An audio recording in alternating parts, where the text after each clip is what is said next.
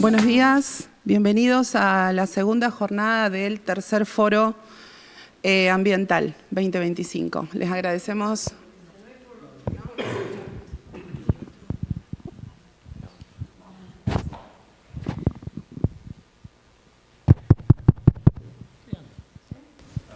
Hola. ¿Sí? Buenos días, bienvenidos a la segunda jornada del tercer foro ambiental 2025.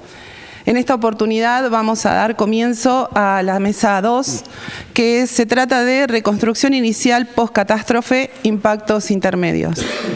Junto a un nutrido panel de expertos y profesionales que han tenido que abordar esta etapa de la catástrofe, se abordarán en esta mesa temas relacionados a servicios, residuos, políticas sociales, ayuda y redes solidarias, contención psicosocial, comercio, vías de comunicación, promoviendo la discusión sobre cómo se dio la respuesta a la emergencia y cuáles fueron los impactos post-inundación. Participarán referentes, como ya dije, de distintas áreas municipales, organismos públicos y privados e instituciones intermedias. La mesa estará guiada y llevada adelante por el licenciado Fabián García, que es el director del Departamento de Gestión del Riesgo y la Siniestralidad de la Universidad, del Instituto Universitario Juan Bucetich. Adelante, Fabián. Bueno, buenos días. Muchas gracias a todos y a todas por estar aquí. Acompañan también como relatores el magíster ingeniero Guillermo Fiedrich y la magíster Claudina Di Martino, ¿no? Ellos tomarán nota de lo que decimos, así que atentos, queda todo registrado. Bueno, la idea, como dijo la compañía que nos presentó, es charlar un poco de cómo fue la respuesta, ¿no? Cuáles fueron los impactos, los daños. También ayer en la mesa que tuvimos es cuáles fueron los daños propios, o sea, de nuestra propia organización al momento de la inundación y bueno, y ahí cuáles fueron esas tensiones, esas cuestiones que tuvimos que resolver para poder actuar y para poder volver a comenzar a poner en funcionamiento la ciudad. Ayer la mesa se conversó sobre la primera respuesta, ¿no? Gente del Ejército, Defensa Civil, la Policía, el Secretario de Salud, o sea, cómo hacer para que la gente cuide sus vidas y cómo acompañar en ese cuidado de las vidas. Hoy es ese segundo momento, que también se mezclan, los momentos son como difusos, ¿no? El primero, el segundo, pero digo, cómo volver a poner en funcionamiento primeramente esa ciudad. Así que la idea también que estuvimos charlando es por ahí hacer una pequeña presentación de cada uno, ya decirle el nombre, el cargo y que cada uno se vaya presentando y después volver, digo, para no hacer conversaciones tan largas por ahí, pero bueno, está abierto, debate. Para el final hay algunas preguntas, ¿sí? Entonces, quizás para que dé un pantallazo más general, ¿no? El secretario de Servicios y Obras Públicas del municipio, Gustavo Strankel, también con una vasta experiencia en la gestión pública, a cargo de municipios también, y bueno, conocedor acá mucho de la región y de la ciudad. Me gustaría que vos, Gustavo, empieces Muchas gracias, Fabián. Agradezco la invitación y también felicito a las autoridades de la UTN por generar este encuentro, estos ámbitos que nos hacen bien como ámbito de reflexión sobre lo que nos pasó a la ciudad. Y en ese sentido, cuando nos convocaron, pensábamos, nosotros tuvimos en un lapso de 15 meses 2 eventos extraordinarios, de los cuales no se tiene registro en igual magnitud, por lo menos desde que se lograron establecer algunos registros que se puedan evaluar y comparar hoy en día. Entonces, lógicamente esto nos obliga a repensar, por lo menos a los que somos parte de la mesa, que nos toca tomar decisiones con respecto a algunos aspectos de la ciudad, como los servicios y la obra pública, en el caso mío, que tenemos que poner en la mesa de trabajo todos los días. Nosotros, yendo a la propuesta de contar cómo fue la intervención de cada uno digamos, en el primer paso del evento, nosotros ya traíamos una experiencia importante como equipo por lo sucedido en la turbonada del 16 de diciembre del 2023, donde ya se había conformado un comité de emergencia con la participación de fuerzas federales, fuerzas provinciales, la nación, la provincia, el municipio, bomberos voluntarios de la región, defensa civil, es decir, todas las fuerzas que intervienen en una emergencia ya se habían coordinado en esa primera experiencia, así que para nosotros fue muy importante. De hecho, yo pensaba que la primera acción de la inundación del 7 de marzo con respecto al gobierno municipal se dio previa al evento. Es decir, con el pronóstico, el intendente el día anterior tomó la decisión de suspender, por ejemplo, actividades públicas y las clases, por ejemplo.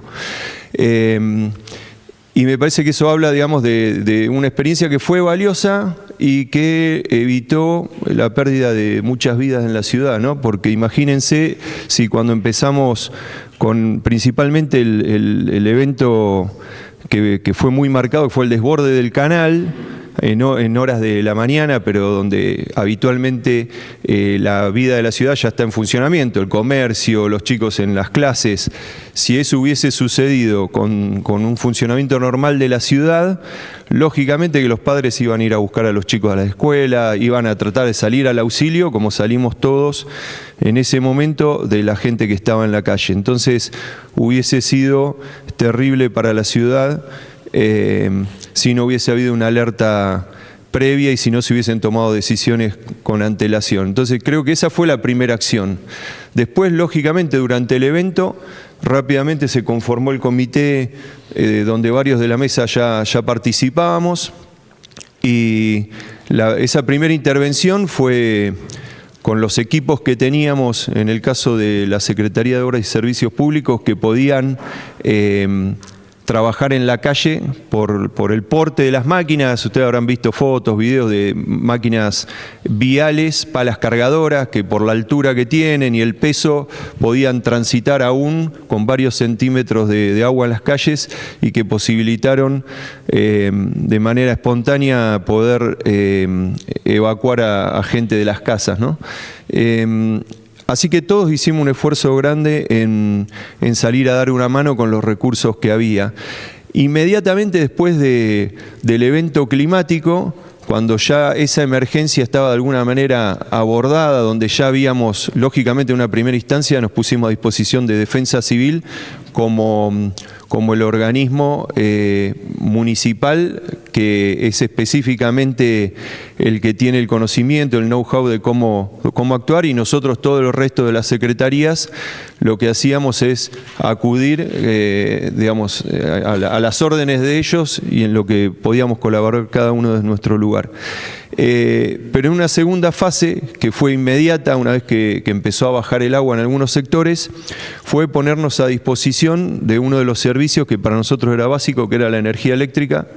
Así que en eso quiero destacar el trabajo que se hizo en conjunto con las empresas prestadoras de servicio, en el caso de la energía con EDES, en el caso de agua y cloacas con APSA, con Camusi con respecto al servicio del gas, y las otras prestadoras del polo principalmente, que tienen distintos ductos, y que con todos ellos trabajamos muy bien, muy coordinadamente. Sabíamos que la prioridad era recuperar la energía eléctrica y por eso se trabajó con APSA. Tuvimos en los dos eventos que mencioné distintas características. El 16 de diciembre del 2023, que fue la turbonada, la cantidad de árboles que se cayeron en la ciudad afectaron en mayor medida la postación y las redes aéreas de energía. Por eso en aquel momento fue más fácil restablecer el servicio en el centro, donde el servicio es soterrado, entonces no tuvimos esos inconvenientes, y fue más difícil retirar las plantas y recomponer todo el cableado aéreo en las zonas de la periferia donde el servicio tiene esas características. Ahora, con la inundación, se dio la situación inversa. Fue más fácil recuperar porque el tendido eléctrico había quedado, el aéreo, casi sin afectación, y en el centro tuvimos más problemas porque las subestaciones, las cajas de conexión quedaron todas bajo agua. Entonces ahí tuvimos que trabajar con bombas de achique, todo para que ellos puedan reconectar, y por eso se tardó más tiempo. Así que los dos eventos que hoy podríamos evaluar en este foro, en la afectación de servicios, fueron distintos. Así que yo simplemente, y esto a modo de disparo, porque después va a ser un ida y vuelta, pienso que esto nos obliga no solamente a repensar en esquemas de mantenimiento de los servicios, sino también en el diseño, porque tanto, por ejemplo, el diseño del arbolado urbano, la magnitud de las plantas que se ponen en los espacios públicos y los tendidos aéreos a la hora de diseñar las intervenciones, como también en la parte, no solo en la pública, sino en la privada, nos encontramos con la mayoría de los edificios en el centro, que todas las instalaciones eléctricas, tableros, medidores, subestaciones, suelen estar en espacios subterráneos. Así que por ahí es para pensarlo. No sé, y hay un dicho que es bastante conocido, la ingeniería, que dice que la ingeniería no diseña para catástrofes, pero tuvimos 2 en 15 meses, tal vez hay que repensar algunos viejos pensamientos que teníamos, y que tal vez el cambio climático hoy nos invita a que actuemos de otra manera. Así que, si te parece bien, hacemos circular la palabra y estamos a disposición, ¿sí? Sí, tenemos 2, vamos a ver si funciona, ¿no, Flavio? ¿Yo? Sí. Bueno, nos acompaña también Flavio Seaino. Fuente. Seaino, me equivoqué. Fuente. Flavio, que es ahora es subsecretario de Ambiente del municipio. En aquel momento estuvo a cargo de la empresa SAPEN, que es la empresa ambiental, ¿no? Y yo, que trabajé bastante junto al lado de él, creo que también cumplió un rol fundamental como receptor de turistas, ¿no? Porque venían a ayudar de toda la provincia de Buenos Aires, de todo el sistema de bomberos voluntarios, a colaborar con él. Así que seguramente nos va a contar eso, quizás hacer una tarea incluso que no era la habitual, pero aparte había que alojarlos, darle de comer, organizar los horarios, así que así que hay que avisarle a sus bieles que cuando necesite a alguien en turismo, ¿no? Bueno, receptivo, vos tuviste una experiencia importante, ¿no? Así que bueno, adelante, Flavio. ¿Cómo les va? Como dijo Fabián, mi nombre es Flavio. En aquel momento estaba a cargo de Bahía Ambiental SAPEM, ahora estoy a cargo de la Subsecretaría de Ambiente del municipio. Bueno, lo nuestro es lo de siempre, o fue, juntar los residuos de la ciudad en un contexto distinto. O sea, ya habíamos aprendido a juntar otro tipo de residuos en diciembre, que fueron árboles y ramas. Todos los camiones, aquella vez salimos más rápido por una cuestión de que había que despejar las calles, y los camiones pudieron salir a las pocas horas de que sucedió el viento. En este caso, la acción fue más tardía, por cuestiones obvias, por cuestiones de poder llegar a la empresa, por cuestiones de los camiones incluso se probó en un instante y flotaban, así que tuvimos que esperar que baje un poco el agua. Pero una vez que se acomodó las calles, que el agua bajó, sábado de la tarde, y importante el personal, porque así como las calles afectaron y los equipos afectaron, las casas de los chicos que tienen que trabajar también estaban afectadas. Así que era muy difícil saber comunicarnos y con quién contar. Como dijo Gustavo, rápidamente intendente, creo que fue 2 de la mañana, 1 de la mañana, nos avisó por teléfono que él se iba al centro de monitoreo, que esperaba a los funcionarios ahí, y el resto de funcionarios, que primero asistamos a los centros evacuados más cercanos, y una vez que tengamos en clara que los centros evacuados están contenidos, hagamos nuestras funciones. Así que personalmente esa noche me fui al Quinto Cuerpo, que era el lugar más cercano de mi casa, y al otro día a la empresa a ponernos en marcha. No estaba claro qué había pasado o cómo estaba la ciudad. pero sí recuerdo que la decisión fue comenzar a despejar las calles de residuos, principalmente las céntricas, por una cuestión de decisión. Recuerdo que la primera calle fue la Madrid-San Martín, también por cercanía a la empresa, estaba instalada en Parchape, así que los pocos comercios que empezaron a abrir, el sábado a la tarde, abrir sus puertas para sacar sus residuos, a ver qué pasó, fueron los que primeros asistimos en cuestión de residuos. La empresa, bien o mal, se especializa en residuos domiciliarios. Estos residuos nosotros llamamos voluminosos, y de hecho hay una nueva categoría de residuos porque lo que no era un residuo pasó a serlo porque ya no tenía utilidad en los comercios. Entonces empezamos los camiones a disposición, las camionetas a disposición, y todo aquello que encontrábamos en las calles, primero subíamos a las veredas para poder transitar, para luego sí volver a pasar por los mismos lugares a recoger todo aquello que estaba en las veredas que nosotros los vecinos habíamos puesto. Una vez que fueron pasando los días, nos fuimos dando cuenta de las afectaciones de las calles. Pudimos diagramar esquemas, como dice Fabián, y Gustavo en un momento tomó la decisión de los recursos privados, dividirlos. Entonces todo recurso privado pesado que tanto nos acercó Fabián de provincia o Gustavo de las empresas, tuvo el rol de administrarlos. O sea, hubo mucha empresa privada que puso a disposición bateas, camiones, palas. Empezaron a llegar cuerpos de bomberos. Entonces ahí el rol de la limpieza, si se quiere, en general, se amplió a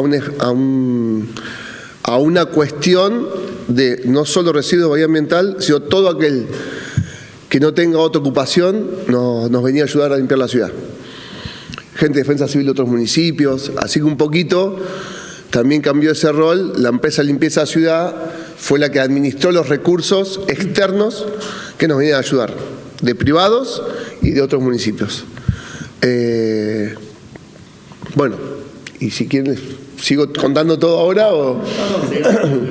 Dale. Pero bueno, básicamente fue encontrarnos residuos, no eran domiciliarios, eran voluminosos y nada, cosas que comenzaban a ser residuos después de una afectación, que para la gente, el comerciante, nunca se imaginó que iba a tener que desprenderse o tirarlos. Bueno, después sigo contando. También hubo una situación, el relleno sanitario, que es el lugar donde tenemos que llevarlo, estaba cerrado. Bueno, hubo que improvisar dónde dejamos esos residuos. El primer día los dejamos todos arriba en los camiones, hasta ver. Entonces, una vez que llenamos los 36 camiones, bueno, ya tenemos otro problema. ¿Dónde vaciamos los 36 camiones? Pero bueno, no sé si sigo después, Fabián. Si no, puedo. Bueno, proponemos ahora seguir con Roberto Scioli, gerente general de EDES, ¿no?, de la empresa eléctrica. Si hay algo que la gente quiere rápido es que vuelva la electricidad. En cualquier llueve, inundación, cualquier cosa, que vuelva la electricidad, porque somos una sociedad electrodependiente, ¿no? O sea, sin electricidad, así que seguramente el teléfono de Roberto habrá ardido ese momento, lo habrá querido tirar. No, pero bueno, contame. El teléfono para el otro lado. Bueno, buen día. Bueno, muy agradecido por la invitación de la UTN. Estamos mucho en contacto con ustedes, así que, bueno, realmente lo acontecido, como Gustavo hizo un raconto, tuvimos, en realidad yo voy a agregar una situación más. Fueron 3 desde diciembre del 23, o sea, la turbonada, la pedrada inusual y la inundación. En materia de infraestructura eléctrica, el impacto de este último evento climático fue totalmente distinto. Si bien en características de magnitud fue mayor el anterior por la superficie afectada, esta tuvo una afectación muy grande porque afectó el micro y el macrocentro. Si bien nos agarró con una preparación distinta porque ya teníamos un ejercicio en catástrofe, si bien nosotros tenemos ejercicio en emergencia, porque normalmente, si bien trabajamos mucho en lo predictivo, en materia de infraestructura eléctrica debido a la realidad que hemos tenido, se trabaja mucho sobre la emergencia. Bueno, acá tenemos 3 momentos, el antes, el durante y el después.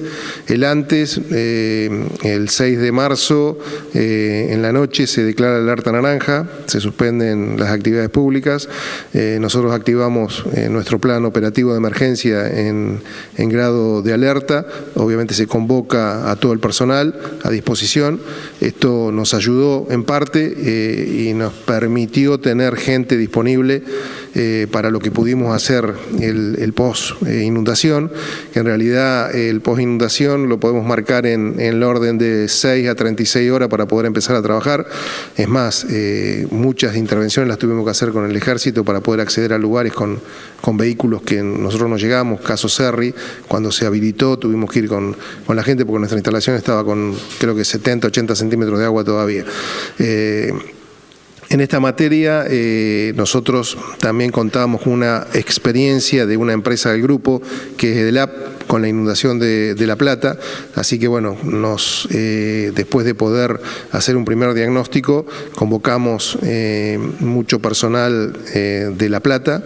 Esta tarea que tuvimos que realizar no se realizaba como fue en el anterior evento de diciembre con personal no calificado, sino que necesitábamos personal calificado porque acá se dañaron instalaciones específicas, cámaras, subestaciones y a posteriori el tendido subterráneo, o sea que ahí necesitábamos una mano de obra distinta, porque en realidad toda la tarea de evacuar el agua fue hecha o por el municipio, bueno, nosotros hicimos algo, pero en realidad las bombas no nos daban y nos ayudó mucho el ejército, que tiene mucha experiencia en esa materia, así que con eso, en el orden de los 3-4 días cubrimos con el 85% de reposición y el 15% restante demandó prácticamente una semana más. Y después tuvimos eventos puntuales que son el post, porque tuvimos muchas fallas de instalaciones subterráneas que cuando se intervino se hizo una tarea mínima para poder energizar rápidamente y bueno, y el efecto del barro fundamentalmente más que el agua produjo que se dieran situaciones de fallas posteriores y después lo que vino a posteriori fue las fallas en lo que son los tendidos subterráneos debido a que las napas tuvieron un impacto de crecimiento que actualmente están muy altas, provoca que el tendido subterráneo, aquellos que tienen fallas o han tenido fallas, las reiteren. Entonces eso también fue otro evento.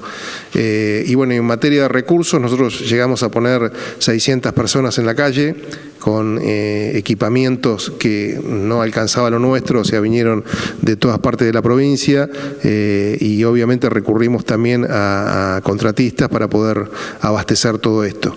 Y en materia de trabajo conjunto, bueno, se trabajó conjuntamente en el comité de crisis, donde estaban todas las fuerzas vivas representadas y bueno, se trabajó tanto dando nosotros cuestiones como recibiendo del resto.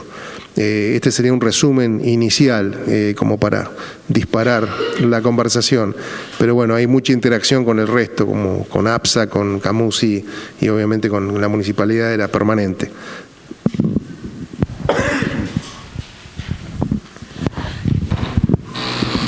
Bueno, muchas gracias, Roberto.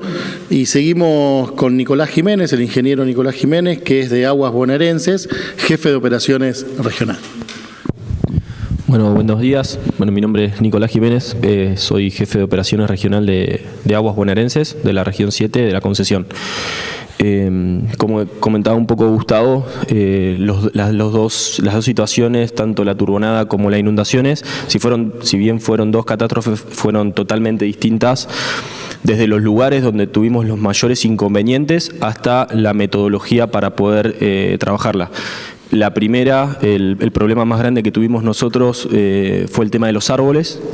Cada árbol caído era un caño roto, entonces tuvimos que intervenir muchísimo sobre distintos puntos de la ciudad, reparando muchísima cantidad de caños que dejaba sin agua. Algunos caños son de distribución, otros caños de de uso domiciliario.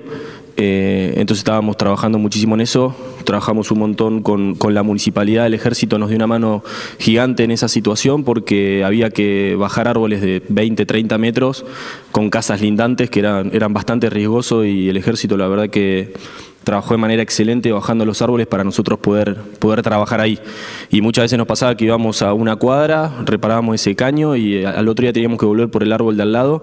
Entonces el trabajo fue distinto comparado con la inundación. Nosotros la inundación, el problema más grande que tuvimos fue en muchos lugares la socavación del suelo, la erosión del suelo por el trabajo del agua, que nos dejaron caños totalmente a la intemperie con zanjas de 2, 3 metros de profundidad, donde nos desaparecía toda la cañería, tanto de agua como de cloaca, o en los lugares cercanos al canal, y que tenemos caños que cruzaban, que también se los llevó la misma escorrentía de agua. Entonces, bueno, se trabajaron de manera distintas en lo puntual, pero después, bueno, se necesitó la ayuda del municipio, del ejército, de las otras empresas, como decía, para poder energizar todo. Nosotros sí o sí necesitamos la energía eléctrica para poder producir agua y para poder distribuirla, ya sea en estaciones de bombeo, como estaciones de elevadora para los tanques de agua, y lo mismo pasa con la cuestión de la cloaca. Nosotros tenemos estaciones de bombeo cloacal distribuidas en la ciudad y tenemos que tener energizada sí o sí en todo momento, si no se nos complica el transporte. Nada, en los dos casos se convocó gente o compañeros de otras regiones para que nos vengan a asistir, y depende, ya digo que fueron muy distintas también porque fueron distintos los equipos que usamos para trabajar en cada una.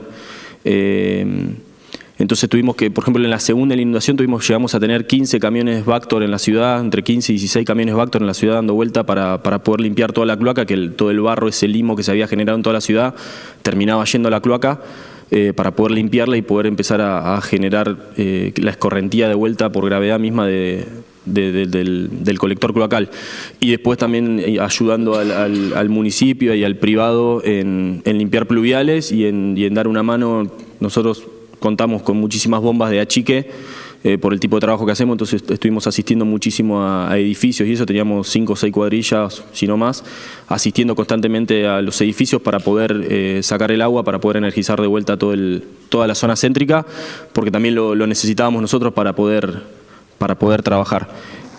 Con la complicación que tuvimos en la inundación, que cuando empezamos a convocar a todo el mundo no teníamos dónde pararlos, porque no había hoteles, no había nada. Así que, por suerte, el sindicato nuestro tiene un hotel en Montehermoso, así que los chicos iban y venían todos los días 100 kilómetros para poder darnos una mano. Inclusive tenían que venir por la ruta vieja. El primer día se puso medio complicado porque todavía estaba en el sector donde está el olivar que cruzaba el agua de lado a lado, estaba medio complicado el cruce, pero bueno, con los camiones y las camionetas que vinieron podían cruzar y pudimos trabajar.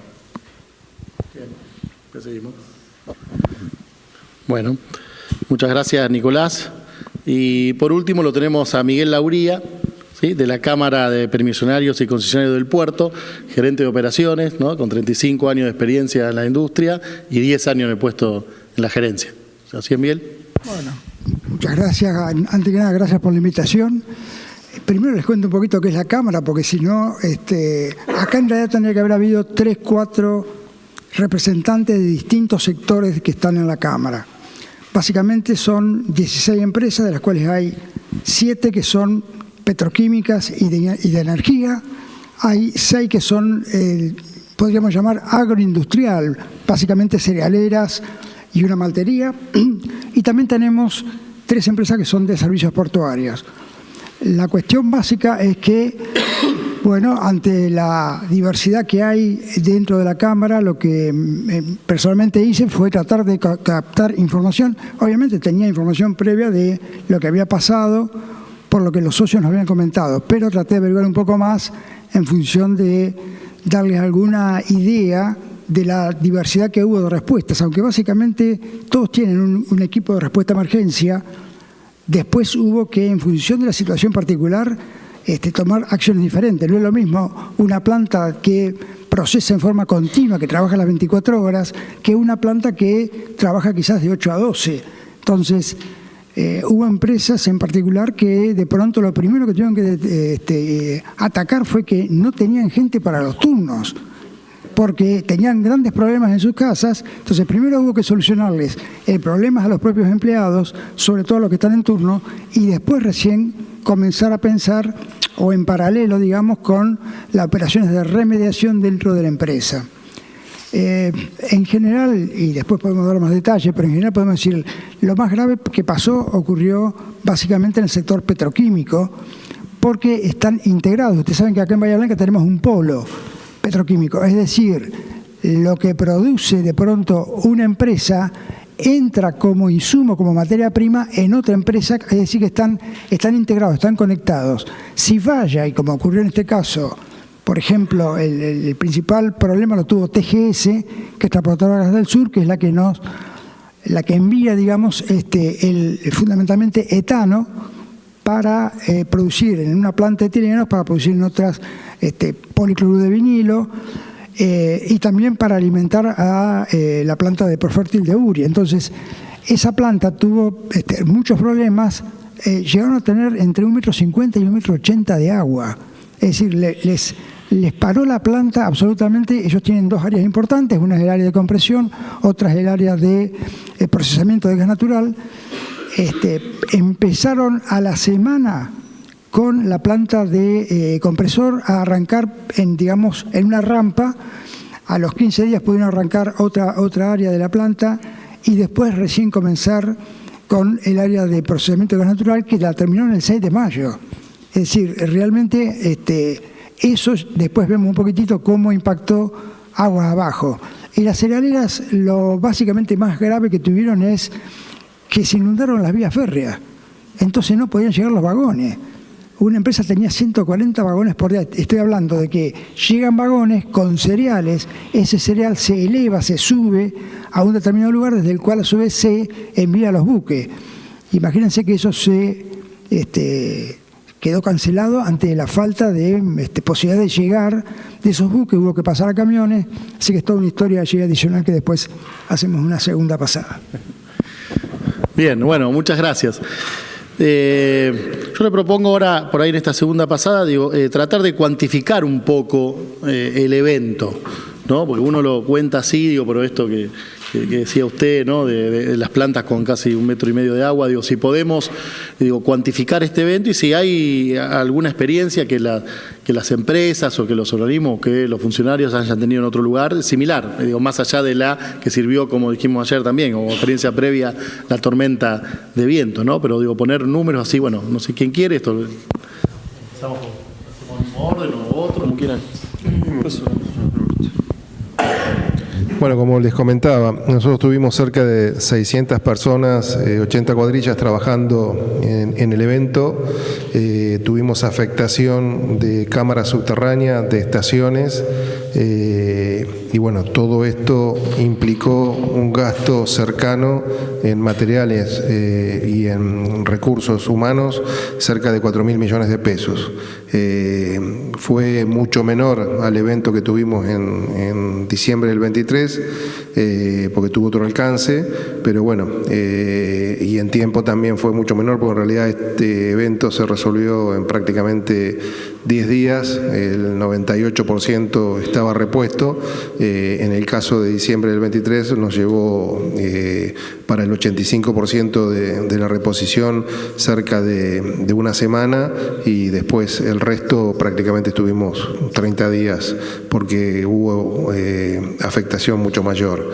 Así que, y como aprendizaje, en realidad nos acomodó todo lo que es el plan operativo de emergencia a situaciones de tener previsto lo primordial, comunicaciones, que es uno de los puntos críticos, para lo cual, bueno, tuvimos que hacer compra de equipos de telefonía satelital, dotar de radio a todos los móviles y de radios portátiles para todos los integrantes del comité de crisis. Y después, en materia de planificación, ya nosotros veníamos con un esquema diferente de planificar la crisis, así que en eso estábamos preparados. bueno, esto fue el resumen nuestro. ¿Sigo yo?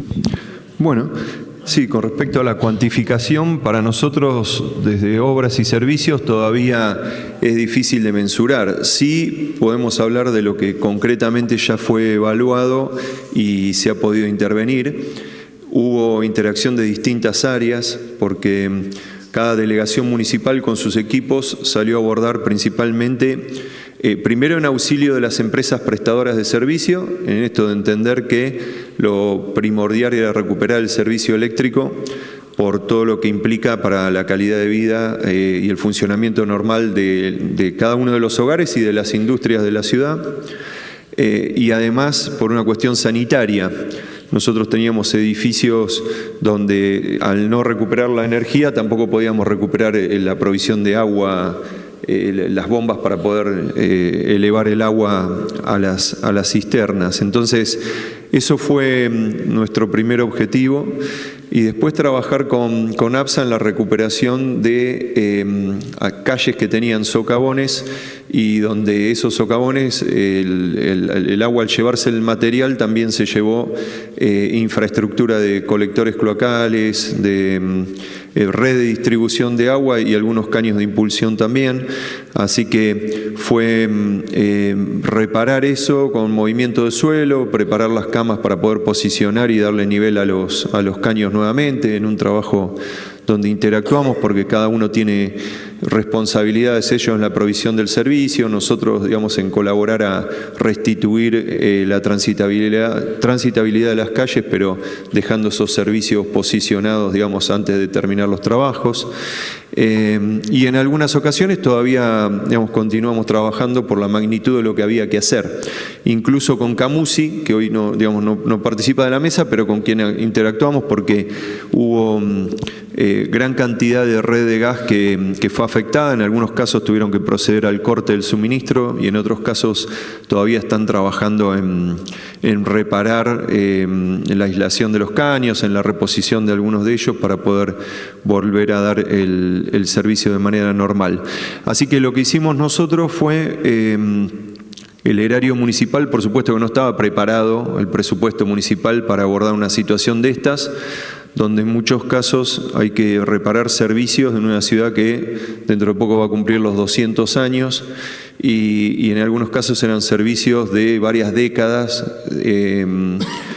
que ya tenían los materiales de la vida útil casi cumplida y que ante la exigencia de los asentamientos que se están produciendo en los suelos, porque lo que mencionaba recién Roberto, de que el nivel freático quedó alto después de la inundación, todavía no estamos volviendo a los valores normales. Se producen asentamientos lógicos que tienen su repercusión en las estructuras y parte de ello nos sigue sucediendo de que tenemos roturas de caños y tenemos roturas de calles porque se lavaron los finos, quedaron socavones que por ahí en una primera inspección son imperceptibles, pero cuando se empiezan a transitar las calles, se le empieza a dar exigencia con el tránsito pesado, empiezan a aparecer los desmoronamientos y se empiezan a evidenciar problemas que en principio son subterráneos, pero que después los podemos percibir y que tenemos que ir a solucionarlos. Así que para dar respuesta a eso, se firmaron convenios con la provincia de Buenos Aires, con el Ministerio de Obras y Servicios Públicos para la reparación de servicios, de calles y de infraestructura pública. Algunos de ellos los vamos a ejecutar con la estructura municipal. En función de ellos afirmamos convenios por más de 10.000 millones de pesos. Hay otros que van a ser licitados directamente por la provincia, como lo que es la reconstrucción del canal Maldonado, que va a ser una inversión que va a estar en el orden de los 109.000 millones de pesos, un nuevo diseño del canal con otras prestaciones que van a posibilitar triplicar la cantidad de agua que el actual canal tiene capacidad para poder evacuar. Y se está haciendo a la vez un relevamiento de todas las cuencas de la ciudad para ver qué otro tipo de intervenciones menores también se puede hacer en cada una de ellas con respecto a los desagües pluviales que tenemos en otros sectores de la ciudad y que también en algunos casos amerita una readecuación o en algunos casos la construcción de nueva infraestructura.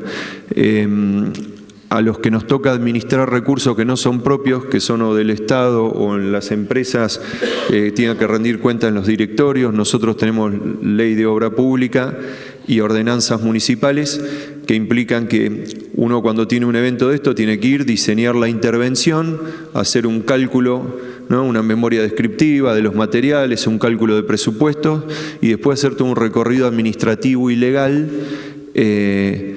que tiene que tener una contraparte de decisión política. Es decir, uno puede ver un problema y puede tener técnicamente la solución, pero después alguien tiene que tomar la decisión de dónde se consiguen los recursos para esa intervención.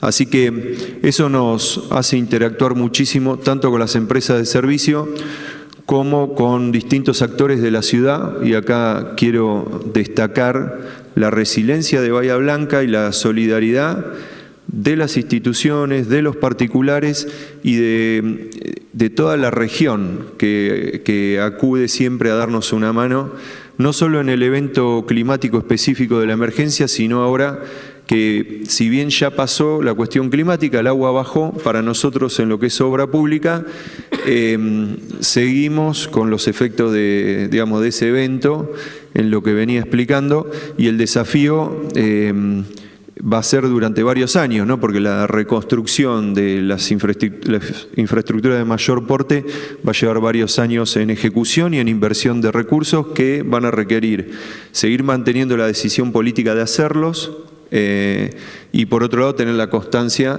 de continuar con los proyectos que a nosotros nos toca estar en el inicio, hay que mantenerlos en el tiempo para poder ver los resultados. Así que en ese sentido, bueno, se está trabajando en todo el abanico, en lo inmediato, en lo de corto plazo y en lo de largo plazo, que son las infraestructuras de mayor porte que ya se diseñaron y que están en proceso ahora de licitación pública para poderse ejecutar. Así que, si querés, sigo circulando la palabra y si después surgen preguntas específicas, vamos. No, voy a aprovechar que la tos me está dejando hablar. La cuantificación en nuestro caso es más difícil, porque yo les puedo contar que se llevaron 42.000 toneladas de residuos al relleno sanitario. Pero yo se los tengo que contar después de una semana que se pudo abrir el relleno sanitario y pesarlo. Les puedo decir que la primera semana fueron 600 camiones, pero entre camiones que cargaban 30.000 kilos y camiones que cargaban 6.000. Así que el número que nosotros estimamos son de 42.000 toneladas de residuos, que también no tiene comparación porque el relleno está acostumbrado a recibir residuos domiciliarios. ¿Cuántos residuos? Que son las bolsitas negras de la casa. Acá le llevamos camiones con tierra, con heladeras, con pianos, con... Entonces, habitualmente por mes, 10.000, 12.000, 13.000, sí, 3 veces más llevamos de residuos en un mes. Pero era otro residuo, otras características. Entonces, los números tenemos, pero no son comparables con lo que se hacía. Sí tuvimos muchos recursos de personas. Creo que entre bomberos, gente de defensa civil de la provincia, que si mal no recuerdo rotaban cada 3 días y nos cambiaban, pero eran 300 personas que cambiaban. Nosotros, una vez que establecimos los chicos que trabajan en la empresa, éramos 200, y después las empresas privadas que tenían sus maquinistas, sus paleros, sus camioneros, en realidad eran el primer mes, que para ponerle un número donde cortamos, que fue un mes de trabajo, eran 1.200 personas abocadas a la limpieza. Y también los vecinos, los comerciantes. En un momento, cuando no daba la capacidad de trabajo, nosotros optábamos por dejarle el recurso, una batea, un bolsón de 1 metro cúbico, un camión, y ellos mismos nos lo cargaban y después los pasábamos a buscar.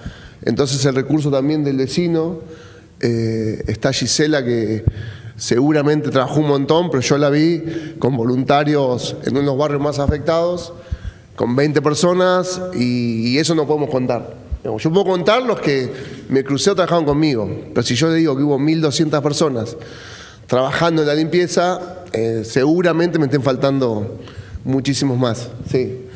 Después las empresas privadas, tuvimos a disposición de empresas privadas de Bahía y de afuera. Estuvimos alrededor de 16 palas cargadoras grandes, tuvimos más de 60 bateas dando vuelta en la ciudad, mini palas, tuvimos 17 mini palas también. Fue muy grande el recurso, y los primeros 10, 12 días todo fue gratuito, digamos. Hubo una gratuidad de ambos lados, de las empresas, nadie preguntaba si le íbamos a pagar, si no, empresas bahienses de afuera vinieron, se instalaron, y les aseguro, los primeros 10 días no hubo nadie que tenga la intención de lucrar con el servicio. Entonces, cuantificarlo están, como les dije, 42.000 toneladas de residuos. Sí, fueron 42.000 cuando nos pudimos empezar a pesar. Los primeros días fueron 600 camiones. Ese es otro número que tengo. Y después empezamos también a darnos cuenta dónde ir, los sectores. ¿Sí? Cantidad de cuadras, cantidad de barrios. Ya empezamos a tener claro la recolección, como la conocemos, que todavía no es tal, porque yo no estoy más, pero antes de ayer vi un camión que se había quedado en una calle que pensábamos que estaba lista y ya que se volvió a encajar, se volvió a enterrar. La recolección, lo más normal posible, volvió a los 5 días. Ahí tuvimos que empezar a dividir también un poquito la tarea, porque había que seguir con la limpieza grande, pero el vecino ya necesitaba la recolección domiciliaria. Bueno, al 5.º día más o menos se pudo organizar algunas rutas para volver a trabajar con la recolección domiciliaria y seguir con la recolección mecánica de residuos voluminosos. Bueno, seguimos con las próximas preguntas. Bueno, lo que fue el evento de la inundación, hay algunas cosas que se pueden mesurar y otras que no. Nosotros tenemos el evento particularmente y los primeros días, no tenemos dimensión del costo que se generó, todavía estamos pagando, pero sí, para dar una idea, nosotros por lo general contamos con promedio 10, 15 cuadrillas en la calle, llegamos a tener cerca de entre 30, más o menos, casi el doble. La particularidad que tuvo la inundación es que nosotros necesitábamos mucho más de camiones Vactor. Nosotros el promedio de camiones Vactor que con los que contamos generales entre 4 o 5 Vactor, depende el momento del año. Nosotros tenemos un mayor problema de cloacas durante la época invernal, y en el verano obviamente el problema es el agua. Por el tipo de comidas, de todo, nos complica muchísimo. Nosotros ahora en este momento estamos con problemas de cloaca y no de agua, y después se nos cambia. Contamos entre 4 o 5 camiones por lo general, llegamos a tener 15 camiones en la ciudad, que era una locura, no solo la cantidad de camiones, sino la logística para que eso funcione, que no se choquen, porque un camión Vactor no solo implica que vaya a trabajar, sino tiene que descargar los sólidos, tiene que descargar el líquido y tiene que volver a cargar el agua. Entonces tuvimos que armar una maniobra para poder poner distintos lugares en la ciudad para poder llenarlos de agua para que puedan laburar lo más rápido posible.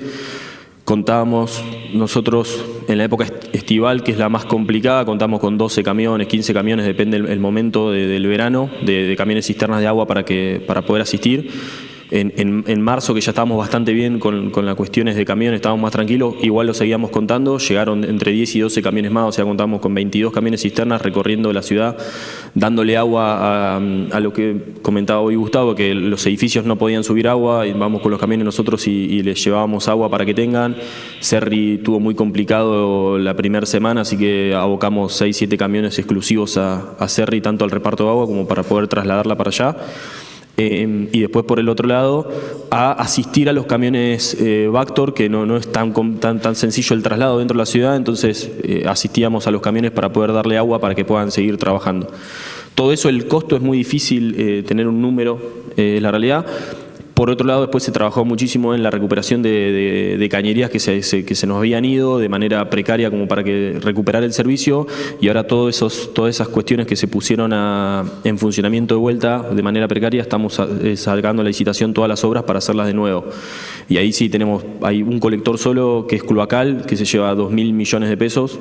Después tenemos otro acueducto grande que tenemos que hacer, que también ronda alrededor de los 2.000 millones de pesos, y después tenemos recambios de cañería de agua y cloaca de 1.000 millones, tenemos 6, 7 por lo menos, que están en proceso de licitación todos. Algunos ya se están arrancando y otros, bueno, están en los procesos para poder salir a licitar y hacerse. Como somos una empresa estatal, debemos sí o sí seguir un lineamiento, no podemos designarla a dedo. Es lo mismo que comentaba hoy Gustavo, que eso va a un directorio, tiene que ir a firma, licitación pública, y bueno, todo eso lleva un tiempo, lo estamos acelerando entre todos de la manera más rápida posible para poder contar con eso lo antes posible. Lo que sí, nosotros habíamos recuperado el servicio a los 5 días, ya estábamos bien en el servicio, casi en un 95%, sacando algún lugar puntual, con la complicación de Cerri y Médanos, que al no tener energía eléctrica estábamos dando agua igual, pero todo con grupo electrógenos. Esos lugares sí o sí necesitan de energía eléctrica para poder darlo. Se había caído algo cerca de Cerri, no entiendo mucho, entonces hasta el tanto que se recuperó estábamos dando con grupo electrógeno, y una vez que volvió la luz igual dejamos los grupos electrógenos como 20 días más porque había bajas y eso, y a veces las bombas no andaban como debían ser, entonces lo dejamos para que tengan más estabilidad por todos los tableros. Bueno, respecto a las empresas, en realidad uno debería considerar dos tipos de, digamos, montos de dinero que se gastaron en términos del evento. Por un lado está lo que las empresas gastaron en sí mismas para la remediación y la mitigación y poder reactivar las operaciones. Pero por otro lado está todo lo que se dio en donaciones y en aportes a las comunidades e inclusive a los propios empleados. Es decir, en realidad podemos ir también a lo que es lo que llaman interrupción del negocio, que sería lo que le costó a cada empresa el hecho de estar parado.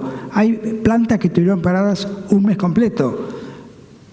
De números, no, la verdad que no tengo los números específicamente, pero sí alguien me dio un ejemplo, una cerealera que por el tema de tener que estar totalmente parada y tener que usar camiones en vez de vagones, el costo fue de $4,5 millones en ese lapso de tiempo. Ahora, el aporte a la comunidad, especialmente a la comunidad de Ingeniero White, que es donde tiene la base, digamos, la mayoría de estas empresas, fue muy, muy grande. Ejemplos, una empresa aportó 40 camiones de agua, alimentos, lo que es la reparación de aquellas escuelas, instituciones de sociedad de fomento. El aporte fue realmente, y un poco como decían recién, nadie se fijó en el costo, ni nadie se va a cobrar por todo eso, sino que realmente hubo directamente una acción absolutamente espontánea de ayuda ante una situación que realmente nos superó a todos. En particular, me parece que lo más importante es que pudieron rápidamente actuar, sobre todo también con sus empleados, a los cuales hubo que ayudarlos en todo lo que sería los problemas con los que tuvieron en sus propias casas y en poder nuevamente volver a comprar muebles y empezar la reconstrucción de muchísima gente. Una empresa, por ejemplo, tenía un 20% de sus empleados afectados por las inundaciones. Los números varían de una empresa a otra, pero otro ejemplo además que recuerdo, una empresa donó 550 colchones. Una empresa grande lo puede hacer. Alguna empresa chica lo que hizo fue, se unió con contratistas y donaron 120 colchones.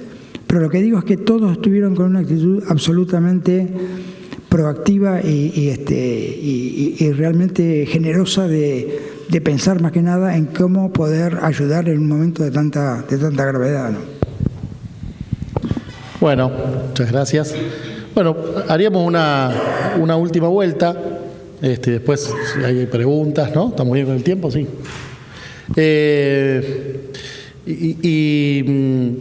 esa última vuelta quizás, bueno, ¿cómo nos pensamos hacia adelante, no? Tuvimos esta inundación, tuvimos la tormenta de viento, hablan también de la granizada y también tuvimos la pandemia, ¿no? Entonces tuvimos en los últimos 5 años grandes eventos, ¿no? Si bien ayer en la exposición que hizo el referente del Servicio Meteorológico Nacional, como que, bueno, decía, bueno, estos son eventos que ocurren cada 100 años, 400, uno se queda tranquilo.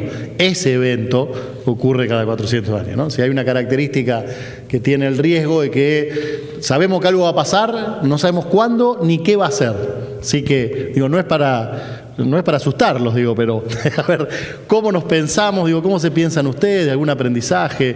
La organización. Y también, ya que imagino que todos son vecinos y viven acá en Bahía, ¿cómo esto los afectó a su organización también, ¿no? Porque muchas veces, los escuchaba hablar y hablaron de la respuesta que daban a la comunidad, salvo las empresas, ¿no? Que interesante lo que contaba, cómo hacían para rescatar o traer nuevamente a sus trabajadores para poder continuar. Imagino que todos ustedes también tuvieron problemas personales, de sus equipos, de sus equipos de más confianza, del resto del personal, también eso está, ¿no? O sea, cómo nos preparamos y cómo nos volvemos, cuáles son esos desafíos frente a algo que va a pasar, no sabemos cuándo, ni dónde, ni qué.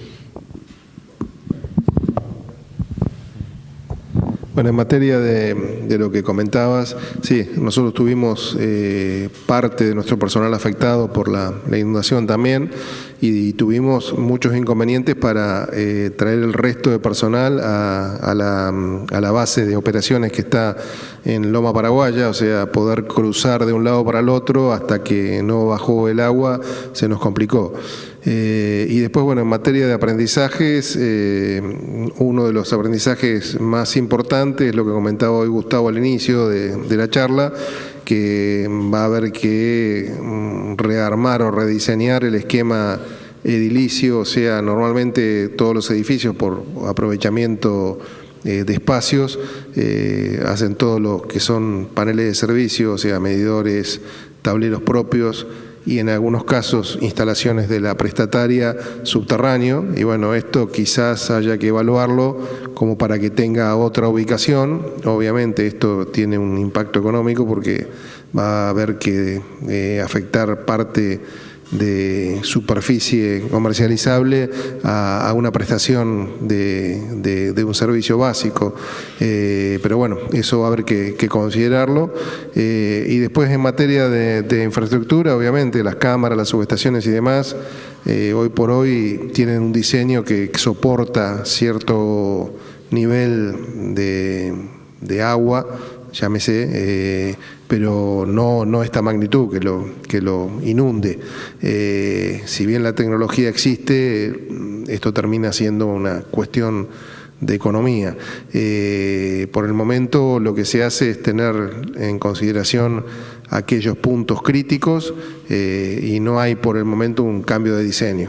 Y después con respecto al tema aéreo, un poco llevando a lo que fue el temporal de diciembre del 23, en realidad siempre eso se prevé con conducción arbórea, con desplazamiento de riesgo de determinados árboles, pero bueno, hay muchas cuestiones que son impredecibles y hay que atenderlas una vez que ocurren.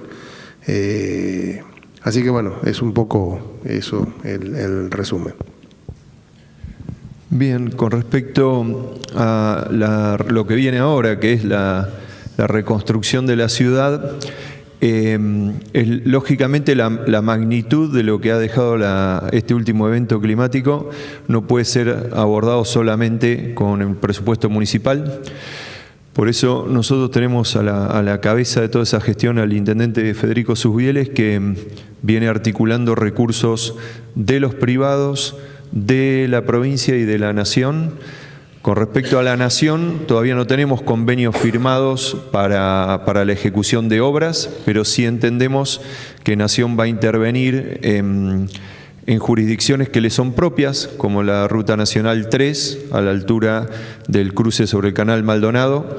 Hay un puente táctico provisorio para poder restablecer la comunicación, pero ahí hay una obra de infraestructura que van a tener que encarar. Hay alcantarillado y puentes sobre la Ruta Nacional 3 y sobre la Ruta Nacional 35, algunos en territorio del distrito de Bahía Blanca, otros en distritos de la zona, pero que son importantes para la actividad portuaria del polo petroquímico de Bahía Blanca y para la vida de la ciudad. Así que entendemos que en eso los organismos propios como Vialidad Nacional están articulando recursos para poder en algún momento intervenir en ese sentido. Con respecto a provincia, ya hay convenios firmados, como les decía en la ronda anterior, para reconstrucción de calles. En ese sentido, lo que se hizo fue un abordaje pensando en situaciones como, por ejemplo, nosotros, por la geografía de la ciudad, que tiene distintas cuencas y tiene lugares que geográficamente tienen situaciones de pendientes, como por ejemplo el barrio Estela Maris, sectores donde el agua corrió con mayor velocidad y se generaron los socavones más profundos y hubo pérdida de infraestructura subterránea.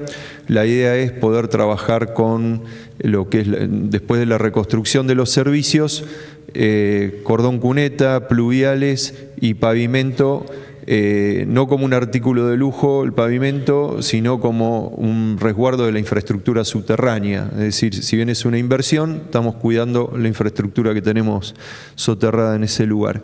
En ese sentido, estamos pensando en varios puntos de la ciudad y se hicieron 8 licitaciones en las cuales se va a trabajar con empresas para terciarizar y multiplicar los frentes de trabajo y poder recuperar los lugares más afectados. Como les decía, el resto de la obra grande, como el Canal Maldonado, es una licitación que va a realizar en principio la provincia, porque es una licitación pública, pero se avanzó con una medida que para nosotros fue muy importante, que fue la declaración de emergencia que firmó el intendente Susbieles y el gobernador Axel Kicillof. Han permitido poder articular recursos de emergencia para la construcción, en principio, de 3 puentes que para nosotros son estratégicos: el de la calle Don Bosco, el de la calle Pampa Central y también el puente ferroviario contiguo al de Don Bosco, para poder recuperar esas vías y que digamos, se pueda mejorar la circulación del lugar, con todo lo que eso implica para el comercio y para la vida residencial de esos barrios, ¿no? Pero para lograr eso hubo 2 cosas importantes. Primero, la decisión política de declarar la emergencia, y segundo, técnicamente hubo que resolver la construcción de manera independiente de los puentes, más allá de que después se va a construir un nuevo canal. Por eso es importante, se tomaron varias decisiones técnicas y políticas que nos van a permitir poder contar con esa infraestructura, en un plazo más corto del que habitualmente se realizan en las licitaciones públicas. Así que en ese sentido estamos tomando decisiones todos los días que van a articular recursos para ofrecer respuesta. Esto va a llevar tiempo, pero sí la tranquilidad que se está trabajando y que se ha convocado, y hemos tenido muy buena respuesta de las casas de altos estudios, tanto de la UTN, que es donde nos encontramos ahora, como de la Universidad Nacional del Sur, y de los colegios de profesionales, de ingenieros, de arquitectos, a la hora de tomar algunas decisiones con respecto a la infraestructura de gran porte de la ciudad. En ese sentido también nos hemos sentido muy acompañados y sabemos que tenemos muy buenos profesionales en la ciudad interactuando y dando una mano para pensar la ciudad del futuro. Bueno, desde la limpieza, yo creo que para cambiar o para tener más claro qué hacer, nosotros en la empresa no tenemos radios. Las radios creo que fue un medio de comunicación rápido que tuvimos los funcionarios. Si bien estábamos comunicados con el gerente que se quedó a mitad de camino, y en la empresa hay gente las 24 horas. A muchos los agarró trabajando, porque está el turno de la mañana, turno de tarde, turno de noche. Entonces siempre hay gente trabajando, siempre nos podemos comunicar y decirles, por ejemplo, las camionetas del subsuelo, sáquenlas, el camión que está en este recorrido que se vuelva. Así que tal vez sea una comunicación más hacia afuera que hacia dentro de la empresa, que la tenemos bastante. Sí, tenemos que estar preparados para tener lugares para arrojar residuos, por cualquier cosa que nos pase. Tenemos que planificar algunos centros de transferencia, algunos lugares. En este caso, un privado nos prestó un predio grande, cerrado, que lo administraba el municipio. Nos dio una mano Gustavo, y otro que lo administrábamos nosotros, y encontramos 2 lugares. Nos llevó 2 días.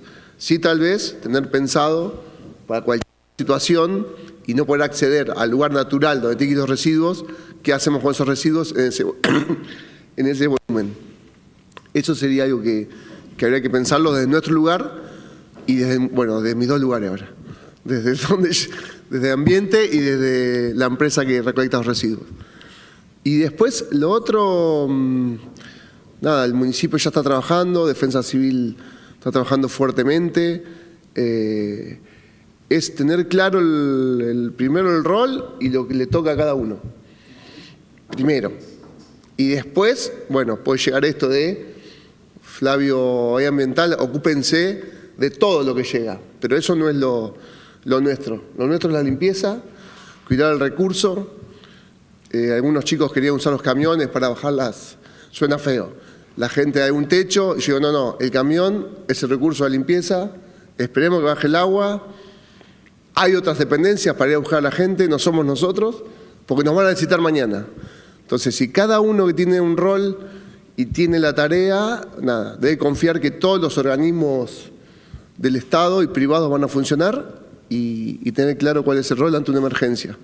No tratar de utilizar los recursos que no corresponden y cuidar a la gente que utiliza ese recurso. Bueno, y en mi caso personal, bien. Esperé que termine el río frente a casa y pude salir.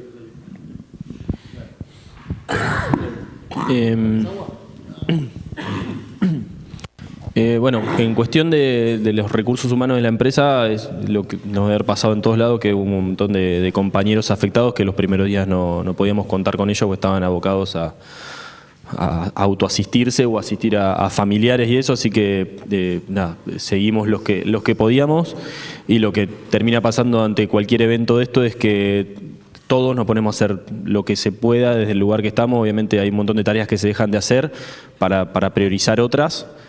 Así que esos días, viste, son medios revoltosos. Por lo general nos juntamos todos en una sala de reuniones grande que contamos en la empresa, y trabajamos todos juntos en ese lugar para poder estar más comunicados, porque la comunicación es bastante complicada.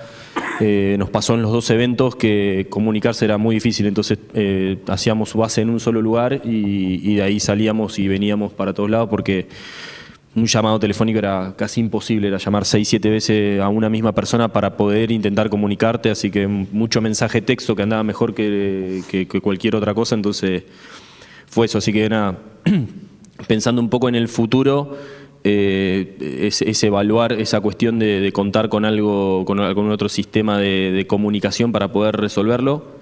Y después, bueno, en lo que es la infraestructura nuestra, lo que se está cambiando, se intenta cambiar constantemente, es la tecnología de los materiales con los que nosotros contamos, que muchos son materiales ya viejos y obsoletos que generan rotura mucho más fácil. Entonces, bueno, se están recambiando por materiales de mejor tecnología, cosa que puedan soportar alguno de estos tipos de eventos y no tener tanto problema futuro. Y lo mismo, generar mayor autonomía a veces en muchos lugares en cuestiones de energización.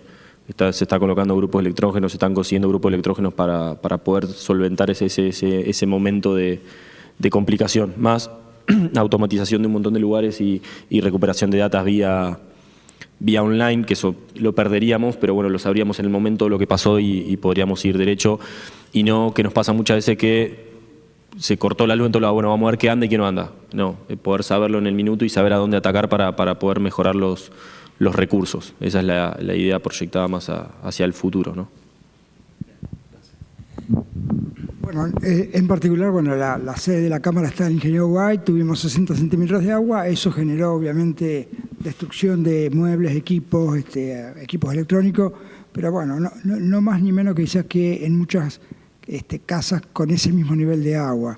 Yo creo que lo importante me parece en las empresas, estamos hablando recién de esta experiencia que se obtiene. Seguramente cada empresa tiene su plan de respuesta a emergencia, que es un plan donde existen escenarios hipotéticos que pueden generar algún tipo de afectación crítica para la operación de la planta. En estos casos, seguramente lo que va a pasar con este evento en particular es que seguramente va a haber alguna hipótesis, algún escenario nuevo a incluir dentro del plan de respuesta a emergencia y, bueno, qué acciones hay que tomar en función de la experiencia que ya se tuvo. Así que, básicamente, fíjense que en la situación en sí no hubo de todas maneras ningún impacto en la comunidad respecto a que alguna de las plantas que paró hubiese tenido algún inconveniente y que pudiera haber tenido algún impacto en la comunidad. En ese aspecto, a pesar de que tuvieron paradas muy grandes y algunas tuvieron que hacer paradas discontinuas porque venía producto que no estaba en especificación o gas que no estaba en especificación y bueno, de pronto paraban equipos, tenían que hacer reparaciones y tenían que volver a arrancar y eso, sin embargo, pasó desapercibido para la comunidad, ¿no? Bueno, muchas gracias. Bueno, ¿podemos abrir algunas preguntas? No sé si hay alguien que quiera preguntar algo.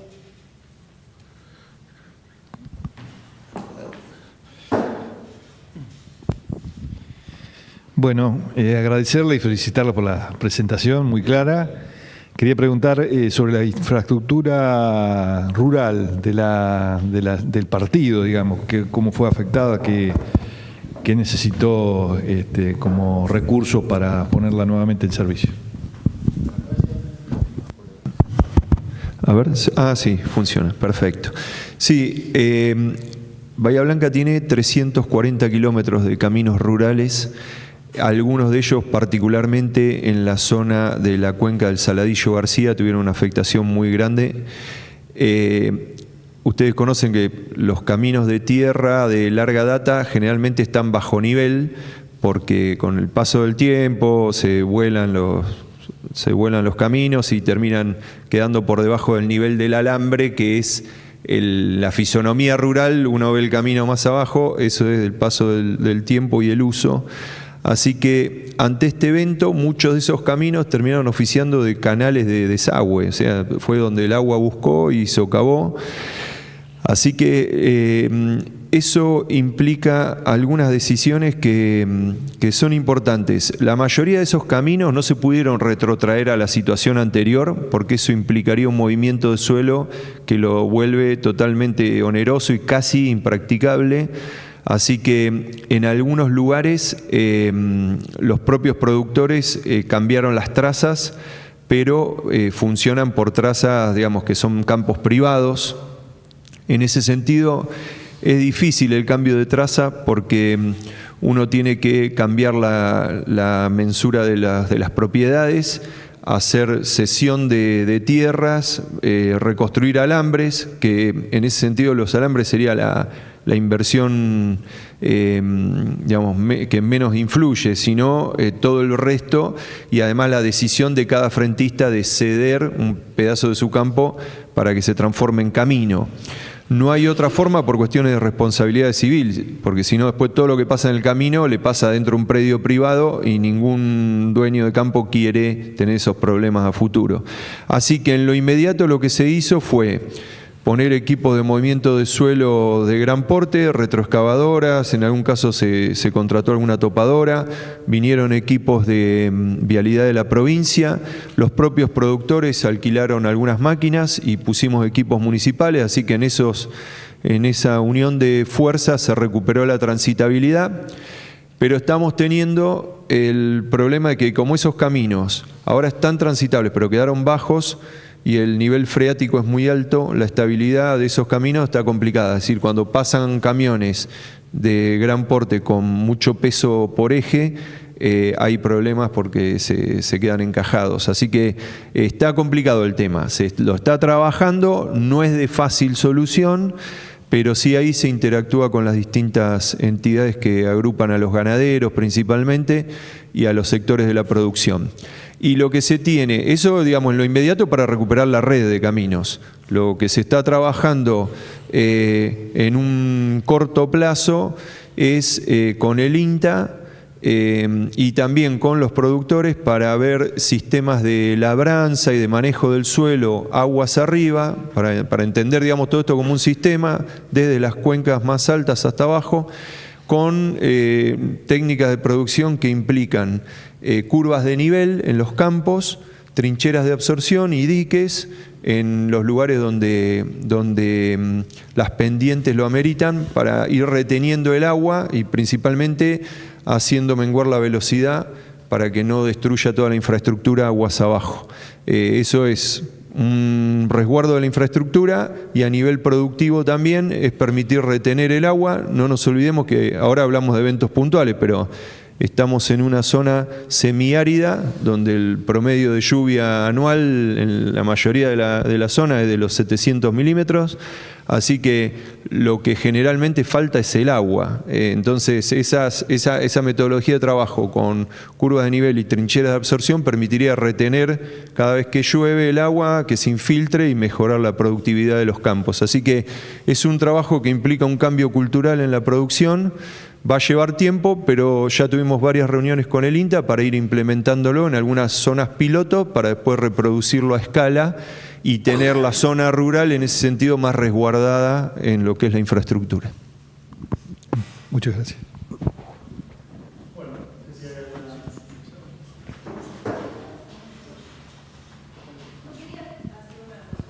Para. Si se escucha por el... Gracias. Hola, buenos días. Del Colegio de Ingenieros quería hacer una consulta sobre el tratamiento de residuos, si se tiene contemplado algo o si se está implementando algún tipo de tratamiento o disposición final para todo lo que surgió como, bueno, lo que comentabas, sí, ¿no? Los residuos más allá de los domiciliarios. No, el tratamiento es el mismo que se hace en el relleno sanitario. Digamos, no cambió el tratamiento. Lo que no teníamos la posibilidad de tratarlo rápidamente. Pero el tratamiento de residuos es relleno sanitario, los que corresponden, y los secos reciclables a la ecoplanta. La ecoplanta también sufrió un proceso que se tardó en poner en marcha de vuelta. Hoy está funcionando a su mayor capacidad. Pero a nivel de tratamiento de residuos, como son voluminosos, el tratamiento de voluminosos va al relleno y la empresa que tiene la concesión se ocupa, y los reciclables, los secos, van a la ecoplanta, con el tratamiento que venían teniendo antes de la inundación. Eso no se ha modificado. Buenos días. Claro, aumentó el tratamiento de los voluminosos, digamos. No se cambió la forma de hacerlo. Buenos días, mi nombre es Soledad. Por ahí, no sé si preguntas, pero como que me quedan ciertas inquietudes. Lo escucho desde la parte de EDES, o sea, decir todo un replanteo que hay que hacer en lo que es, en cuanto a obra ingenieril, de decir, bueno, nos tenemos que replantear cómo volver a hacer lo que son las estructuras edilicias con respecto a lo que son los tableros y todo eso. Pero también me queda de ayer que vi la imagen de la empresa de energía TGS, en la que hoy bien recalcó el presente, de que el agua llegó a 1,5 metros, 1,80 metros. Entonces, mi pregunta es decir, a ver, hay un replanteo, usted dijo, las empresas hoy están replanteando diferentes escenarios hipotéticos ante la emergencia. Y hay un replanteo de a ver qué estudio de impacto ambiental se hizo a la hora de habilitar esa empresa en ese lugar, y una evaluación. Y después, ¿qué seguridad tenemos de que lo que se está haciendo hoy, porque entiendo que son todas decisiones políticas que están bien hechas e implementadas, se van a poder trasladar se van a poder mantener en el tiempo? Porque eso es lo que a uno le hace ruido. Si bien nosotros no sabemos cuándo esto va a volver a pasar, tenemos esa esperanza de decir esto es un evento que ocurre cada 100 años, pero no sabemos a ciencia cierta si contamos con esos 100 años. Entonces es eso, decir, bueno, hoy se han implementado un montón de ideas y soluciones que suenan, ¿cómo le puedo decir?, posibles de efectivizarse, si esto se va, independientemente de quién esté. Esto no es una apreciación política, sino decir, no importa quién esté en la ciudad, sino decir, bueno, hay que reconstruir el canal Maldonado, la decisión que se tomó es esta, y si dentro, no sabemos si vamos a tener los 4 años o 3 años que quedan, si pasan esos años, si se va a seguir con la obra y bueno, y con esta decisión, porque nos ha pasado, yo como ciudadana lo digo, de que el que viene después, bueno, todo esto que se estaba haciendo no sirve y cambian la metodología. Eso es lo que me preocupa. No sé si por ahí...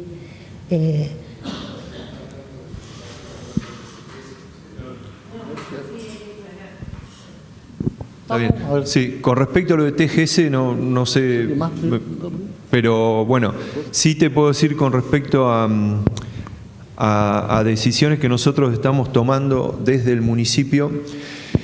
Entiendo la preocupación y es razonable porque ha sucedido en el tiempo de obras que arranca un gobierno y el que sigue no las continúa. Entonces entiendo la preocupación.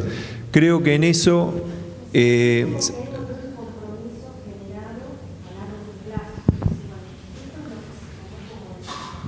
Claro.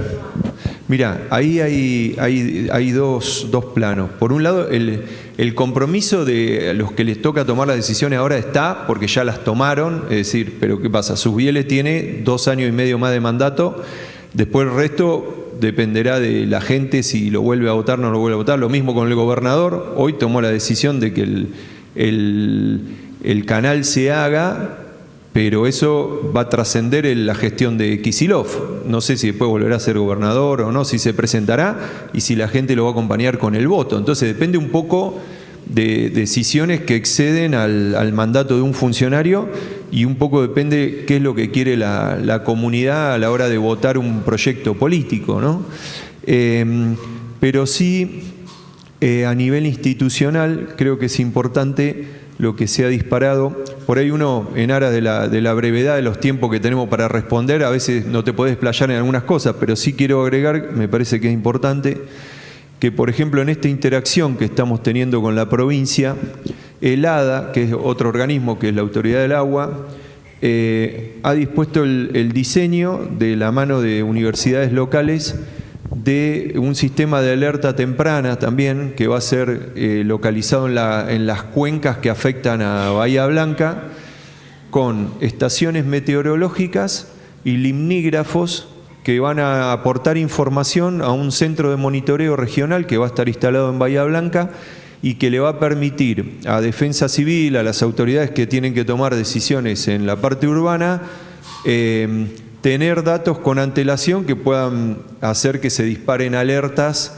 a los teléfonos celulares de todos los que vivimos en Bahía, con una antelación ante una situación similar. Entonces se están tomando decisiones que van a tener un impacto, algunas en el corto, en el mediano y en el largo plazo, que nos van a ayudar a estar mejor parados, digamos, ante una catástrofe de esa. Entonces creo que esto generó un cambio institucional. Lo otro se nos escapa, digamos, yo me puedo hacer cargo hasta donde dura mi mandato de lo que vamos a hacer, después el resto parte de la democracia y de lo que elija la gente como proyecto político para la comunidad, digamos.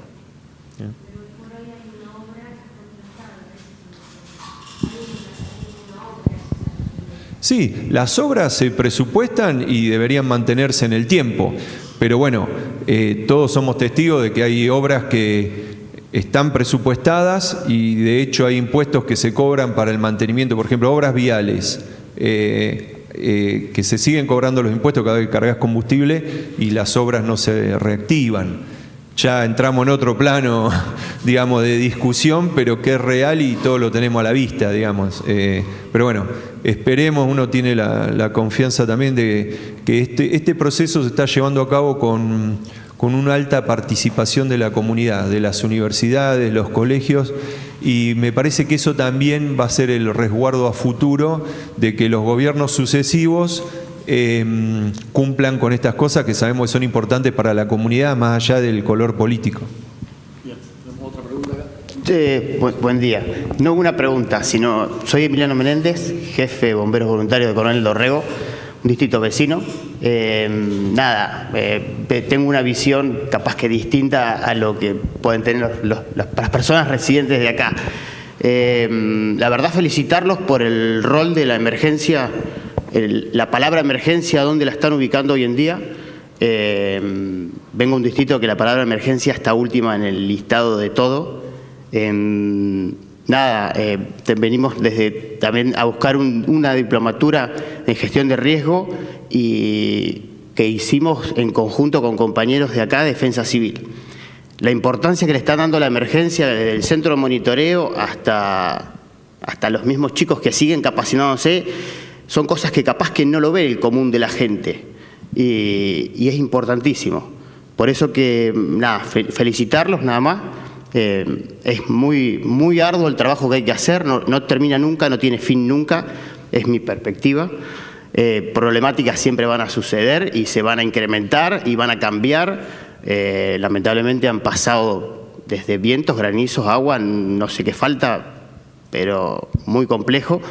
Pero desde una mirada distinta de un costado, me parece que han hecho un montón, no solamente el municipio, provincia, vecinos. Yo trabajé en todas las emergencias que han pasado y hemos tenido un trato y una coordinación de trabajo fantástica, que no se logra en muchos lados. He trabajado en otros distritos y es totalmente distinto.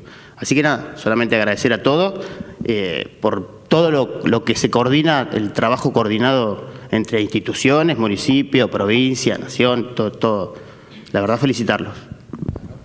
Bueno, ahí te quiero agradecer porque de Dorrego vinieron a dar una mano importante y aparte me das pie porque es cierto. No fue casualidad, primero cuando yo decía que para nosotros la emergencia empezó antes del evento, porque el intendente cuando decreta la suspensión de clases nos anticipamos al evento y lo que contaba Flavio, cuando él a las 2 de la mañana se va al centro de monitoreo, no es casualidad que se elige ese lugar, sino que justamente desde ahí, a través del sistema de monitoreo de la ciudad, se podía ir viendo cómo estaba la situación en cada uno de los barrios y eso fue previo a que desborde el canal, es decir, ya estratégicamente sabíamos que ahí era el punto de encuentro y después donde fueron todas las fuerzas de la zona y donde se trabajó durante toda la emergencia. Eso fue un poco lo que nos dejó la enseñanza del primer evento del 16 de diciembre del 23, nos fue preparando para esto. Así que te agradezco y primero por haber estado en ese momento y segundo reconocimiento porque es cierto, a veces los que vivimos acá no nos damos cuenta de las cosas que vamos logrando porque las vamos internalizando y nos parece normal, pero la verdad que en ese sentido ahí ha logrado una expertise importante en el manejo de este tema, tipo de situaciones. Así que gracias. Bueno, mi nombre es Gisela Caputo, soy concejal de Bahía Blanca. Primero que nada quería a la señora que preguntó, a la vecina, decirle que más allá, digamos, de los cambios de gestión, yo no comparto tanto con lo que expresó el secretario de Obras Públicas, en el sentido de que puede continuar una gestión incluso del mismo sentido político y cambiar de opinión más adelante. Y para eso, justamente en la apertura del foro conversábamos que hay también una institución que es muy importante en la ciudad y que quizás tenga que tener un peso más importante, y en eso muchos de nosotros estamos trabajando, que es el Consejo Deliberante, donde están representados todos los espacios políticos y donde ahí se toman decisiones que son normas y que quedan para la ciudad, más allá de los cambios del Ejecutivo, circunstanciales, digamos, a las cuestiones electorales. Y es por eso que muchos de nosotros también estamos convocando desde el Consejo Deliberante al Consejo Deliberante profesionales, de hecho de acá de la universidad ya participan varios, para que todas esas decisiones que se toman queden con los años, ¿sí? Queden como una norma en la ciudad y se lleven adelante más allá de los cambios. Así que darte esa tranquilidad que no solo que sí tiene que ver con el voto, pero que también tiene que ver con las decisiones que se toman en el hoy. Después tengo dos preguntas, algunas para Flavio. Flavio, vos dijiste que son 42.000 toneladas que se llevaron. Ok. Bien. Y hablaste de 2 playas de transferencia. ¿Qué pasa con los microbasurales? Que esos no están contemplados dentro de los 42.000, los que se armaron a cielo abierto, que dejaron los vecinos, que son muchos, que preocupan en varios puntos de la ciudad. ¿Qué pasa? ¿Qué decisión tienen respecto a eso? Las 42.000 también, eso es el valor del peso de la balanza relleno. Entonces, sí están incluidos los microbasurales que se armaron post inundación en esa cantidad de residuos. Eso por un lado, digamos, contiene también esos microbasurales. Si me preguntás ahora, se adquirieron desde Bahía Ambiental 3 palas, mini palas, para seguir trabajando en el proceso de saneamiento de microbasurales. Nosotros tenemos algunas definiciones que son punto de arrojo, que pues una esquina con un par de vecinos, eso es un punto de arrojo para nosotros, microbasurales y basurales. Eso se trabaja con lo que tenemos los equipos de voluminosos. Hay una línea de teléfono donde los vecinos llaman y entre 72 y 48 horas se da respuesta a ese punto arrojo mini basural. Si excede digamos, las características, interviene la delegación ya con una organización que lleva más días. Pero los 40.000 toneladas están considerados estos microbasurales. Nuestros 2 puntos de arrojos que teníamos, uno fue en el Club Bellavista, no sé si se han enterado, y otro es en la calle Colón al fondo, en un lugar cerrado, siempre con tranqueras y con custodia. Hoy se está trabajando junto con provincia para que esas 3 mini palas estén abocadas a la limpieza de microbasurales. Y respecto al relleno sanitario, que ya, digamos, estaba como en una situación bastante crítica, sí, con todo esto está mucho peor, también en eso que tienen pensado. Sí, eso hay una comisión de provincia, la que se ocupa justamente del control de rellenos, está analizando si se quiere, la vida útil que se perdió con toda esta cantidad de residuos que llegaron, digamos, en un mes, lo que llega en 3 meses. Ese informe todavía no lo tenemos, ya vinieron 2 veces, están analizando la situación del relleno para darnos un diagnóstico de la situación ante esta cantidad de residuos que llegaron sin tenerlos previstos, por la empresa que lo tiene a cargo. Y una última para vos. No, dale. Respecto a, entiendo que el municipio está trabajando en planes de contingencia, en planes de respuesta ante la emergencia, la catástrofe. Sí. ¿El tema de los residuos está contemplado dentro de ese plan? Sí, el residuo en sí no, el área que administra los residuos. Nosotros terminamos, ayer Guille trabaja con nosotros en la subsecretaría, nuestra parte donde considera esto, lugares, puntos, digamos, para no correr después de la emergencia, si bien salimos bastante bien, pero para que no nos vuelva a pasar.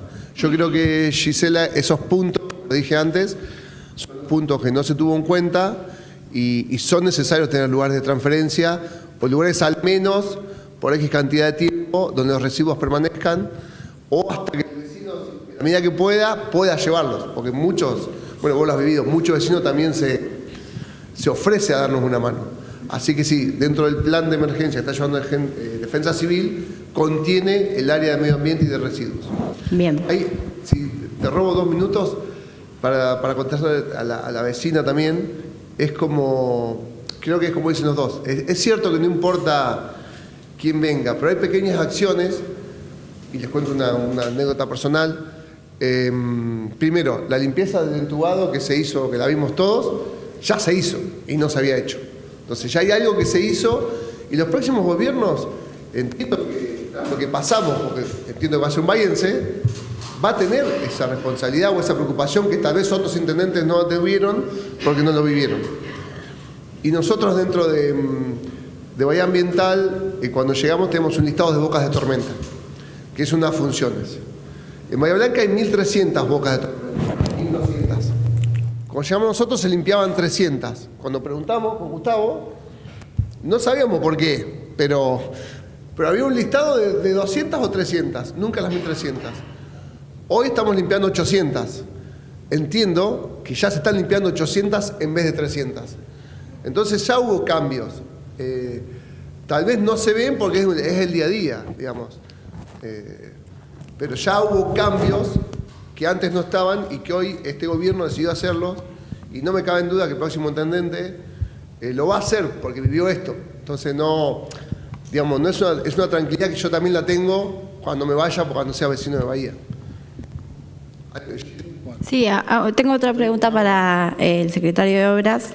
Si tienen cuántas calles de la ciudad fueron dañadas, un número de eso, y alguna cuantificación precisa de los daños de infraestructura pública, también si tienen. Y bueno, también iba a preguntar, pero más o menos ya lo respondiste vos, pero si se puede completar un poco más respecto al sistema de drenaje y escurrimiento de la ciudad, si tiene algún informe técnico posterior a la inundación, no previo, a ver cuál es la situación. Gracias. Bien.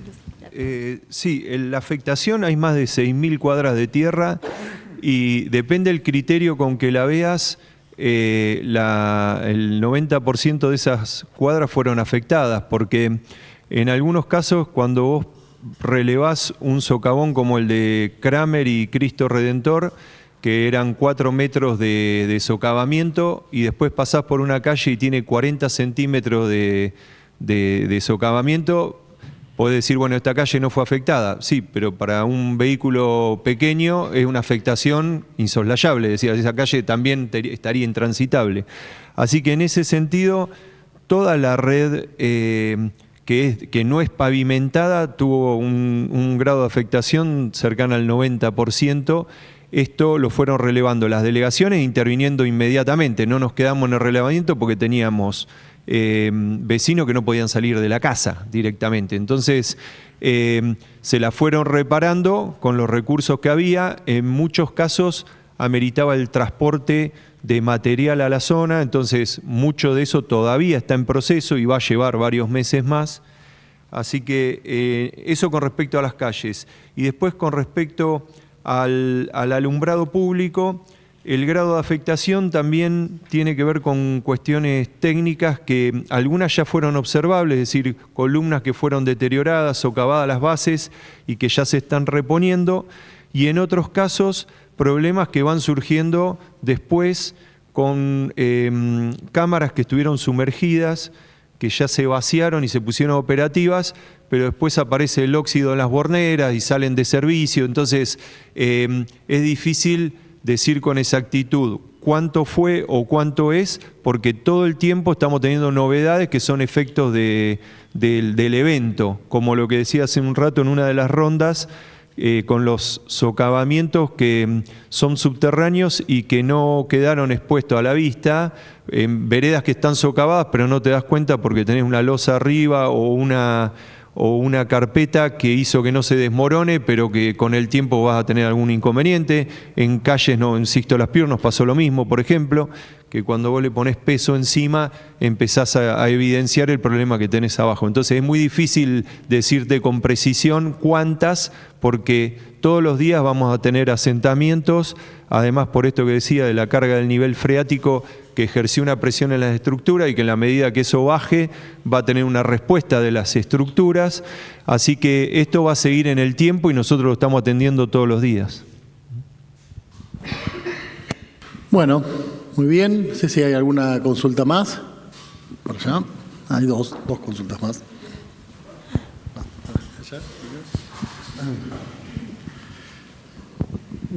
Buen día, me llamo Norma Farinacio, soy profesora de química en colegios secundarios y en un colegio de acá de la UNS. Me surgió recién una pregunta sobre el análisis de las capas subterráneas de agua por el tema de todo esto que pasó, microbiológico, etcétera, debido a los movimientos y todo, bueno, lo que pasó con la inundación. Si hay resultados sobre eso, por la contaminación, ¿no? Todo lo que sucedió en la inundación. Está bien. Con respecto a lo ambiental, contaminación o no, yo, digamos, esa área no la tengo. Sí le puedo contar que nosotros estamos interactuando con la gente de hidrogeología y con la gente del ADA, porque, por ejemplo, tenemos un caso en Spur, habíamos diseñado una intervención para pavimentación. Eso implica diseñar una estructura que hay que bajar a 45 centímetros, consolidar una subbase, una base de material granular y después hacer la carpeta asfáltica. Cuando esa obra se licita antes del evento, se interrumpe con el evento, pero ahora cuando estamos avanzando nos encontramos que el nivel freático está alto y no podemos hacer la consolidación del suelo. Entonces también nos genera ahí inconvenientes que son técnicos en principio, pero después administrativos y de gestión, porque vos tenés una obra licitada, adjudicada, con un plazo que cumplir, pero tenés un problema que si el nivel freático no baja, yo tengo que cambiar el diseño de la estructura, tengo que ir a un pavimento rígido de otras características y con otros costos, cuando ya tengo una licitación pública adjudicada. Entonces, estas situaciones nos van a pasar permanentemente, para nosotros es un estrés en la gestión, porque tenés que ir viendo cómo acomodar la gestión a esos eventos y además ofrecer soluciones, que en el fondo, cuando son menos onerosas se puede resolver, pero cuando son más onerosas después entrar en un tema presupuestario. Así que eso es lo que nos encontramos todos los días desde la Secretaría de Obras. Con respecto a la otra parte de la pregunta, lo ambiental, ahí no te sabría decir porque no es mi área. Nosotros estamos haciendo, ante una duda o ante alguna nota o ante algún llamado, estudios, ¿sí?, de aguas y de napas. Hoy eso, cualquier cosa, mi geólogo amigo nos va a ayudar, que se ocupa. Bueno, ya que una demasía. Pero se hace ante alguna duda o alguna afectación, se interviene, incluso Guille creo que interviene provincia también. Sí, ahí justo también soy docente de hidrogeología de la universidad. No es para que le respondas vos, No, pero aprovecho porque desde mi expertise la puedo... Guillermo es el subdirector de la Subsecretaría de Ambiente. Sí. Geólogo y están... Pero bueno, esta la voy a responder como docente, no como... Bueno, vale, mejor. No. En realidad sí, lo que se vio y como bien lo menciona Gustavo, es un incremento muy alto en lo que es la freática. Esto tiene que ver porque nosotros ya veníamos con la pedrada, digamos, y con todas las lluvias que tuvimos antecedentes, el suelo no tenía más capacidad de absorción, ¿no? Entonces se dice que el suelo estaba a capacidad de campo. Cada gotita que entró al sistema entró directamente al acuífero. Entraron 400 milímetros de golpe en algunos sectores. La altura del cuerpo freático se ascendió notablemente. Nuestra textura de suelos es muy fina, entonces tarda que baje el cuerpo freático. Un caso emblema puede ser Spur, o toda la zona de Cerri, o toda la zona que tenga esos finos. Nuestro acuífero freático no es utilizado porque ya está impactado, es un acuífero somero de por sí. Ronda en esta zona a 2,80 metros, 2,50 metros. O sea que bacteriológicamente ya está impactado por el propio asentamiento. Desde ese punto habría que hacer un análisis pormenorizado en distintos puntos a ver si hubo un incremento en lo que puede ser colonias como coliformes fecales o algún tipo de bacteria.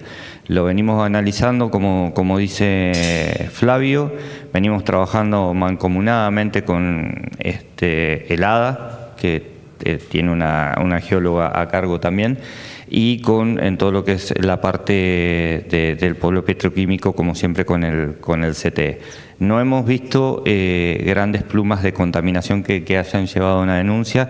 Sí, lo que hemos visto y lo que estamos registrando, y es lógico por la cantidad de agua que entró e ingresó al sistema, es el ascenso de la freática.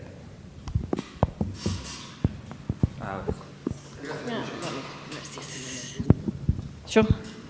Bueno, gracias. Me parece que es súper interesante poder ponerle valor a esta catástrofe, en pesos, en plata, digamos. Así como ellos tienen una estimación clara de cuánto costó, inclusive la industria, todo el sector, industrias, cereales, energéticos, debiera poder ponerle un valor a lo que tuvo que suspender y dejar de ganar, a todo esto que vos, Miguel, lo mencionaste recién tan claramente. Pero todos, por dos cuestiones.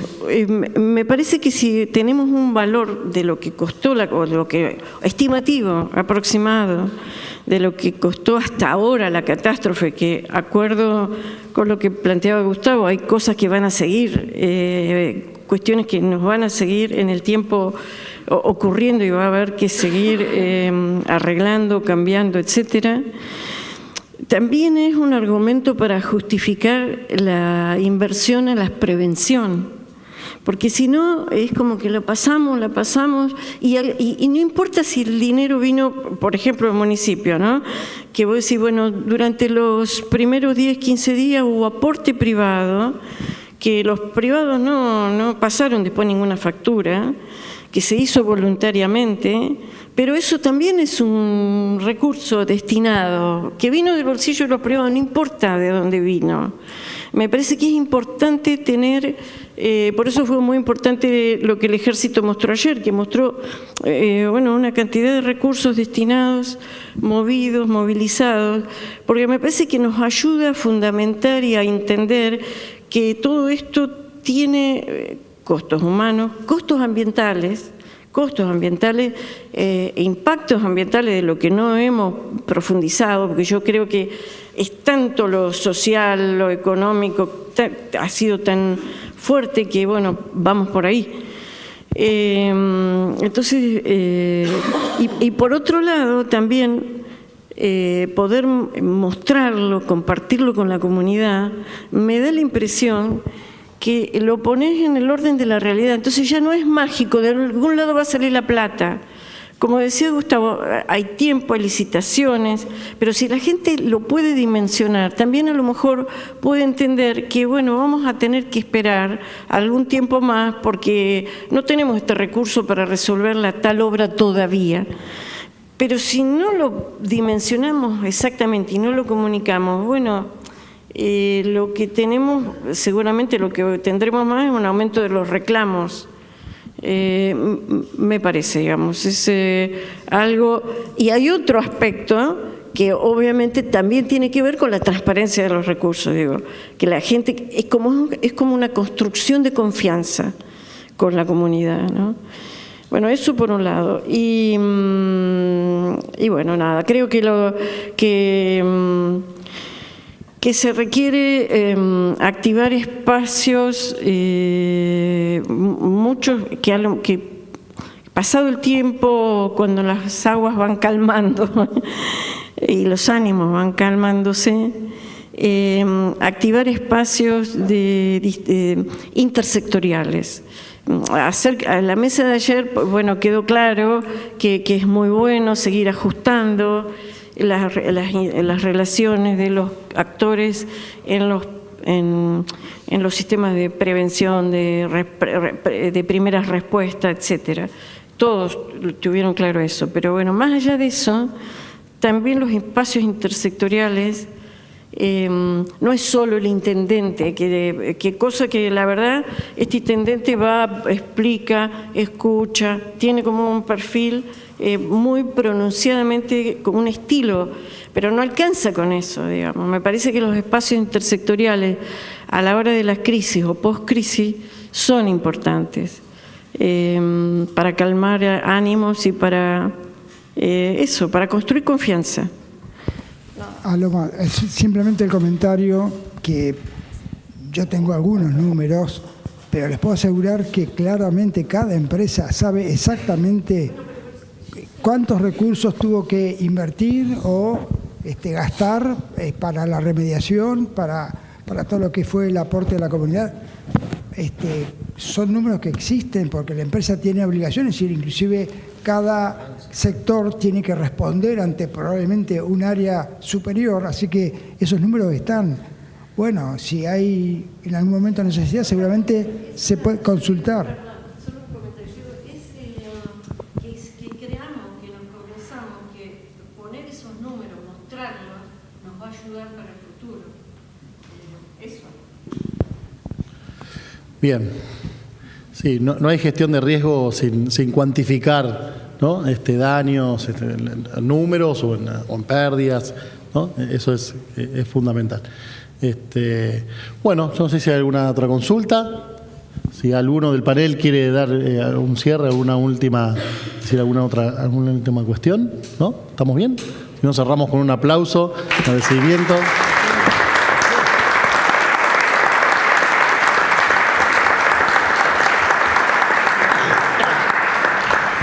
Bueno, muchas gracias a todos y a todas. Y hay un café ahora.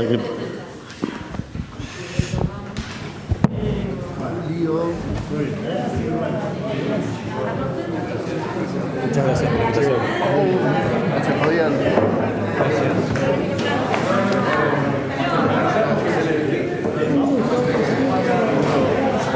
Gracias.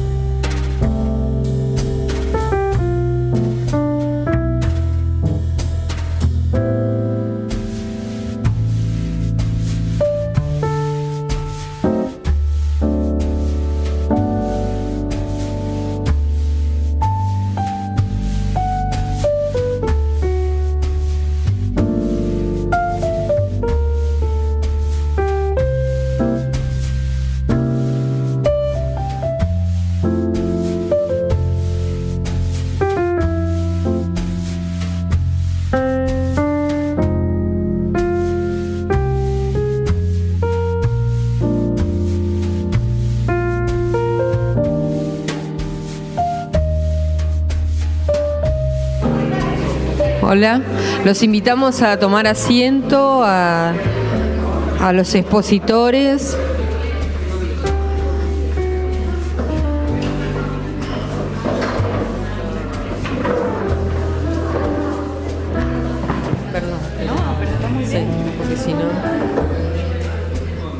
A la gente que está afuera, que los invitamos a entrar, así vamos a dar comienzo al panel que sigue. ¿Se sientan las dos? Antes tengo que tener una silla. Dale.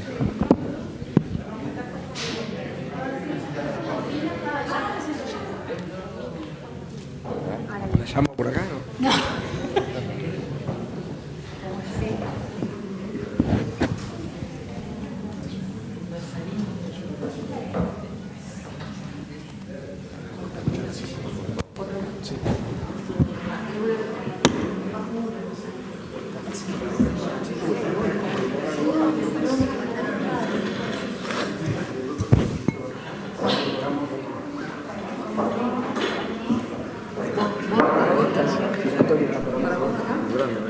¿Hay otra llave? No, falta una más. ¿Otra faltaría? ¿Otra más? Se queda esta para vos. Sí.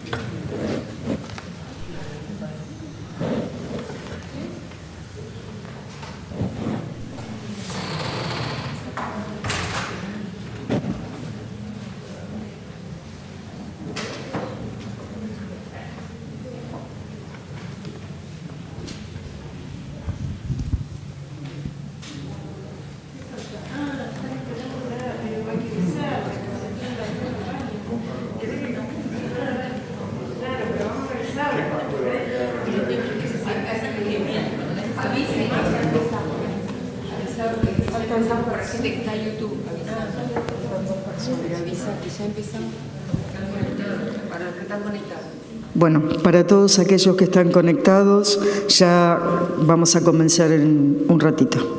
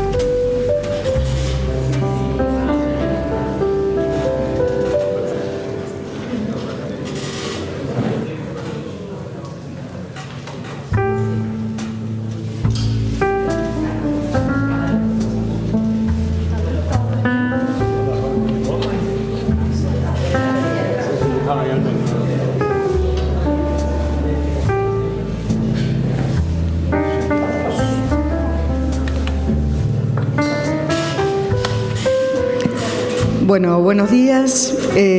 Dando continuidad a la mesa 2, vamos a partir ahora hacia la acción comunitaria y los referentes que van a tratar el tema.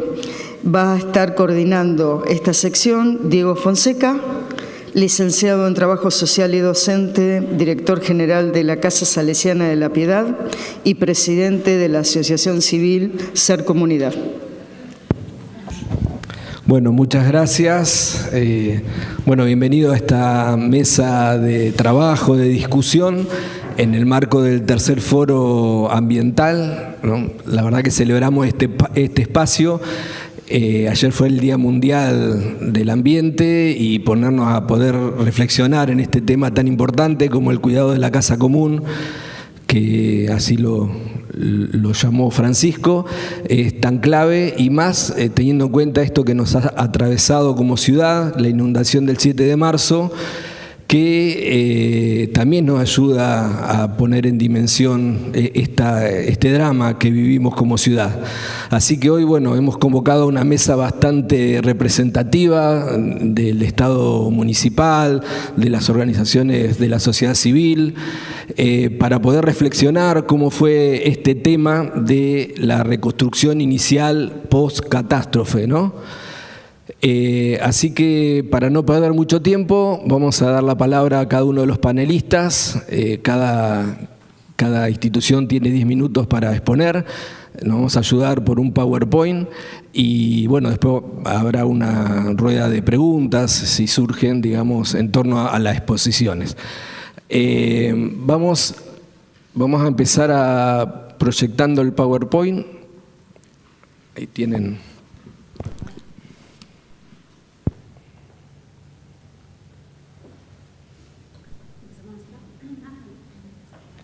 Ahí está. Hola. Bueno, Hola. Presento a las primeras panelistas de la mesa: Antonella Layupa, que es licenciada en Ciencias Políticas y magíster en Comunicación de las Organizaciones, y actualmente se desempeña como directora general de Políticas Sociales del municipio de Bahía Blanca. Y Romina Pires, que es la secretaria de Políticas Sociales del municipio, es licenciada en Trabajo Social, es docente, madre y, bueno, ex concejal también. Nos van a compartir un poco la experiencia que han tenido del municipio de esta área tan importante. Bueno, ahora sí, tenías razón. Bueno, buen día, ¿cómo están? ¿Cómo les va? Algunos están al fondo. Mira, no las vi, hola Gise, perdón, no las vi que estaban. ¿Cómo están? Bueno, me paro porque si no atrás me parece que no. Me pongo de costado, capaz, ¿no? Para que se vea la pantalla. Un poco con Antonella, que es directora. Nosotras trajimos, cuando nos invitó a Loma y toda la comisión a compartir, nos parecía que era quizás significativo contar un poco los distintos días de lo que fue la catástrofe, como a partir de que nosotros decimos termina, no termina porque todavía seguimos, pero un poco le ponemos como un proceso de empezar a pensar qué hicimos, pudimos también dar cuenta que es nuestro deber como funcionarios al Consejo de Políticas Sociales, que es un lugar que venimos sosteniendo desde que iniciamos la gestión, dar cuenta un poco de todos los pasos que se fueron dando en conjunto, ¿no? Porque si bien hoy venimos como Estado municipal, todas las estrategias que fuimos pensando y armando, si bien al principio costó un poco, después de los primeros días pudimos trabajar de manera más articulada. Nosotros ponemos, después lo vamos a dejar porque así nos pidieron que también dejemos material, pusimos como los distintos días. No lo voy a leer porque es largo, pero sí decirles que el día anterior a la catástrofe, a la mañana, nosotros tuvimos una reunión donde repasamos un protocolo que tenemos interno de emergencia. Nosotros a la tarde tuvimos una primera reunión de emergencia que sabíamos que al otro día iba a estar un poco complejo. No teníamos, obviamente a las 8 de la noche fue otro panorama y a las 6 de la mañana fue otro panorama, pero lo que hicimos el primer día de aprendizaje de la primera catástrofe fue repasar roles y funciones de la Secretaría de Políticas Sociales. Eso nos permitió, de alguna manera, Sociales tiene, no sé si todos saben, tiene a cargo 5 hogares convivenciales y un hogar de situación de calle. En general, cuando pasan situaciones como la que nos pasó en diciembre, esos lugares dependen principalmente de los actores municipales, ¿no? Por lo tanto, si no van cuidadores, si no hay cocineras, eso, digamos, tiene un impacto directo porque los 5 hogares y el hogar de situación de calle depende de nosotros. Entonces, esas funciones de repasar quién iba a cada lugar, a cada hogar, fue clave porque muchas cuidadoras, por ejemplo, no pudieron llegar al hogar de niños el viernes a la mañana porque vivían lejos. Por lo tanto, esos hogares estuvieron ocupados por funcionarios políticos que muchos se quedaron hasta las 8 de la noche, que recién algunos ahí pudieron venir. Nosotros ponemos como hito el 7 la decisión del intendente de poder el 6 a la noche suspender las clases y las universidades. Ponemos como hito los centros de evacuación, que también los teníamos diseñados junto con Defensa Civil. Defensa Civil tiene el rol de diseñar cuáles son los centros evacuados, y sociales y el área de salud tenemos la responsabilidad por protocolo de coordinar esos centros, poner guardias de atención de salud, que bueno, lo hicimos, Hugo seguramente va a contar un poco eso, y todo lo que es provisiones, vieron lo que es colchones, agua, alimentos, bueno, esa función es de sociales y en conjunto con salud porque tenemos muchas cosas que hacemos de la mano. Contarles que en todos los días, los primeros días fueron los más difíciles. Tenemos un gran tema que después en las evaluaciones lo charlamos, que es la comunicación. Ustedes saben que estuvimos muy incomunicados. Eso fue uno de los puntos que al momento después de evaluar en los comités de emergencia lo ponemos como algo a mejorar y a cambiar rotundamente porque estábamos muy incomunicados. Después a los 2 días tuvimos, ¿cómo se llaman? Los handy. Pero bueno, las primeras 24 horas no tuvimos handy y eso nos dificultó mucho, la verdad, la comunicación, y fue uno de los puntos. Nosotros hicimos con el intendente y el comité puntos positivos y puntos a mejorar. Comunicación es un punto que claramente tenemos que mejorar. Si ustedes ven, el 8, el 9, el 10 y el 11 fueron los primeros días donde la estrategia que armamos junto a organizaciones barriales fue que puedan repartir comida en los distintos puntos, y en esos días diseñamos una primera estrategia que fue poner en marcha los puntos de entrega, que empezó a partir del 12 de marzo. El desafío ahí grande que tuvimos nosotros internamente fue, que es algo que aprendimos en la primera catástrofe, lo pongo como aprendizaje de la primera catástrofe, fue cómo en el medio de la catástrofe podíamos tener datos de a quién le dábamos cada cosa y un registro para que después podamos dar cuenta como Estado municipal de lo que habíamos entregado. Los primeros 2 días lo hicimos en formato papel, en los 26 puntos de entrega que pudimos diseñar con equipo de trabajadoras sociales y equipos técnicos de servicios locales y guardias de niñez. Lo hicimos digital, tomar a mano a quién le entregábamos cada alimento, cada kit de limpieza o distintos productos de agua o cosas que llegaban y se necesitaban. Y el día 2, Anto, pasamos a formato digital, día 3, armamos un formulario digital y empezamos a tener todo digitalizado.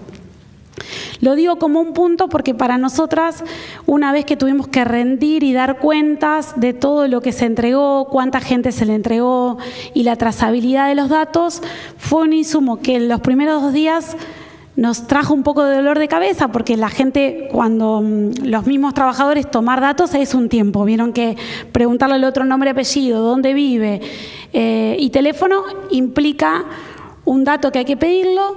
Insistimos mucho con eso porque somos el Estado y teníamos que después dar cuenta de los números que después pudimos claramente decir, tanto de los colchones como en lo que fue la entrega de estos productos. El 13 armamos un equipo de respuesta de emergencia situada, que eso, no sé, Anto, si vos estás pasando o... en los equipos de respuesta situada está después, creo. Fueron estos, nosotros lo que nos dimos cuenta el tercer día fue, segundo o tercer día de ir recorriendo, fue que había barrios que no iban a pedir ayuda porque no sabían dónde hacerlo.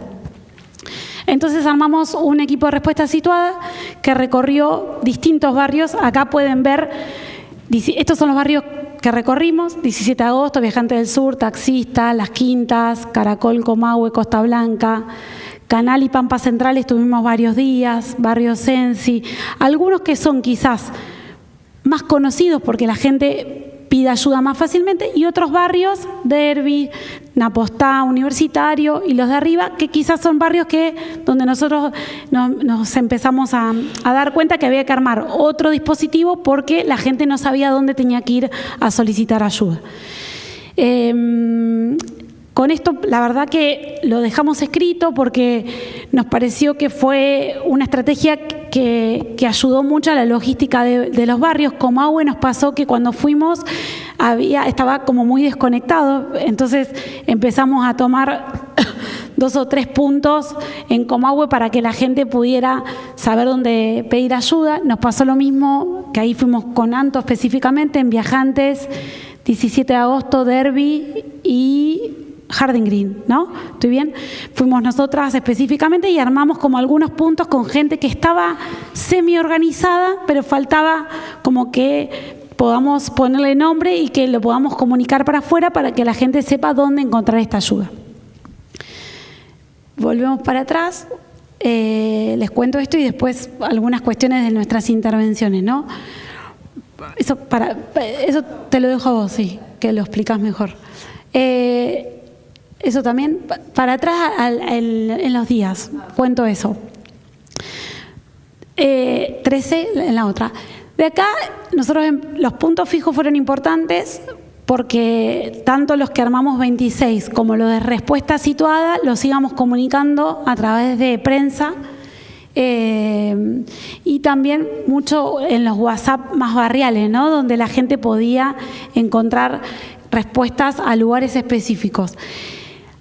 Paralelo, tuvimos que, nos tocó sostener los centros evacuados. En eso compartirles que nosotros teníamos con Defensa Civil preparados 6 centros de evacuados y tuvimos un pico de 19 centros evacuados. Que eso fue una combinación entre los centros evacuados que teníamos destinados con Defensa Civil, más los centros evacuados que se percibieron centro evacuado y armaban un centro evacuado. Esa logística, esa primera semana fue bastante compleja porque nosotros tuvimos varias reuniones de Defensa Civil, Salud y Sociales, la agencia, porque sostener una logística de 19 centros es imposible en la ciudad. A esto no dije algo importante, que es que los primeros 2 días se rompieron casi toda la flota municipal. Sociales rompimos 5 autos el primer día porque salimos a buscar gente y a llevar gente a los distintos hogares. Se nos rompió el colectivo de Sociales y los 4 autos de Sociales el primer día los perdimos. Defensa Civil perdió el 80% de su flota. Las 2 ambulancias que salieron también ese día quedaron rotas y el colectivo de salud también, que cuando se rompió el nuestro me acuerdo que mandamos el de salud y también se rompió. O sea, nosotros nos encontramos el segundo día sin autos municipales y que los que estaban no estaban preparados para salir a hacer las recorridas que se necesitaban. Entonces, compartirles que estos hitos que vienen después, que es los puntos de entrega cuando los días transcurren, nosotros tenemos todo el COE decide poner muchos autos, mucho transporte que es de las Fuerzas Armadas, que tienen otra preparación, y ahí se empieza a armar una logística más ordenada, ¿no? Les diría, tercer, cuarto día empieza a haber como un orden para nosotras más acomodado de todo lo que fue. Y bueno, la dejo a Anto contar algunas otras cuestiones, pero sí compartirles que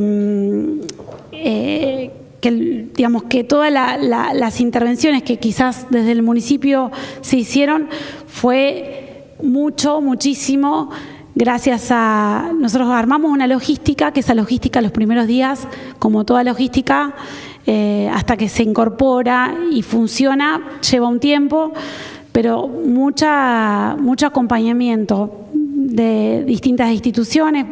Diría que todas las organizaciones que están sentadas en la mesa, las instituciones educativas, hubo un momento que los centros evacuados tenían coordinaciones conjuntas, ¿no?, del Estado municipal y de SCAU, me acuerdo de guías que también estuvieron trabajando fuertemente. Fue una tarea muy en conjunto. Nosotros estamos en una etapa de escribir dos cosas. Estamos en el protocolo de defensa civil, terminando de trabajar algunos ajustes que nos pidieron, y después escribiendo nosotras toda la experiencia de lo que fue la catástrofe, con los actores que fueron, tuvieron roles importantes, y escribir toda la experiencia, porque nos parece que también poder dejar sistematizado todo el trabajo que se ha hecho es un recurso para lo que vendrá, ¿no? Y para que también, como nosotras siempre decimos que de la primera catástrofe a esta segunda aprendimos muchas cosas. Nos queda un montón. Esta fue mucho más grande que la primera. Nosotros en la primera usamos 3 centros evacuados y teníamos diseñado para esta segunda 6 centros evacuados. Fíjense que en un momento se necesitaron 18 centros evacuados y después nos quedamos, eso no lo dije, con 9 fijos, que fue lo que necesitamos hasta que se terminó. Hicimos un plan de vuelta a casa donde trabajamos con Hábitat, con un grupo de jóvenes de un programa nuestro de autonomía joven para la vuelta a casa, para lo que fue arreglar las casas, limpiarlas, mejorarlas y que la gente que estaba en centro evacuados pueda ir regresando. Hola, buenos días, ¿cómo están?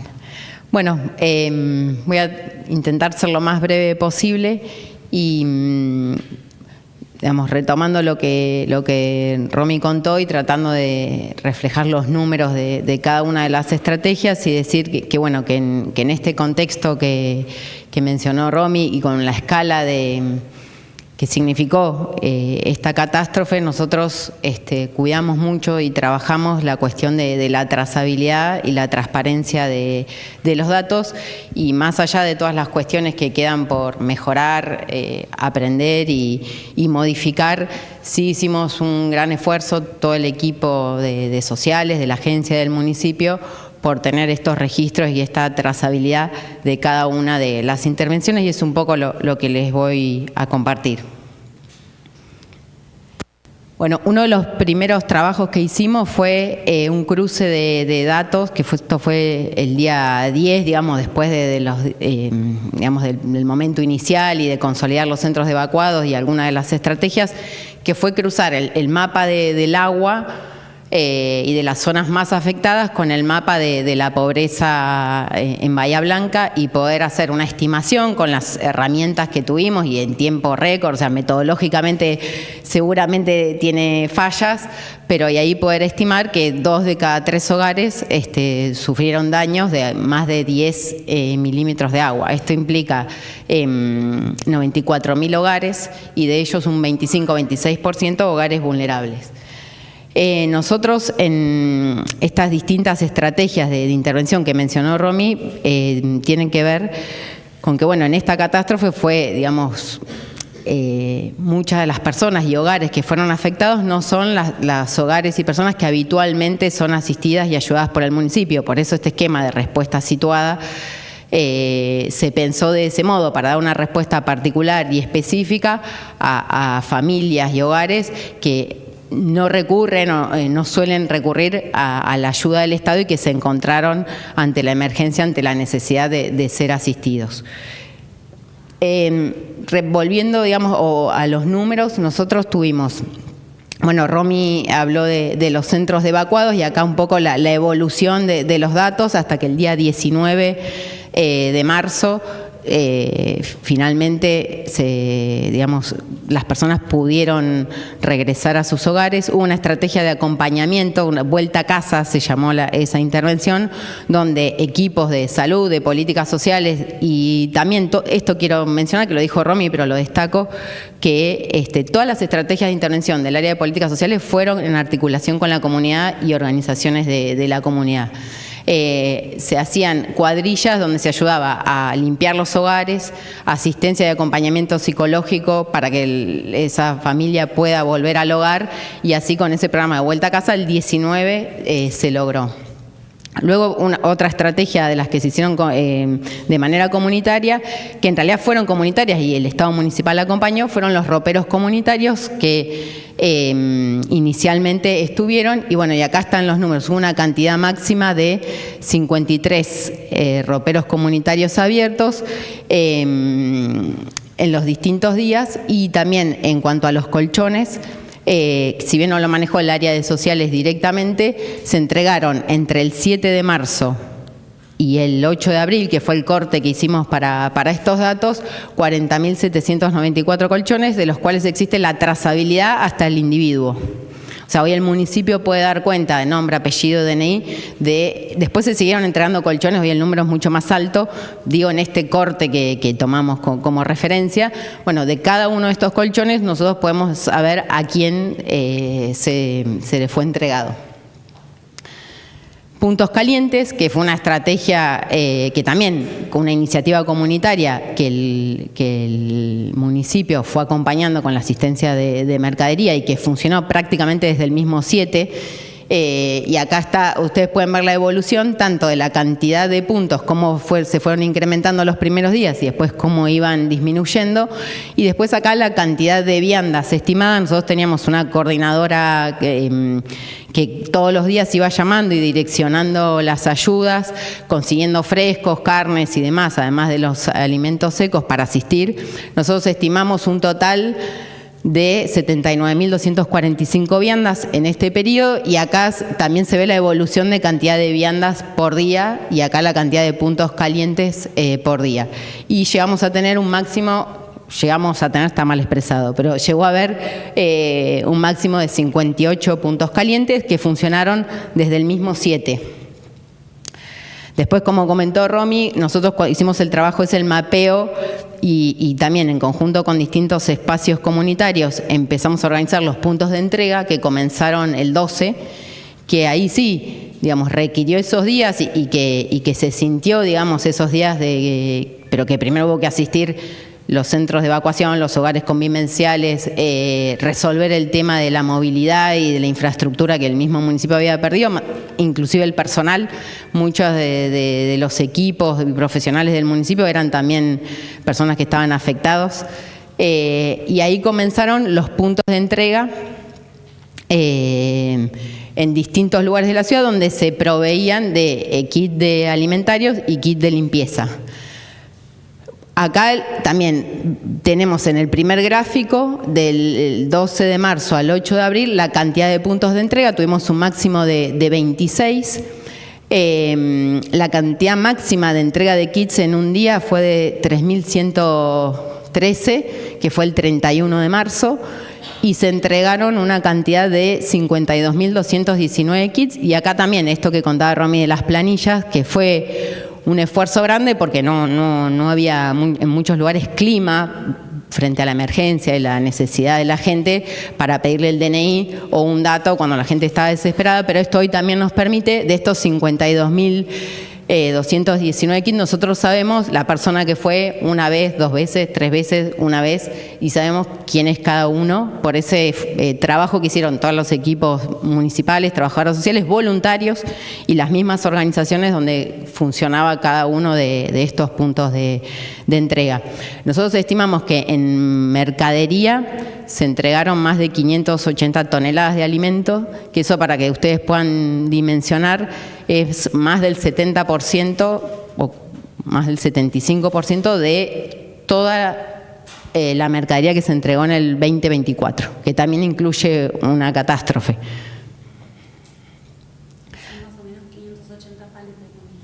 Sí.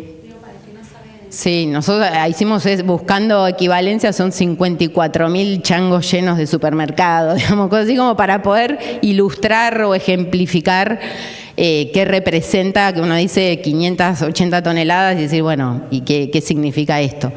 Y acá, bueno, está, digamos, la georreferenciación de los puntos de entrega que hubo, digamos, durante este mes o este primer mes de emergencia. Así que bueno, era un poco compartirles esos números, el esfuerzo que se hizo por sostener la transparencia y la trazabilidad, y que de todo esto, salvo los colchones de los primeros 2 días, que por ahí venía, y que uno pueda tener una trazabilidad hasta la institución, porque decían, la sociedad de fomento tiene, a partir del 12 la trazabilidad es hasta la persona. Bueno, muchas gracias.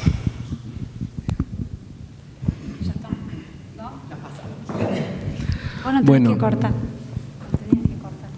bien, bueno, le agradecemos a Antonella y a Romina la exposición y bueno, todo el trabajo intenso que han hecho en lo que nos tocó vivir. Muy interesante todo el trabajo también reflejado en la estadística, que nos ayuda a pensar también las políticas sociales a futuro. Así que bueno, muchas gracias. Bueno, ahora es el turno de Hugo Kern. Él es licenciado en Psicología, magíster en Salud Colectiva.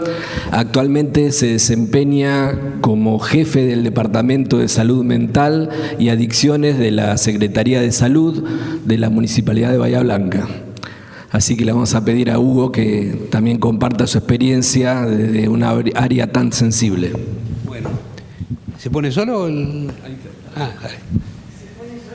Sí, ¿es automático el asunto? Se funcionan solas.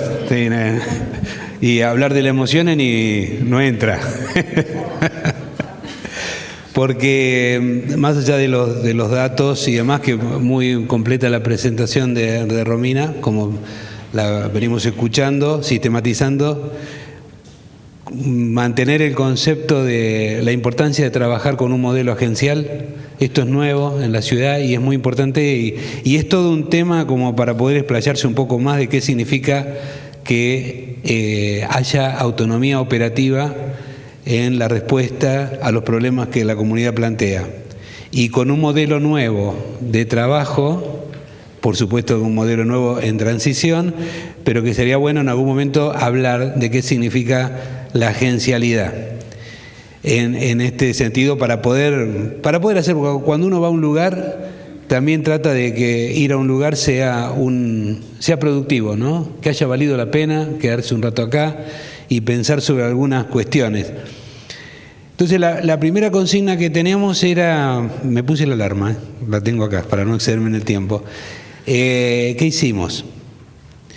Y ahí lo que tenemos que decir es que lo primero que hacemos que en una catástrofe, lo primero que hacemos es lo que podemos. Hacemos lo que podemos con lo que tenemos, y en el primer momento las reacciones frente a la situación son de sobrevivencia. ¿Qué tiene que ver esto con la salud mental? Bueno, está tan entrelazado con la salud mental que tiene 2 puntos importantes. Para los equipos que trabajamos es fundamental entender que trabajar con el sufrimiento humano tiene efectos muy concretos para uno mismo, para el que está trabajando, pero además define la relación que vamos a establecer.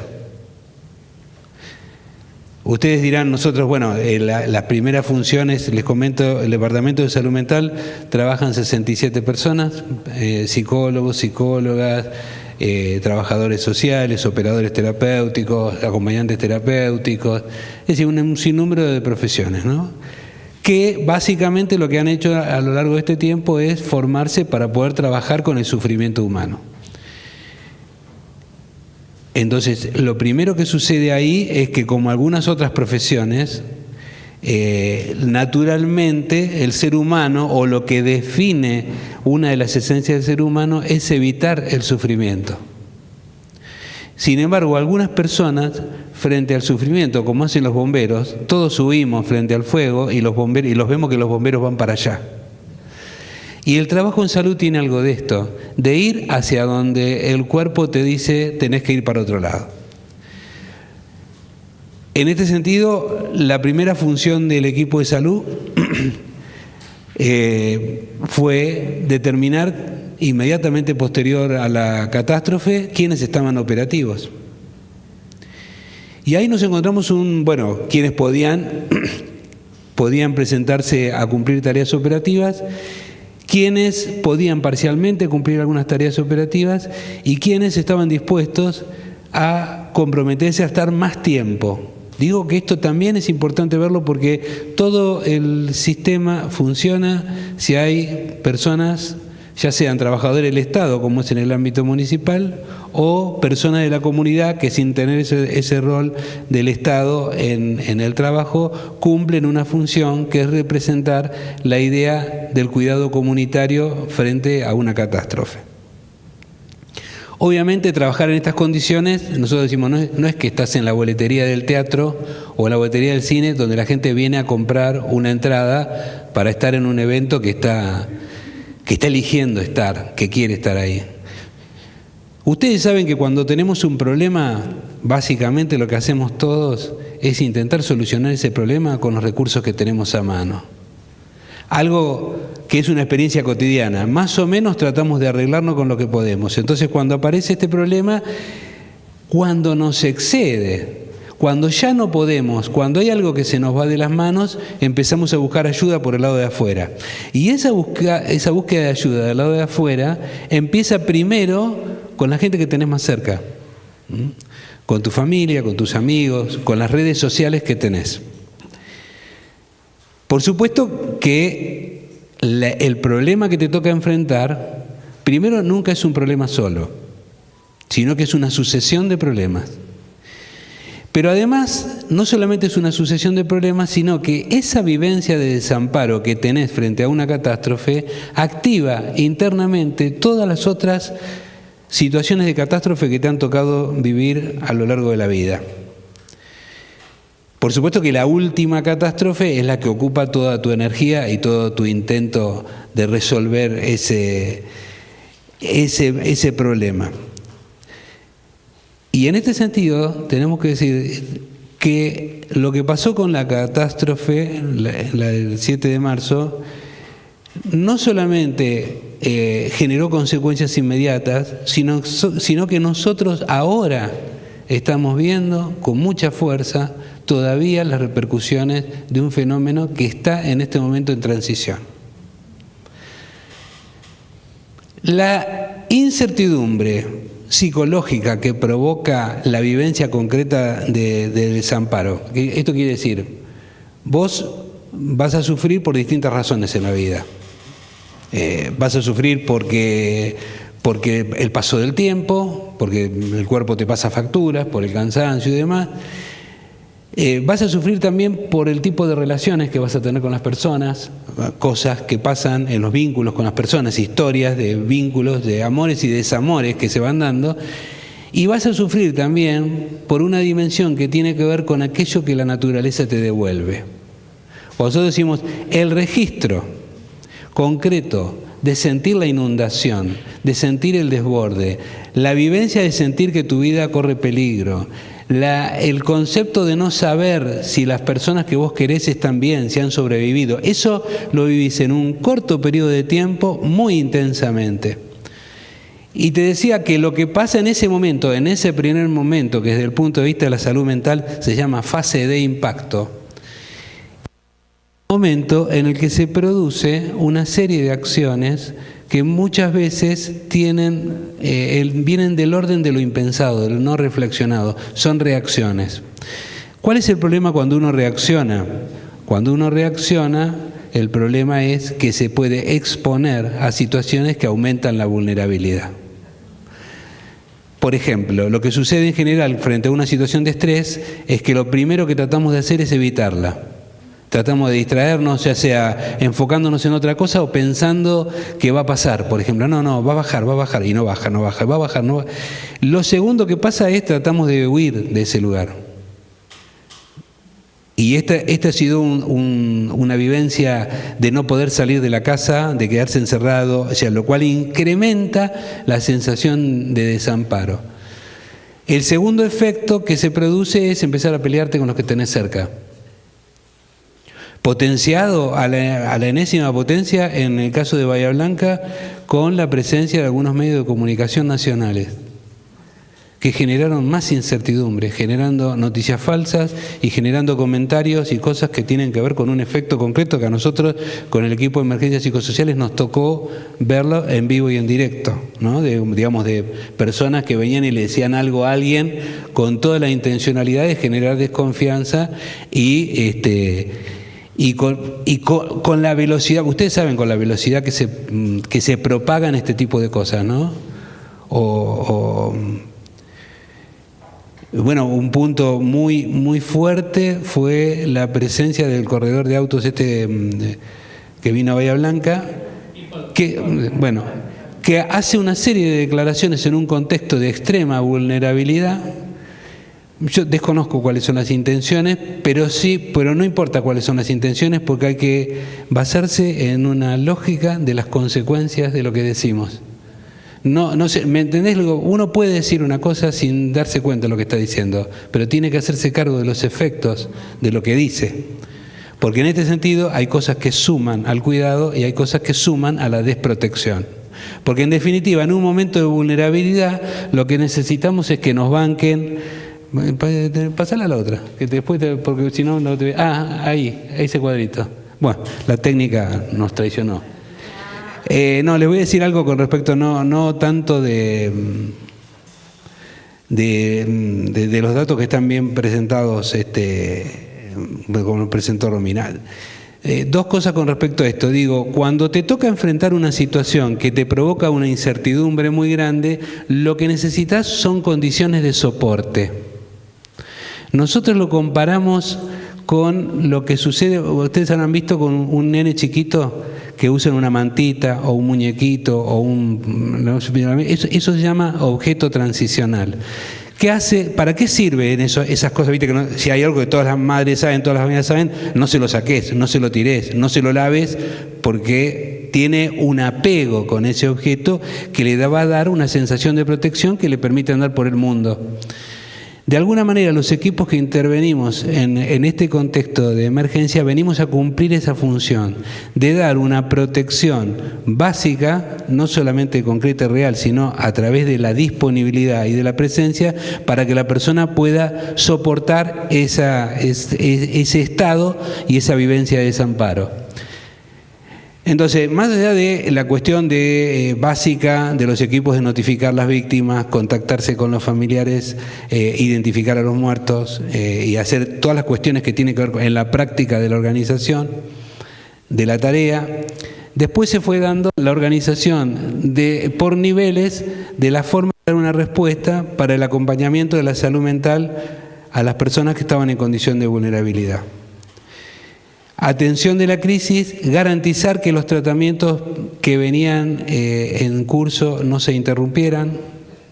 No olviden que los 2 hospitales quedaron no operativos en este terreno. No solamente quedaron no operativos, sino que generaron evacuaciones como otros lugares, por ejemplo los geriátricos, ¿no? Los geriátricos fueron una fuente, son personas. Nuevamente, la crisis se vive diferente para cada persona en las circunstancias en las que está viviendo. Y en esta lectura que nosotros hacemos, vemos cuáles son las instituciones que dieron más respuesta. Y con esto termino. Se sumaron todos los equipos disponibles, se sumó un sistema de voluntariado, se llegó a tener 150 profesionales disponibles para la atención de las consultas. Nos queda el desafío de tener un sistema organizado, un sistema de apoyo un poco más organizado con respecto, ¿por qué digo? El voluntariado no es, lo voy a decir así, frente a una crisis, la resolución de la crisis es un problema local, con lo cual implica la implementación de un comité de crisis en que estén representados, como se hizo en Bahía Blanca, representados con un liderazgo único, digamos en esto, en la toma de decisiones, con el aporte de los que intervienen ahí. No de ¿se entiende lo que digo? En la crisis no se habla de los que van a intervenir, no va por interpósita persona, o sea, no sos representante, estás ahí porque podés tomar decisiones que van a afectar directamente lo que se va a hacer. ¿Se entiende lo que digo? Es una acción operativa, y esa acción operativa es del plano local. Después se pueden articular, pero los voluntariados deben integrarse en un proyecto de intervención. Que esto, bueno, por supuesto que esto parece una obviedad, pero no es sencillo. Sostener la institucionalidad dentro de una crisis es esencial. Ahora, pasa esto que pasan muchas cosas entre medio con esto, ¿no? Una de ellas, fundamental, es la desconfianza, que prima. Y con esto termino. ¿Por qué? La incertidumbre psicológica, lo que nos hace, la incertidumbre nos hace buscar una respuesta. Y buscamos una respuesta. Y a veces cuando no encontramos una respuesta, empiezan a aparecer, no encontramos una respuesta que nos satisfaga, empiezan a aparecer explicaciones, teorías, que son, digamos, se apoyan en ideas conspiranoides, se apoyan en explicaciones muy locas, que van teniendo un consenso en el conjunto porque tienen una funcionalidad. Esto también hay que poder entenderlo, porque si no uno entra en un enfrentamiento, en una discusión que se vuelve muy improductiva. Pásame la otra y termino. No sé si... No. ¿Ahí estamos? Bueno, nada, esto es por una línea de investigación. Lo que pasa en una crisis no es una enfermedad. Ustedes van a escuchar hablar de... Nosotros no adherimos al concepto de estrés, síndrome de estrés postraumático, STP. ¿Por qué no adherimos a eso? Porque tras la idea de una clasificación, diagnóstico de los problemas, lo que se descalifica es que las personas, frente a una situación que es amenazante, hacen lo que pueden, responden de manera esperable, puede que nos llame la atención, puede haber cuestiones que son dañosas y se insertan en una respuesta a la desprotección que se está viviendo, que está muy lejos, porque si no, digo esto, no se trata de que la persona haga un tratamiento psicológico, ni mucho menos psiquiátrico, sino que encuentre los apoyos en la comunidad para dar una respuesta a los problemas que se le han planteado, ¿no? No digo más nada, después si quieren discutimos. Ahora, ¿quién va? No, bueno, lo que pasa es que esto es un poco más específico para empezar a hablar de 2 o 3 cosas que pasan en las crisis a nivel psicológico, que básicamente tiene que ver con la pérdida de la materialidad, que es esto, ponerse, sobrevivir. Lo primero es autoconservarse, digamos, como primera reacción. Después viene la continuidad de uno mismo, que es qué cosas vas a hacer en ese marco que tiene que ver con sobrevivir, pero que por ahí puedes hacer acciones que contradicen lo que vos querés ser, que inclusive pueden contradecir tus propios valores. Y ya entras, viste cuando la gente empieza, no, yo tendría que haber hecho una cosa, tendría que haber hecho otra cosa, eso causa un malestar, la sensación de que no estuviste a la altura, se empiezan a producir situaciones culpabilizantes. Y en última instancia, digamos, en el segundo paso es tener una mirada que te permita pensar en las relaciones que estableces con el medio. O sea, nosotros, si hay algo que define, cuando decimos que la salida de una crisis es por la posibilidad de hacer comunidad, tiene que ver con que vos puedas pensar lo que te está pasando más allá y sin negar lo que a vos te pasa a título personal, sino de qué manera lo que a vos te pasa, lo que vos estás sintiendo, está relacionado con el conjunto en el cual estás viviendo. Y esto incluye, por supuesto, el ambiente y, por supuesto, incluye a la ecología o a las relaciones ecológicas que tenemos. Digo esto de por qué es importante no correrse del lado de la enfermedad, de lo anormal y demás, porque con cierta preocupación estamos observando que incluyen en la clasificación de enfermedades a la ecoansiedad.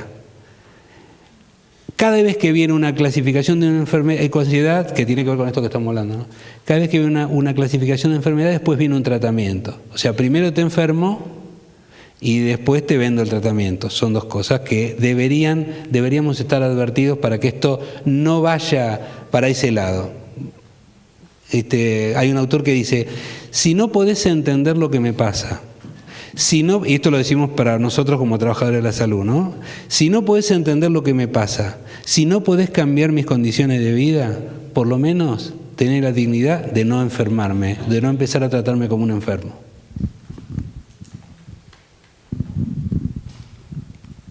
Bueno, muy bien, agradecemos a Hugo también el aporte, muy importante, también de un sector que cuesta tanto a veces visibilizar. Bueno, hicimos el recorrido, ¿no? En las intervenciones del municipio, del área política social, también desde el área de salud, cómo se trabajó el acompañamiento de la salud mental. Bueno, ahora vamos a pedirle a Miguel Vidal que nos comparta un poco cómo fue esta experiencia desde Cáritas Bahía Blanca, ¿no? Como parte también de la caridad organizada de la Iglesia a nivel mundial. Bueno, ¿cuál fue el aporte que ha hecho Cáritas Bahía Blanca? Miguel Vidal es profesor en filosofía, es docente, bueno, actualmente se desempeña como director de Cáritas Arquidiocesana Bahía Blanca, padre de familia también. ¿Qué va a hacer? Bueno, Antonella también, la madre. También, sí, porque hoy la vi juntando chicos por ahí en algún lugar. Bueno, fui profesor de algunos de los que están acá, por eso están así, pobre. Bueno, no, un lema un poco importante de Cáritas tiene que ver con algo de que vienen compartiendo acá en la mesa, que es la ayuda, que mejor ayuda es la que se organiza. Justamente para esto también el lema de la colecta que mañana está también y que pueden aportar también, ya vamos a hacer el chivo, está asociado a eso, a organicemos la esperanza, ¿sí? También va asociado a lo que hace un tiempo atrás hizo el Papa. Digo, brevemente también, la esperanza, a diferencia de la ilusión, se apoya sobre cuestiones concretas. Si yo tengo la ilusión de sacarme el 15 y es ilusión, digamos, porque por ahí es cierto que alguno se lo sacó, pero es más improbable que no me lo saque. Pero lo que pasó en la catástrofe anterior y en esta, los signos que fueron mostrando la ciudad, la forma en que la misma gente no le dio la espalda a la situación, se organizó, buscó estrategias para acompañar a la familia y a los vecinos, después otras formas de organizaciones. Esos signos, como decía Hugo, sí, también son signos de esperanza para nosotros desde la perspectiva de la fe, y eso nos posibilita pensar que si organizamos esas estrategias nos genera mucha más esperanza, y cuando uno visibiliza, siguiendo la línea de lo que decías vos, ¿no? Visibiliza que hay una estructura organizada para viabilizar cosas, más allá de las circunstancias en las que se ve, empieza a descansar un poco y trata de apoyarse o apoyar esas estructuras. En ese contexto, un poco la dinámica de Cáritas, por lo menos Bahía Blanca, hace ya desde tiempo atrás, pero con la emergencia anterior, fuimos organizando con otras organizaciones y también con el municipio una red de trabajo que nos posibilitó, en este caso, activarla más rápidamente, ¿sí? El 7 fue la catástrofe, el 8 rápidamente en contacto con la gente del Centro Comunitario San Roque, con el que compartimos y trabajamos muy seguido, y que tiene una estructura edilicia que nos permite trabajar, digamos, de manera bastante cómoda también ahí, y la disposición de Rodrigo y de toda la gente que está ahí, que es clave también. En la Red Solidaria de Bahía Blanca organizamos rápidamente ahí en ese lugar una estrategia de trabajo para poder ir dándole un poco de orden y organización a lo que pensamos que deberíamos hacer en ese contexto. Eso fue el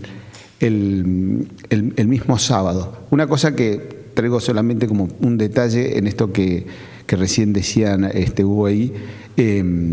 Nosotros el sábado a la mañana salimos a hacer una pequeña recorrida y en una plaza vimos dos muchachos corriendo rápido y dijimos, ¿qué les pasará? Y estaban haciendo pasadas gimnásticas. En un momento nos paramos y dijimos, a ver, estos chicos están corriendo, paramos, y cuando paramos estaban, y se pararon allí, tomaron los tiempos y volvieron. Dijimos, ¿qué les pasa a esta gente? Había sido al día siguiente, ¿no? Que no digo que está bien, capaz que se están preparando para una maratón y qué sé yo, pero nos llamó la atención que ese mismo sábado a la mañana había dos personas como en otra dimensión, ¿no? Haciendo pasada y se tomaban los tiempos y paraban y quedamos así. En un momento le íbamos a preguntar, pero no nos dio para eso. Bueno, hicimos un poco el recorrido ese y organizamos ahí en el Centro Comunitario San Roque un centro de ayuda, diríamos, de acopio y de distribución. Nosotros teníamos un contacto con organizaciones con las que venimos trabajando y con algunas que se sumaron. En general, Cáritas trabaja, digamos, por lo menos la diocesana, no directamente con la gente, sino con las estructuras caritativas de las parroquias y con organizaciones con las que viene trabajando ya hace mucho tiempo y con algunas que se fueron sumando. Entonces, la idea era poder recibir algún tipo de donación y esa donación poder destinarla a la organización y de la organización que pueda llegar a la gente. Nos parecía una estrategia básica y lógica y nos parecía una cosa interesante para poder, más que nada, hacer que lleguen las cosas a su destino. El Centro Comunitario San Roque está en Stonewall 2300, así que de ese lado de la ciudad no había sido afectada estrictamente con la inundación, mayoritariamente. A pocas cuadras ahí sí estaba el canal, donde sí había sido afectado, y bueno, y todo un grupo de lugares y espacios donde lo que nos complicó un poco al principio era poder pasar para el otro lado y cruzar. Pero por otro lado, estaba bueno porque el ingreso de algún vehículo con mercadería lo podía hacer por el lado de la zona norte. Entonces, en ese lugar organizamos un poco la situación. También, como decía Romina, al principio la idea fue bajar mercadería, bajar las cosas que se donaban y de ahí empezar a distribuir. Lo que nos fue pasando también es que a la medida que la gente se empezó a enterar de que el espacio estaba, se empezó a hacer como una especie de cola para recibir alguna mercadería. Entonces, a los pocos días ya empezamos a organizar de otra manera la estrategia de trabajo dentro del Centro Comunitario San Roque. Teníamos entonces una cocina que a la tarde entregaba viandas, un espacio donde la gente, un grupo de voluntarios también anotaba la gente para los pedidos de pequeñas cosas que se fueron entregando, otro espacio donde se entregaban frazadas y colchones y otro espacio donde juntábamos volúmenes más grandes de mercadería y organizábamos para que esos volúmenes sean distribuidos a las distintas organizaciones. Nosotros, más allá de las Cáritas parroquiales acá, que algunas fueron afectadas, son 22, y entre las organizaciones nosotros contábamos con unas 40 organizaciones, o sea, entre todos eran unas 40. Llegamos a coordinar ahí más de 100 organizaciones, grupos, organizaciones barriales, clubes y a pequeños grupos de gente que se juntaba y se organizaba para eso. En esa dinámica fuimos tratando de ver cómo respondíamos a esa situación y cómo y de qué manera al final del día lo que podíamos decir era que todo lo que habíamos recibido lo habíamos destinado rápidamente. Si no era en el primer día, era en el segundo. A medida que fue pasando, también recibimos una colaboración de la Cooperativa Obrera, que también no solo nos ayudó, digamos, con el tema de mercadería y eso, sino que en la disposición de la estrategia del gimnasio que tiene la gente del centro comunitario, de estrategia de cómo ubicar las cosas para darle funcionalidad al recorrido de la entrega, de lo que sale por un lado, de lo que sale por otro, que insisto con esto, o sea, teníamos un poco la experiencia de la catástrofe pasada y entonces había un montón de cosas que, más allá de las discusiones que teníamos, por decir así, estaban como de alguna manera pensadas y comparto también lo que decía Hugo hoy, cuando uno tiene como una especie de gimnasia en alguna cosa, las primeras cosas que le salen, que es ¿qué hago? Recurre, digamos, a lo que ya sabe, ¿no? Y me parece que esa gimnasia y ese adiestramiento nos permite ir a la segunda discusión. Hago un paréntesis también acá, nosotros en casa tenemos un menú diario, lunes, martes, todo empezó porque a la pregunta ¿qué comemos hoy? Mis hijos dijeron, pongamos un menú, y entonces nos olvidamos, ya sabemos qué comemos todos los días. Entonces nadie pregunta eso y hay como un relajo mental a la pregunta esa, ¿no? Entonces uno llega y ya sabe qué hay. Bueno, acá pasó algo parecido, ¿no? Sabíamos qué teníamos que hacer, había que organizar eso. Y entonces me parece que fue también una descarga emocional bastante fuerte, porque ahora a ver cómo lo organizamos, que no es que tampoco era más fácil, porque era una cosa bastante complicada. Nosotros ahí pusimos brevemente lo que pasó. Esto es los primeros casi 18 días, desde el 9 hasta el 20 y pico, 22 de marzo, ahí está. Se recibieron y descargaron 53 vehículos grandes con donaciones y recursos esenciales. Fueron alrededor de casi 30 camiones, todo con voluntarios. Llegó a haber casi 500 voluntarios en el centro comunitario. En algunos casos también recibimos la colaboración de algunas empresas de logística para descargar con los SAMPI y todos esos aparatos, y la mayoría de las veces había muchos chicos de universidad que estaban ahí, como no estaba la universidad, entonces hacían uso de su juventud para bajar camiones, y bueno, ahí tuvimos una ayuda muy grande. Cuando se empezaron a organizar, cuando nos empezamos a organizar, cuando empezamos a dejar de distribuir más a las organizaciones y vimos que la cola de la gente se hacía cada vez más grande, empezamos a armar kit de comida y de higiene, y se distribuyeron también 10.240 kits de alimentos, productos de limpieza y higiene personal a las familias afectadas, y a un montón de familias que se empezó a acercar porque esto golpea en un contexto también crítico social, ¿no? Entonces, o sea, la gente por ahí se empezaba a acercar y nos decía, a mí no me afectó el agua, dice, pero yo necesito esto. Y bueno, lo empezamos a entregar igual. O lo mismo nos pasó con las frazadas, o nos pasó lo mismo con los colchones, o con algunas camas. Nos fuimos, les dimos prioridad a la gente que había sido afectada, pero por otro lado, cuando eso no se movía, rápidamente lo fuimos gestionando. 521 entregas comunitarias entre cáritas parroquiales, comedores, escuelas, iglesias e interinstituciones. Tenemos una cercanía también con otras confesiones religiosas con las que venimos trabajando mucho. Se abrieron los que acompañamos nosotros, por lo menos 18 comedores, entre algunos que ya estaban y otros que se abrieron ahí localmente o temporariamente. Tuvimos un convenio con algunos frigoríficos, con algún carnicero que le fuimos comprando carne y pollos, diríamos, entre donación y compra. También sabíamos que lo que tratamos de entender nosotros es que que no todo es donación, sino que también está bueno comprar para activar, digamos, la cuestión económica, más que nada a los espacios barriales.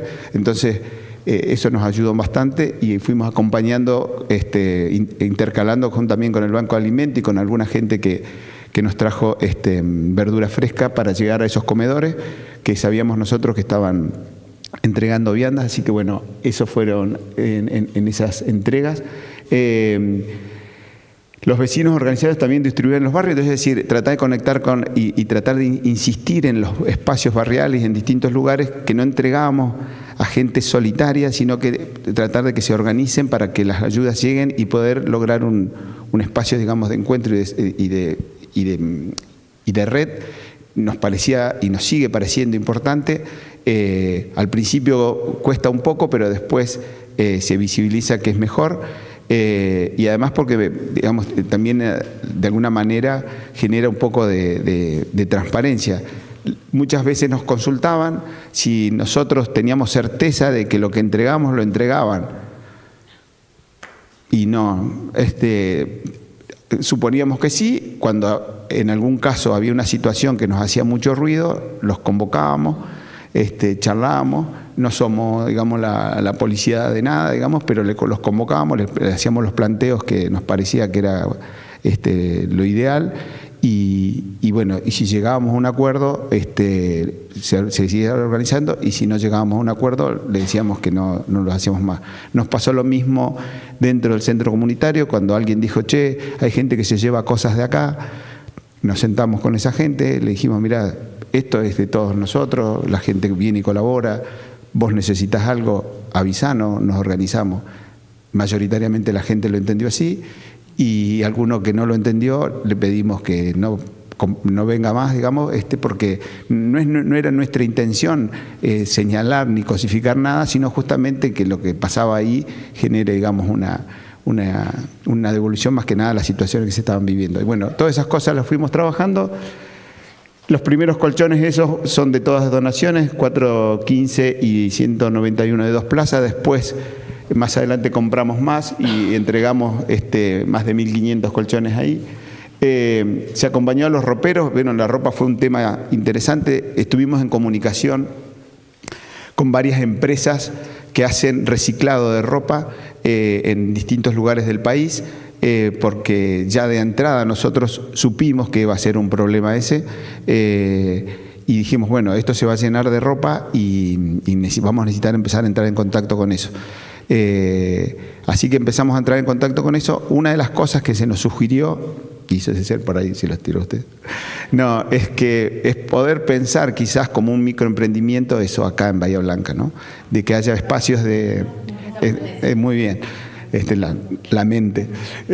No, y se nos sugirió eso porque si no, los volúmenes son grandes, pero también, como es... digamos, todos los traslados, todo eso, y estaría bueno quizás pensar en una estrategia de eso. La otra estrategia que conseguimos nosotros fue hacer que familias se lleven bolsones a sus casas. Les mentíamos un poco, ¿sí? Porque, por ejemplo, ella decía, yo 2 bolsitas me puedo llevar para seleccionar, hacer un lavar, ver qué sirve, qué no sirve, y ¿cómo es? Y después, una vez que teníamos esa clasificación, nosotros sí poder distribuir. Les llevábamos más de 2, pero bueno. Bueno, y esos los comedores, la asistencia a más de 50 barrios, la zona afectada, y los más de 500 voluntarios. Cáritas Nacional intervino también, abrió una colecta a nivel nacional para poder acompañar esto y poder seguir avanzando. Nosotros insistimos que hay un montón de cosas para hacer. Los equipos de vivienda y los equipos de economía solidaria seguimos trabajando en eso. La primera fase fue esta, la segunda fase la cerramos ahora en mayo, y ahora nos queda todo otro trabajo muy grande que los equipos que vienen haciendo un diagnóstico en lo que es mejoramientos habitacionales y el equipo, digamos, de acompañar a microemprendimientos y a emprendedores que han perdido la capacidad de producir, y seguir estando con las Cáritas más que nada y con afecciones que van teniendo y que van surgiendo, como recién decían, digamos, posteriormente a todo esto. Simplemente y finalmente, los detalles más interesantes también tienen que ver en esto de la ayuda, que mejor ayuda es la que se organiza, con el hecho de que mucha gente de muchos lugares del país nos llamaba para hacer una donación, y hasta de ministerios y de espacios gubernamentales de otros lugares a nosotros, porque querían garantizar la entrega de las cosas. Entonces, como yo a Romina la conozco, les decía muchas gracias todo, y les pasaba el contacto de la secretaria de Políticas Sociales, porque yo le digo, bueno, no, por esto le digo, pero si ustedes son el Estado y no confían en la estructura del Estado, me parece que es una... entonces, bueno, insistir con esa cuestión y con el hecho de que puede ser verdad que uno pueda confiar más en una institución que en un espacio estatal, pero creíamos que lo ideal es que, toda la comunidad está acompañando, toda la comunidad está asistiendo, y nos parecía que esto era clave. Bueno, para ir cerrando simplemente, seguimos creyendo que la mejor estrategia es la organización, y que me parece que cuando las distintas organizaciones y con el Estado encontramos vehículos y mecanismos de organización, que insisto que los tenemos y que los tenemos que seguir trabajando para que se aceiten cada vez más, me parece que la comunidad también se anima a creer y se anima también a sentirse esperanzada y sentir el apoyo que decía Hugo hoy para poder ir resolviendo los problemas que va teniendo. No sé quién. Bien, bueno, muchas gracias Miguel por el aporte, por este trabajo articulado. Por ahí resalto lo que decía también al final.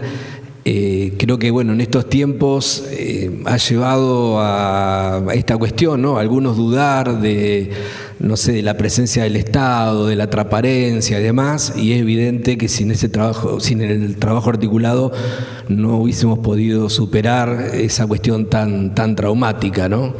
Es una cuestión para resaltar.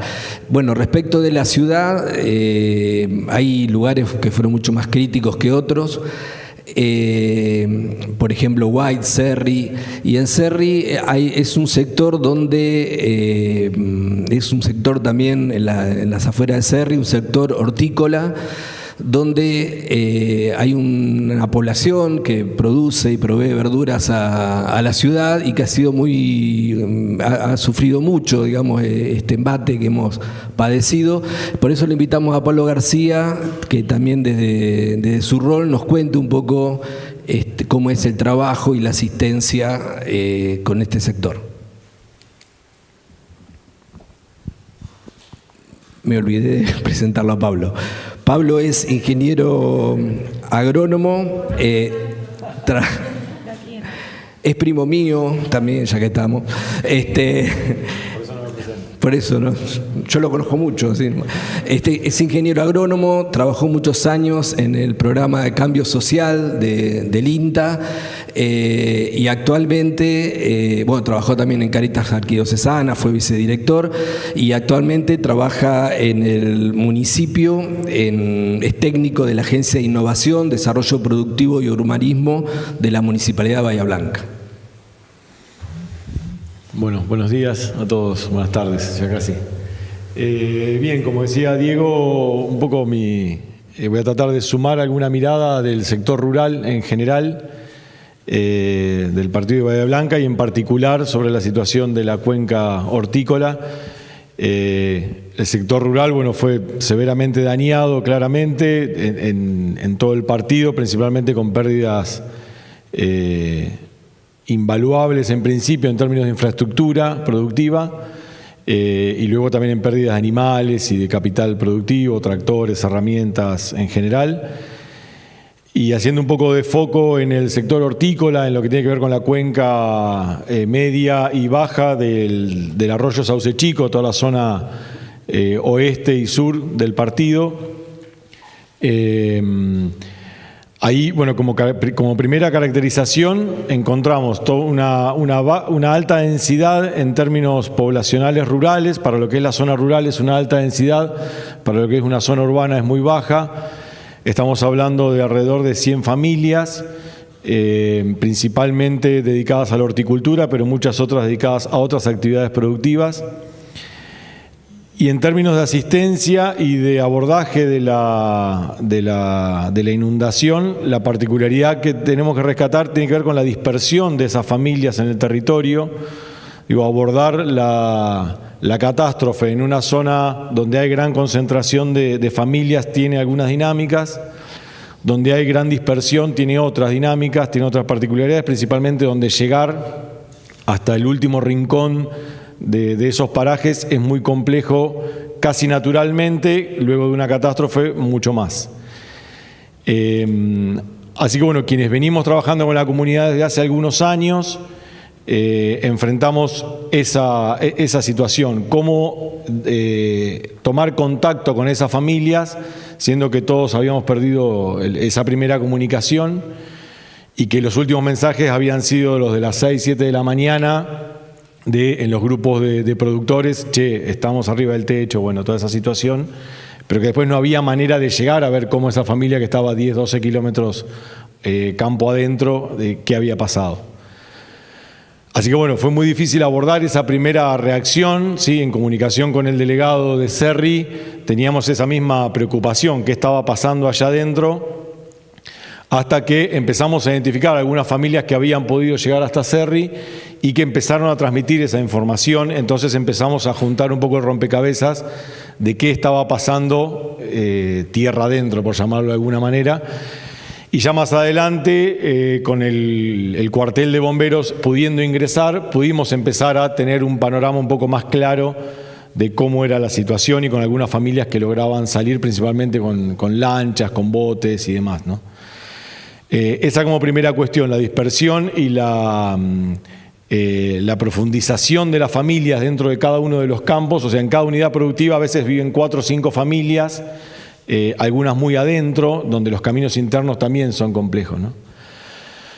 Hubo 2 niveles de abordaje. Uno, el primero obviamente con las necesidades básicas, alimentos, agua, alojamientos, si las familias estaban bien, si podían volver a las casas, un poco la dinámica de todas las áreas.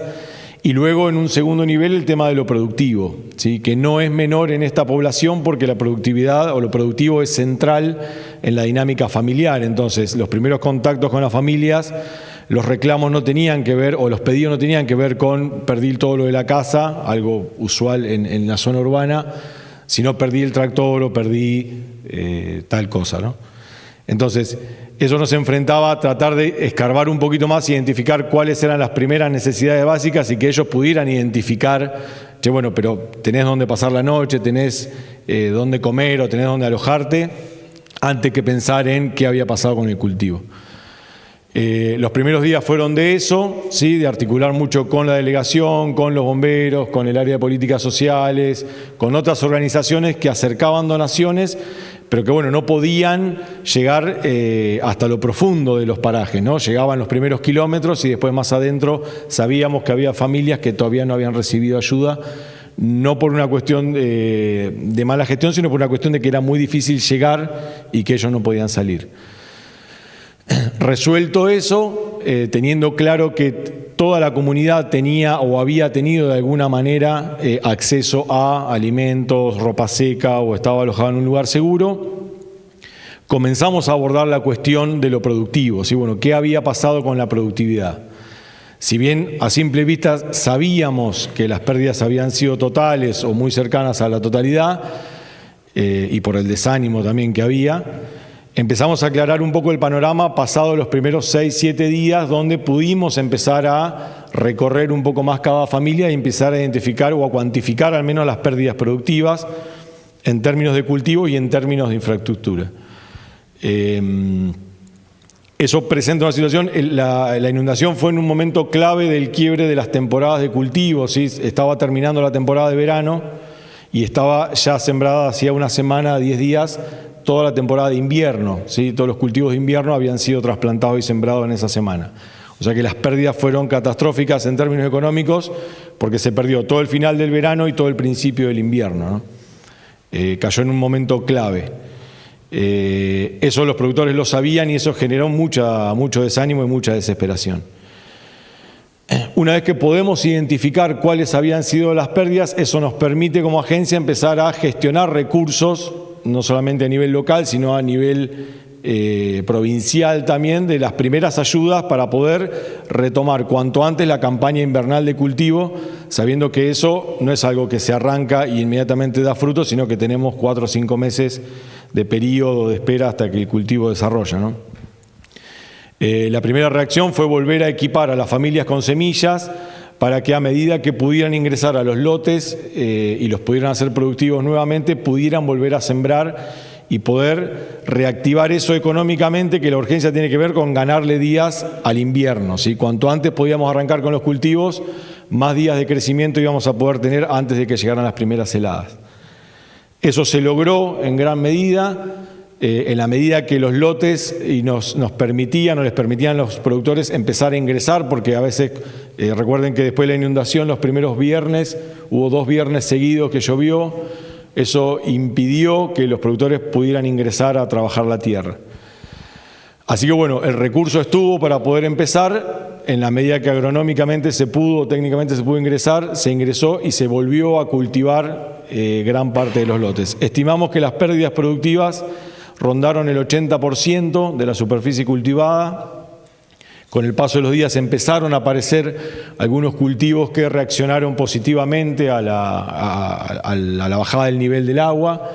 Eso fue esperanzador porque bueno, lo que se daba por perdido en los primeros días logró que se reflote y que pueda haber un ingreso.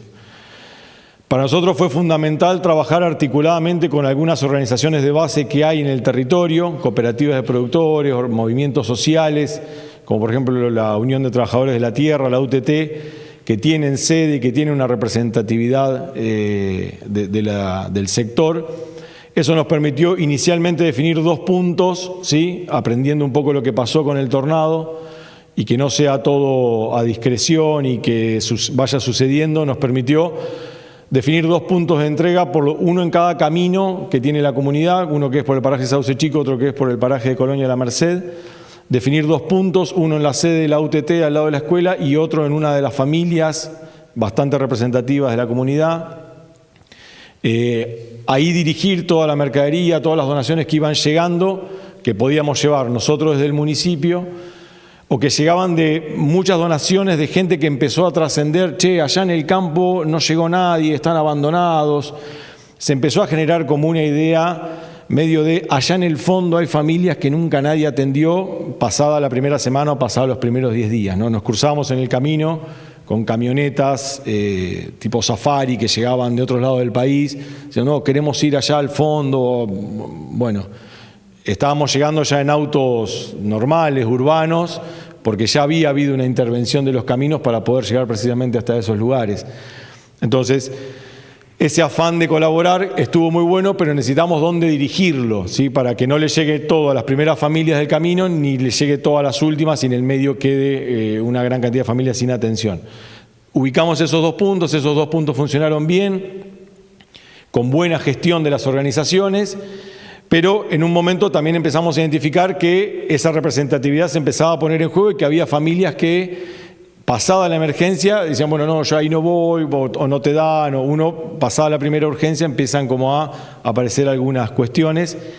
Y allí es donde desde el municipio planteamos, bueno, necesitamos abordar esto globalmente, más homogéneamente, y no dependiendo tanto de una u otra organización. Allí es donde trabajamos articuladamente con la gente de políticas sociales, y al haber podido establecer un buen listado abarcativo de todas las familias que componen esta comunidad, pudimos definir momentos de entrega ya una vez recuperada la escuela como centro de referencia de la comunidad y como centro neutral, y empezar a hacer entregas de alimento allí en conjunto con la gente de políticas sociales y en conjunto con la gente del área de salud para intervenir también esa cuestión desde la unidad sanitaria de Cerri, poder abordar comunitariamente, bueno, qué estaba pasando, ¿no? Eso ganamos mucho terreno porque nos permite llegar homogéneamente a todas las familias que tienen distintos tipos de comunicación. Uno son los titulares de las unidades productivas con quienes veníamos teniendo contacto cotidiano desde el área de producción, pero aparece un actor que es el porcentajero, el trabajador que está bajo el contrato de mediería, que muchas veces no está registrado, o la totalidad de las veces no está registrado, que es de una dinámica transitoria en el territorio, que viene por unos meses, que se va, que cambia y está un tiempo acá y se va a otra quinta. Identificar esa familia es complejo, muchas veces no sabemos dónde está, si está trabajando en este lugar o en el otro. Entonces, con la escuela, con la pastoral migratoria, con la gente de la delegación, identificamos bien dónde estaba cada familia, afinamos mucho la comunicación para poder decirle, tal día vamos a estar entregando alimentos en la escuela y que llegue a todos y que eso sea homogéneo y que sea abarcativo. Bueno, para nosotros eso es un paso muy grande en el acompañamiento de la comunidad porque hoy podemos llegar con insumos productivos a determinadas familias que conducen la producción, pero también llegar con ayuda social a través de políticas sociales, de la delegación, del área de salud, a todas las familias que componen la cuenca, ¿sí? Estamos hablando entre 90 y 100 familias, muchas dedicadas a la horticultura, pero muchas dedicadas a otras producciones o incluso familias que viven ahí y que no tienen ninguna producción, ¿sí?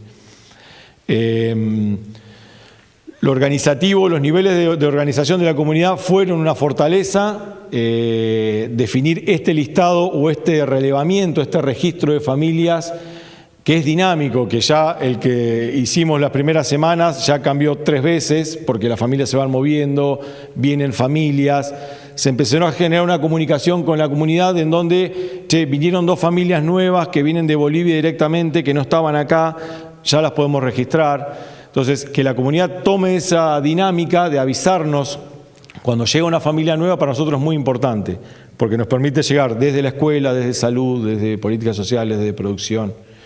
El abordaje es mucho más completo. Y después, bueno, en este andar aparecen nuevos desafíos, ¿sí? Al conocer mucho más la comunidad, si bien particularmente venimos trabajando con la comunidad hace muchos años, en estas catástrofes aparecen nuevas dinámicas, ¿no? Se plantean como nuevas dinámicas, nuevas redes, nuevos conflictos, que es necesario que los vayamos abordando. Creemos que fortalecer las redes de organización existentes es fundamental. Creo que nosotros como municipio podemos contribuir ampliamente a que eso ocurra, ¿sí? Facilitar que la comunidad se siga organizando, pero garantizar que los recursos sean homogéneos. Eso para mí es fundamental, porque la organización suma muchísimo, permite multiplicar los brazos del Estado, pero tenemos que estar siempre atentos a que esa organización sea representativa al 100%, ¿no? Porque una familia que nos queda sin atención en el fondo del paraje es una familia con chicos, con abuelos, bueno, ¿no? Mantener actualizado este registro para nosotros es fundamental, y haber recuperado inmediatamente la agenda productiva también, porque es una comunidad que no va a tener ingresos económicos durante los próximos 4 meses, y el próximo ingreso económico fuerte empieza a ser en septiembre. O sea, tenemos una comunidad que no es que invierte en un capital, en un recurso, en un insumo, viene y lo empieza a vender mañana, no es el comercio, ¿sí? Que una vez recuperada la estructura, toma de vuelta el bien y lo empieza a comercializar a los días. Acá la gente está trabajando, está cultivando, pero no le va a haber frutos a eso hasta dentro de 4 o 5 meses. Entonces, necesitamos estar presentes ahí, lo estamos haciendo. Necesitamos estar atentos a qué cosas, a qué emergentes van sucediendo en la comunidad, porque esta dinámica tiene que ver con familias que se fueron, pero familias que empezaron a volver, porque trabajo hay. Lo que no va a haber es ingreso económico, ¿sí? Y recuperar rápidamente la agenda productiva en términos de potenciar un cinturón hortícola, que veníamos con una agenda de planificación fuerte, de recuperar la superficie cubierta bajo invernadero que se había perdido en el tornado, de potenciar el acceso al agua, de mejorar la eficiencia productiva. Esa agenda la queremos recuperar rápidamente, con acceso al crédito, con acceso a subsidios productivos. Estamos un poco trabajando en eso, pero sin desatender la integralidad de la cuestión de los insumos básicos en una comunidad que va a estar detenida económicamente por un tiempo, ¿no? Eso como para marcar un poco la ruralidad de la comunidad hortícola y de los pequeños productores familiares. Bueno, le agradecemos a Pablo también el aporte, también para ver desde otro lugar, ¿no? Ya desde un contexto rural, ¿no? Cómo incidió la inundación y cómo vamos acompañando. Bueno, la intención también es ver desde la realidad educativa cómo se fue acompañando todo este proceso, así que le pedimos a Juliana Miller. Ella es profesora en Ciencia de la Educación y Filosofía y directora del Departamento del Profesorado de Filosofía, y a Ana Samuel, que es coordinadora de Pastoral y también directora del Profesorado de Educación Primaria, ambas del Instituto Juan 23, viene en representación también de Salesianos Bahía, ¿no? Todas las casas salesianas, obras salesianas de Bahía Blanca, para que nos cuenten también un poco su experiencia. Bueno, muchas gracias. Como dice Diego, esto tiene que ver con compartir un poco una experiencia y de algún modo muchas intuiciones que fuimos construyendo. Fue un desafío poder presentarnos acá, porque en realidad nos permitió sistematizar algunas ideas que veníamos compartiendo en Salesianos Bahía y también a nivel de las casas, y por eso lo presentamos a modo de proceso, ¿no? Es algo que sabemos que vamos a continuar formalizando estas ideas, sistematizándolas a partir de este rico intercambio. Como decía Diego, Salesianos Bahía está constituido a través de la presencia de las casas salesianas de Bahía Blanca, ¿sí? Forman parte de Salesianos Bahía, la Casa Salesiana La Piedad, la Casa Salesiana Don Bosco, la Casa Salesiana de Emaús y la Casa Salesiana de Educación Superior, que está constituida por el Juan 23 y la Universidad Salesiana, ¿sí? Entonces esto nos permite tener de algún modo o pensar en una unidad orgánica, ¿sí?, que tiene intervención directa en todos los niveles educativos, desde el nivel inicial, la educación secundaria, nivel medio, la educación secundaria técnica, ¿sí?, la educación superior, y a su vez en todo lo que tiene que ver con el territorio parroquial, ¿sí?, en la parroquia La Piedad. Entonces, este anclaje territorial desde las instituciones educativas y a su vez desde la presencia salesiana propiamente en el barrio Noreste. Ahora después vamos a compartir un poco en dónde tuvimos o dónde fuimos transitando esta situación emergente, de catástrofe que se presentó, y bueno, cómo pudimos también pensar el impacto al interior de nuestras instituciones educativas, ¿no?, contemplando este abanico tan amplio de todos los niveles. Porque como compartimos y veníamos diciendo, cada quien transitó la catástrofe desde la experiencia vital. Entonces fue un desafío también poder alojar y pensar cómo esto atravesó a nuestras instituciones educativas y barriales, ¿sí?, porque también forman parte de este anclaje territorial muchas otras instancias de intercambio y de experiencia comunitaria que tenemos en el territorio. Siempre desde el irrenunciable, ¿no?, de que entendemos y pensamos la educación a través de proyectos que se desarrollan desde, con y en el territorio, ¿sí?, en el territorio en el cual están nuestras instituciones educativas y en el territorio en el cual nos desarrollamos y desplegamos.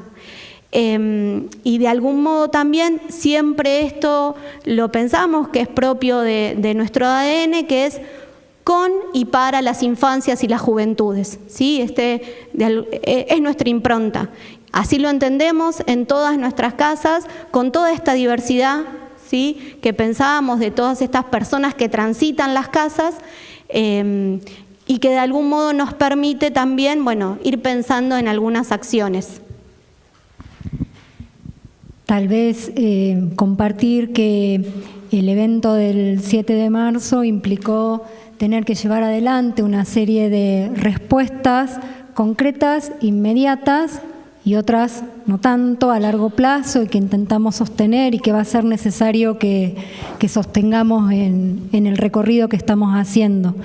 Si podemos compartir un segundito, un videíto chiquitito que un poco resume, ¿no?, estas acciones tan múltiples que compartíamos.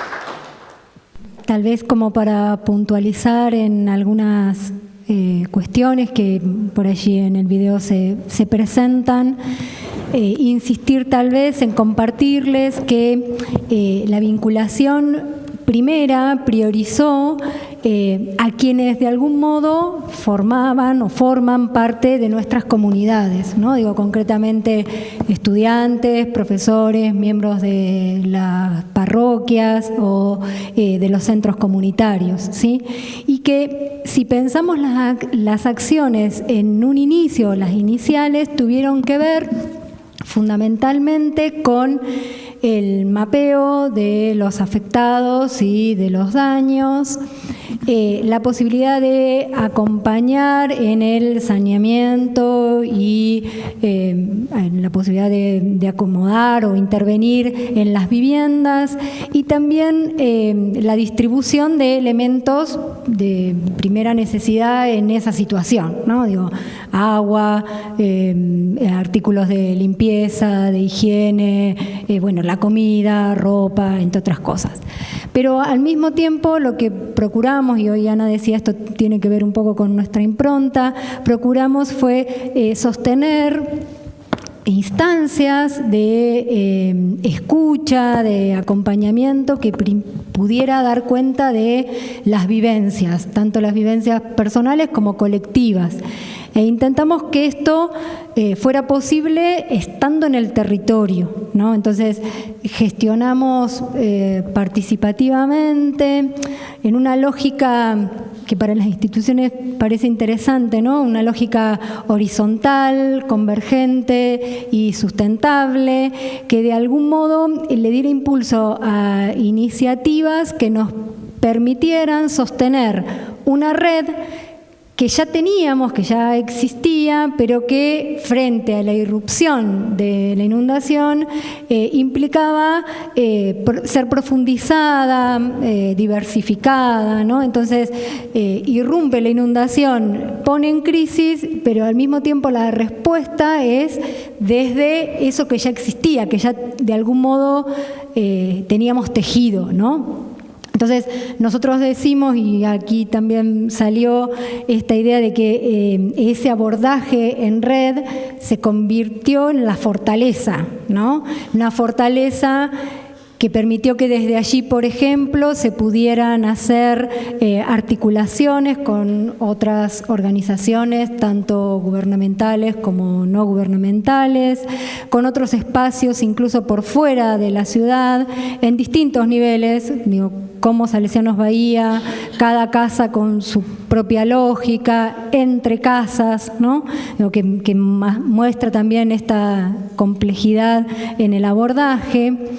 Y es cierto además que al enfrentar la situación tuvimos que mirar hacia adentro de cada casa y con esa misma originalidad qué pasaba con las tramas vinculares, ¿no? Porque de algún modo no solo había que manifestarse hacia afuera, sino consolidar una acogida que permitiera que desde ahí las acciones concretas pudieran darse, ¿no? Fundamentalmente porque, bueno, los que constituimos las comunidades, muchos de ellos se vieron afectados y, bueno, también esto había que poder acompañarlo de algún modo. En respecto de lo que por allí aparecía como algunas dificultades, bueno, claramente fue darnos cuenta y asumir limitaciones, bueno, materiales, ¿no? Y de conocimientos concretos respecto de cuál es la respuesta más adecuada o los intentos de respuesta adecuados frente a algo que irrumpe y que resulta como inusual, ¿no? Para ponerle o para poder decirlo de algún modo. Y entonces esto que nosotros decimos es una fortaleza que tiene que ver con ese trabajo en red, también es algo sobre lo que creemos y pensamos tenemos que seguir trabajando en términos de que esa red que ya está constituida pueda en tiempos normales o habituales, digamos, no sé si normales, nos permita responder con mayor fluidez frente a otras situaciones de crisis, ¿no? y quizás pensando un poco en, bueno, qué nos desafía en miras al futuro. Tal vez tiene que ver con esto de poder pensar al interior de Salesianos Bahía el desarrollo de protocolos conjuntos, que en estas instancias, tanto del temporal de diciembre del 23 como en la inundación, surgieron y se desarrollaron en primera instancia de modo intuitivo. Creemos que, bueno, podemos seguir trabajando en esto, ¿no? Y protocolos que impliquen pensarnos al interior de las casas, en toda esta diversidad que presentábamos, como también fortalecer nuestros vínculos con las organizaciones, desde lo gubernamental, desde las instancias no gubernamentales, porque nuestro trabajo en territorio implica estar presentes en bueno, los distintos sectores con los cuales articulamos, que tienen que ver, por ahí el video lo presentaba, ¿no? Un poco en el barrio, anclados en el barrio noroeste, también en el 9 de noviembre, ¿sí? Entonces todas esas cuestiones nos implican, bueno, fortalecer esos protocolos y profundizarlos, mejorarlos, pensarlos en proyección, ¿sí? A su vez también trabajos de capacitación, de formación al interior de las casas, donde de algún modo nos permita intercambiar buenas prácticas, ¿sí? No tenemos un número, incluso nosotras pensábamos, bueno, venimos en representación de Salesianos Bahía y hay cuestiones que quizás si nos preguntan tal vez desconocemos y vamos a tener que charlar con Diego, que también nos acompaña, porque somos muchos y muy diversos, y tal vez desde esa lógica es digamos, eso es lo que nos enriquece, pero también nos desafía a pensar, bueno, ¿cómo acompañamos estos procesos de formación y intercambio de estas buenas prácticas que llevamos adelante y que también en proyección nos implican pensar desde el territorio con, bueno, nosotros no vamos al territorio a llevar solamente asistencia, digamos, nuestra presencia en el territorio tiene que ver con poder aprender desde ahí, ¿no? Por eso somos instituciones educativas, por eso también nuestra misión tiene que ver con esta impronta de la mirada de, bueno, la educación como derecho y como espacio de transformación. Y vamos allí con estudiantes, con docentes, con las diversas personas que transitan tanto los espacios parroquiales como las instituciones a aprender, a encontrarnos con personas diversas, al igual que nosotros, y desde allí poder construir juntos tal vez un recorrido, ¿sí? Compartir un recorrido. Y a su vez también pensamos esto al interior y de como fortaleza la originalidad de las casas, ¿no? Originalidad en esto de lo particular que tiene cada casa salesiana. Entonces, en esta particular que tiene cada casa salesiana, bueno, ¿cuáles son esos proyectos que se vuelven sensibles a la vida de esa comunidad, ¿no? Proyectos que sean situados, proyectos que permitan abordajes pertinentes, ¿sí? Y sustanciales en aquella necesidad que la casa está, digamos, en ese momento transitando. Entonces, vieron estos niveles cómo juegan, ustedes quienes presentaban antes y seguramente quienes continúen, es algo que tenemos que pensar, no es indistinto, ¿no? Digo, bueno, ¿cómo nos pensamos al interior? ¿Cómo nos pensamos en la articulación y hacia afuera?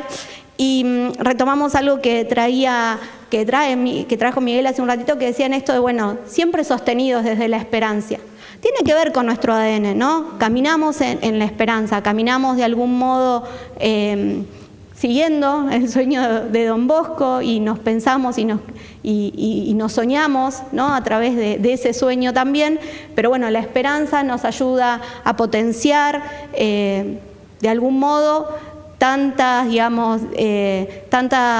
energía y tanta experiencia proactiva en la colaboración, ¿no? en el poder pensarnos con otros y a su vez que se transforme en cuestiones reales, ¿no? Buscamos promover instancias reales de intervención y bueno, eso es lo que nos sostiene, ¿sí? Inicialmente desde allí seguimos soñando con caminar en nuestras casas desde esta lógica.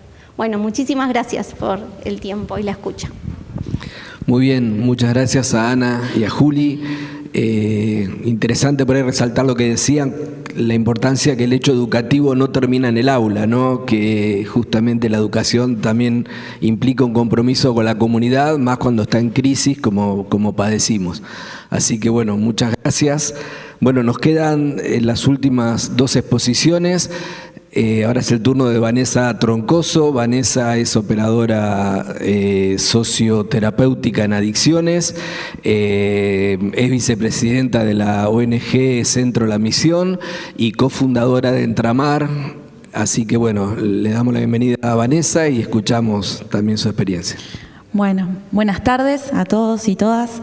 Bueno, un poco contarles, partiendo de la base de qué hace nuestra ONG, que quizás no todos la conocen. La ONG Centro La Misión surge en el año 1999 y a partir de allí nuestro trabajo central y principal tiene que ver con la prevención, el acompañamiento y la capacitación en temáticas vinculadas a los consumos problemáticos y violencias.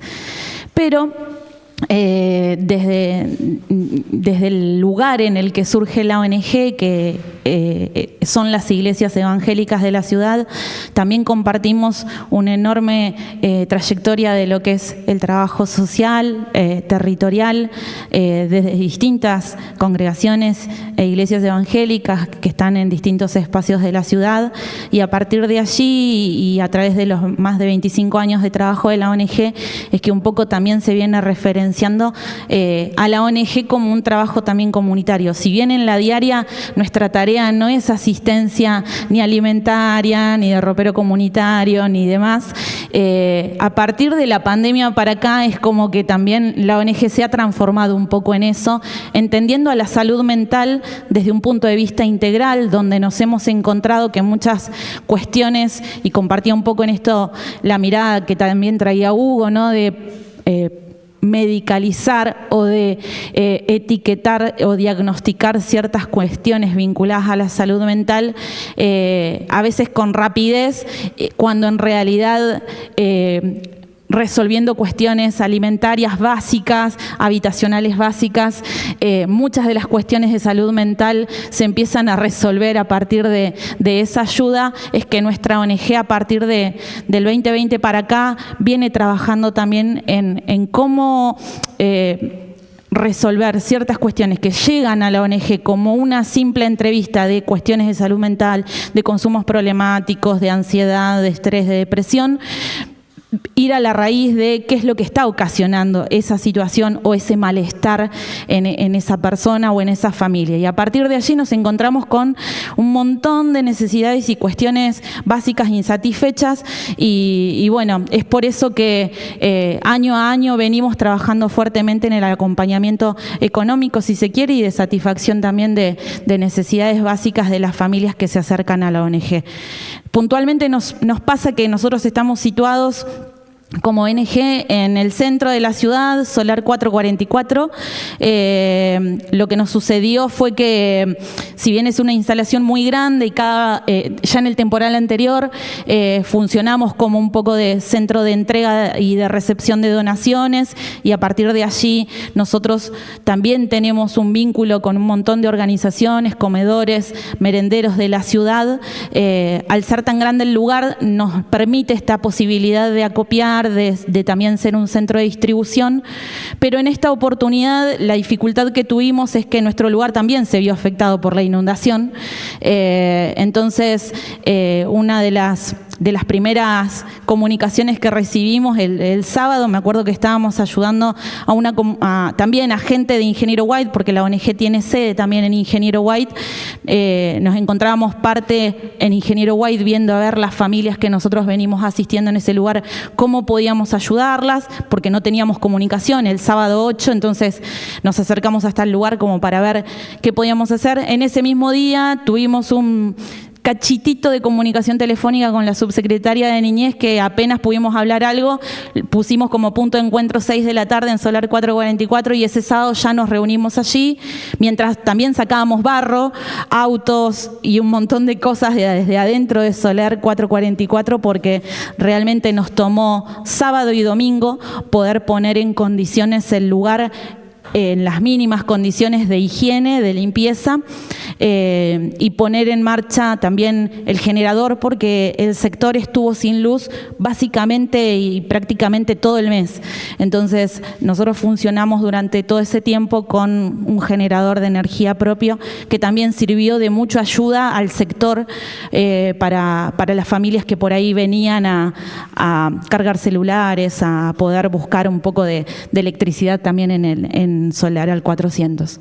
Nosotros, ese primer llamado que tuvimos con la subsecretaria, que fue el sábado a la tarde, rápidamente nos organizamos, nos pudimos encontrar y un poco fue ver cuál era el estado de situación y poder generar desde Solar un punto caliente. Fue lo primero que nosotros empezamos a trabajar. Como punto caliente, básicamente ese mismo sábado y domingo estuvimos repartiendo viandas, y a partir de allí y durante un mes completo, a partir del 10 de marzo, que pudimos tener en condiciones nuestra cocina para poder cocinar ahí mismo, hasta el 10 de abril se repartieron un promedio de 400 y 500 viandas de alimentos al mediodía y a la noche. En esto también tuvimos la colaboración del Instituto Pedro Goyena, que durante de lunes a viernes ellos aportaban también desde los mismos estudiantes que iban y cocinaban en el instituto un refuerzo de 100 viandas que también pudimos aportar a lo que se estuvo realizando.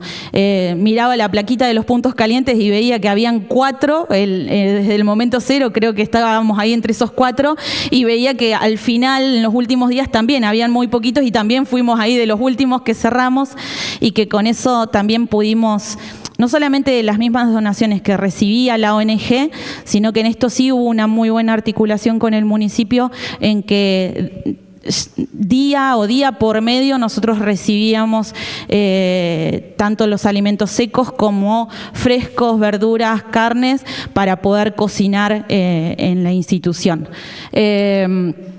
También, bueno, indistintamente de esa articulación que fue con el municipio, la ONG y la Iglesia Pueblo Nuevo, nosotros pudimos organizarnos con un equipo de logística que fuimos quienes estuvimos organizando un poco la recepción de las distintas donaciones que llegaron de distintos puntos del país. Los primeros días fue bastante complejo por esto de que no podían ingresar los camiones de donaciones que llegaban, y ahí fue donde sí las donaciones económicas y lo que ya teníamos, que creo que esto fue una ventaja porque nosotros teníamos mercadería y teníamos ropa.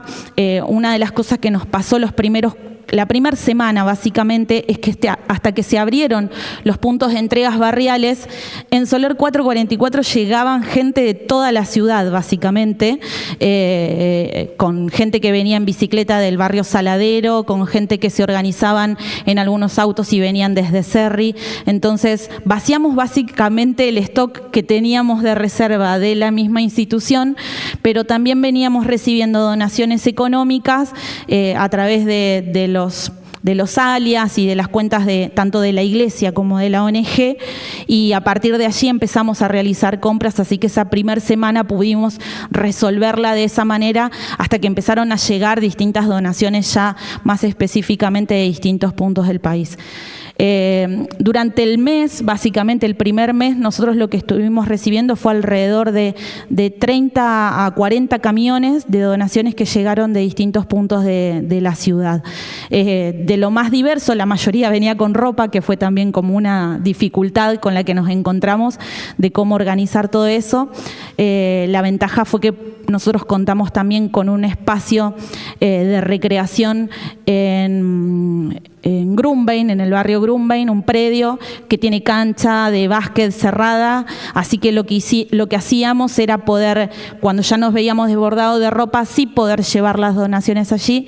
De hecho, hace poquito salieron 2 camiones a lo que es Zárate y Campana, con donaciones de ropa que también teníamos de allí, pudimos asistir. Hace un mes atrás también a una comunidad en San Luis que se fue a distribuir también este tipo de ropas, así que fue importante importante no descartar nada, sino también tener un lugar de acopio para poder en algún punto poder asistir a otros lugares del país que quizás también están atravesando estas mismas situaciones. En general, nosotros fuimos centro de recepción, pero también de entrega. Mucha gente que la entrega se hacía un poco, escuchaba también a lo que compartía desde Cáritas y nos tocó trabajar mucho también en conjunto y de manera articulada con Rodrigo Vivallo de Red Solidaria.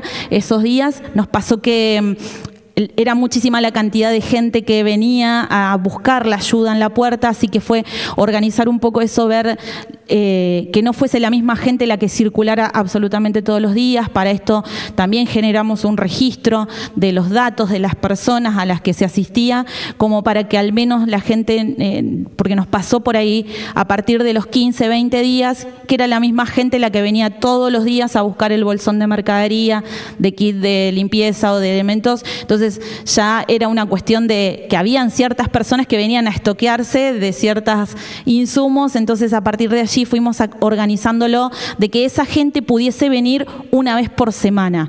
Entonces de esta manera fue un poco más ordenada la ayuda y sabíamos y teníamos identificada, porque sobre todo era gente del sector cercano, digamos, a todo lo que es la cuadra de Soler y la estación de trenes, que también todo ese sector hay muchísimas familias vulnerables, y a partir de allí empezamos a trabajar. Básicamente lo que se estuvo trabajando con entrega fue de mercadería, de kit de artículos de limpieza, que durante el mes nosotros calculamos entre 12.000 y 15.000 kits de mercadería, de elementos de higiene personal y de limpieza que se estuvieron entregando. Se activó un voluntariado que limpiaba distintas casas. Durante ese mes se limpiaron alrededor de 60 y 70 viviendas en distintos puntos de la ciudad, y en esto recibimos la ayuda de también un movimiento de una iglesia en Comodoro Rivadavia, que vinieron voluntarios desde allí con equipamientos, que se llama Volver a Casa y que trabaja en situaciones de catástrofe, y ellos vinieron con equipamientos y pudimos articular esa ayuda en lo que fue la limpieza de las viviendas con este grupo, que bueno, ellos tuvieron alrededor de 15, 20 días y les tocó volver a Comodoro Rivadavia con inundación también en esos mismos días, cuando ellos estaban volviendo también a su localidad. Bueno, una de las alianzas importantes, ahí lo menciona, bueno, el municipio. Una de las fortalezas que tenemos desde las iglesias evangélicas también es poder tener un poco este mapeo de en dónde están situadas cada una. Si bien en Soler se entregaban muchas donaciones a la gente que se acercaba, también desde allí distribuíamos mercadería, elementos de higiene y de limpieza a otras congregaciones e iglesias en distintos puntos barriales, que fueron más de 12 barrios en los cuales estuvimos trabajando. Después, bueno, también pudimos recibir esta cuestión de donaciones de empresas privadas, una de las que aportó fuertemente, no solo durante el mes de marzo, sino que también durante el mes de abril, y esto fue de muchísima ayuda también, es la Fundación OSDE, con quienes pudimos articular y pudimos entregar alrededor de 113 kits de elementos de limpieza, no artículos de limpieza, sino de elementos de limpieza, que fueron destinados a escuelas barriales de nivel primario y secundario, y también a vecinos nuestros, decimos nosotros, como el Conservatorio de Música, la Escuela de Teatro que está ahí a la vueltita, y también a la Escuela de Danza. A esas instituciones pudimos también ayudarlos con elementos de higiene, ya sea desde escobas, escobillones, baldes, que bueno, pudimos recibir a partir de Fundación OSDE. Y tuvimos el acompañamiento. Nos fue muy difícil. La ONG, como para que se den una idea, cuenta con alrededor de 30 voluntarios durante todo el año. Ese es nuestro número de gente. Nosotros, a partir de de lo que fue la organización en este lugar, empezamos a tener alrededor de 100 y 150 voluntarios por día para organizar en esta logística, y si bien el temporal de viento anterior nos había dado una idea de cómo organizarnos y ya teníamos una logística armada por la cual nos fue más fácil arrancar y ver cómo hacíamos para organizarnos mejor. Fundación Proyecto América, que es también de iglesias evangélicas pero de Uruguay, que trabajan en contextos de catástrofe. Ellos vinieron a Bahía Blanca a poder ayudarnos y nos dieron una mano en toda la organización logística de los voluntarios, básicamente en ese trabajo. Un poco uno de los desafíos con los que nos encontramos tenía que ver con esto de poder llegar a mostrar cierta transparencia. Nos pasaba esto que quizás también comentaban en la mesa, de que la gente donaba y también quería saber a dónde había llegado la donación, si había llegado y demás. Nosotros lo que pudimos armar fue un sistema de grupo de difusión por WhatsApp con los donantes que venían, que por ahí con los cuales teníamos contacto, y sobre todo con empresas y con gente que por ahí venían desde afuera las donaciones, y lo que hacíamos es en el día a día entregar como un resumen de a dónde, en qué lugares y qué cantidad de donaciones había llegado. Esto brindó también cierta transparencia y tranquilidad, no solamente desde las redes sociales, porque también era bastante complejo trabajar y atender las redes sociales. Si bien contamos con un equipo de comunicación, era como el ajetreo del día, era más difícil poder prestar atención a esa cuestión. Sí lo pudimos visibilizar y fidelizar las donaciones que llegaban a partir de estos grupos de difusión, donde nosotros sabíamos quién había donado y esa persona recibía todos los días un informe de en qué barrios habíamos estado, qué cantidad de alimentos se entregó y demás, y eso también nos daba tranquilidad a nosotros y brindó tranquilidad y transparencia en la entrega de las donaciones. Hoy nos encontramos también en un proceso de, digo hoy porque hace muy poquito, creo que hace 15 días, pudimos retomar los espacios psicoeducativos que son propios de la ONG. Una de las cosas que nos sucedió fue poder volver a trabajar un poco en la impronta de lo que es la salud mental y el acompañamiento, que es lo que caracteriza el trabajo de nuestro voluntariado. Tuvimos un encuentro con todo el voluntariado, que son más de 500 personas que estuvieron en estos 2 meses trabajando junto a nosotros, donde una de las frases y las palabras a partir de rondas y de actividades de juegos que pudimos hacer con ellos también, que más surgían, tenían que ver con la fe, tenían que ver con la esperanza y tenían que ver con este volver a creer, que nos volvió a esto que vivimos quizás en el Mundial, ¿no? De decir, bueno, elijo creer, que fue una de las frases que más se repitió. Nosotros la tomamos como esto, ¿no? ¿Qué es creer, no? Es poder tener fe. Fe, certeza de lo que se espera y convicción de lo que hoy no vemos, que es quizás una ciudad vuelta a reconstruirse. Y en esa convicción de lo que hoy no vemos, ¿qué es lo que hoy sí podemos hacer? Y a partir de ahí surgieron esto de jugar un poco, hacer un juego de palabras en esto de volver a creer y elegir creer, que tiene que ver con trabajar fuertemente en la confianza, en la resiliencia, en la esperanza y en el sentido de oportunidad. Y a partir de allí es que, bueno, hoy estamos retomando con 5 grupos psicoeducativos en los cuales tenemos más de 30 personas en cada uno. Uno es de adolescentes que nos pedían por favor volver al grupo, y que eso también nos llenó de esperanza, porque fueron más de 30 adolescentes que también estuvieron trabajando como voluntarios durante todo este proceso, pero que hoy estos espacios de encuentro, una vez que salimos un poco de este estado de modo supervivencia, que fueron el primer mes básicamente que nos tocó atravesar, es empezar a conectarnos con nuestra emocionalidad y con lo que nos pasa con todo esto. Y bueno, en ese proceso venimos trabajando también desde la ONG a partir de ahora. Muchas gracias por el tiempo y por la escucha también. Bueno, le agradecemos a Vanessa la exposición, interesante, como puntos en común también con Salesianos Bahía, todo este trabajo de las iglesias evangélicas, de reconvertirse, de poder servir desde otro lugar, ¿no? En este contexto de crisis. Antes que me olvide, también nuestro agradecimiento para Milena Uribe Echeverría, que es especialista en ciencias geológicas, y para Daniela Escudero, que es magíster en ingeniería civil. Ella estará haciendo la relatoría del encuentro. La idea es después poder hacer una publicación de todo esto. También le pedimos a los expositores que nos compartan un escrito para poder que quede todo esto plasmado, ¿no? Toda esta riqueza, todos estos aprendizajes que nos fue generando esta experiencia traumática que vivimos. Y dejamos para el final, bueno, la voz de los jóvenes, ¿no? Tan importante en esto que vivimos, que hubiese sido de todo esto sin los jóvenes, ¿no? Y bueno, por eso invitamos jóvenes con experiencia de años y jóvenes con experiencia más reciente.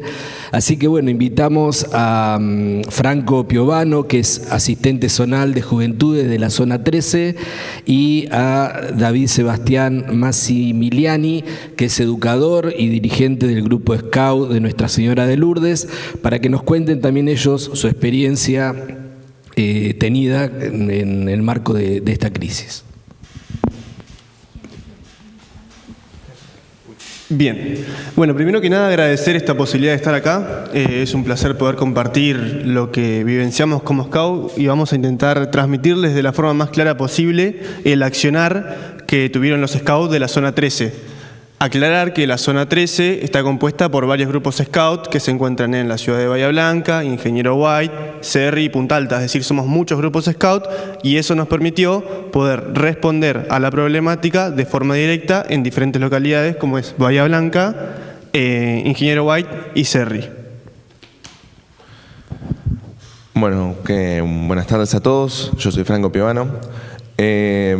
Arrancar la exposición o la charla por la parte de en qué escenarios nosotros estuvimos tomando acción. Vamos a arrancar con el punto, el lugar más relevante para nosotros, que fue nuestro centro de operaciones, vamos a decir, oficial, que fue el Club de Liniers. Desde ahí nosotros nos empezamos a juntar y organizar para después expandir o gestionar el resto de acciones. Nuestra primera acción ahí fue lo que sería el apoyo psicosocial de lo que eran los refugiados, acompañándolos, y después también en el voluntariado para mantener el funcionamiento de lo que era el centro en sí, hasta que claramente llegó el personal especializado encargándose de esa tarea. Cuando pasa eso, pasamos a lo que nosotros podemos seguir ayudando, que es en la cocina del establecimiento, básicamente produciendo viandas no solo para los voluntarios del mismo centro o para los refugiados, sino también para civiles o el personal de asistencia como eran la policía o personal de salud.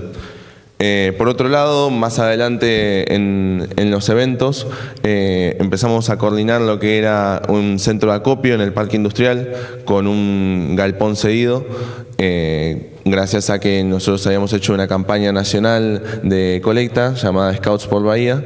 Scouts de toda la nación estaban mandando donaciones para Bahía Blanca, entonces las estábamos recopilando en el parque industrial y después distribuyéndolas primeramente a las familias de los grupos Scout, que eran varias, y después a cualquiera que lo necesitase.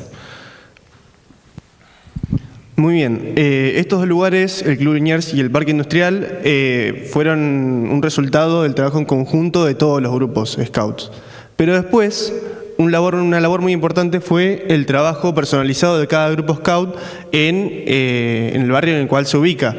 Es decir, cada grupo Scout desde su lugar realizó una descubierta para ver las necesidades de su barrio y de esa forma poder actuar y poder satisfacer las necesidades. Necesidades como, bueno, hay falta de comida, realizaron ollas populares, realizaron roperitos, ¿qué más?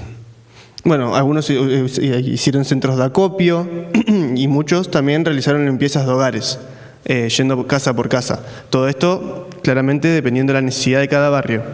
El hecho de ser muchos Scouts también permitió la movilidad y gestionar que varios grupos puedan ir a asistir a barrios más afectados. Acá también entra el rol fundamental del servicio del scout como individuo, es decir, cada scout tenía la posibilidad de servir individualmente donde lo crea necesario. Entonces, muchos scouts individualmente o como grupos de amigos scout ponían a disposición sus conocimientos y sus habilidades donde ellos lo creían pertinente y así actuaban con distintos sectores de la sociedad.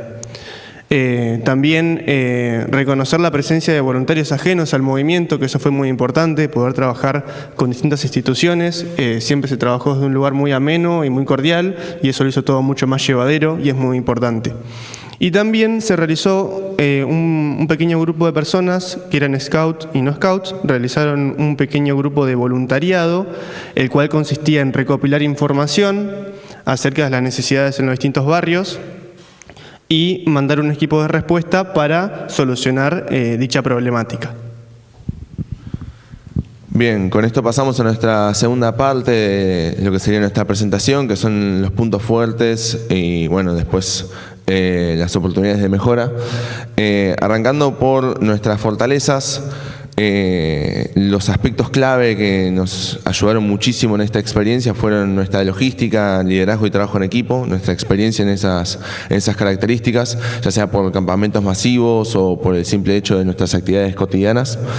Esto se transmite después a, vamos a decir, en el contexto de la inundación, el hecho de poder agarrar y distribuir de manera eficiente ayuda humanitaria, gestionar justamente grandes grupos de voluntarios, tanto scouts como no scouts, y manejar de manera rigurosa los inventarios en este tipo de contexto de lo que sea que tengamos para trabajar.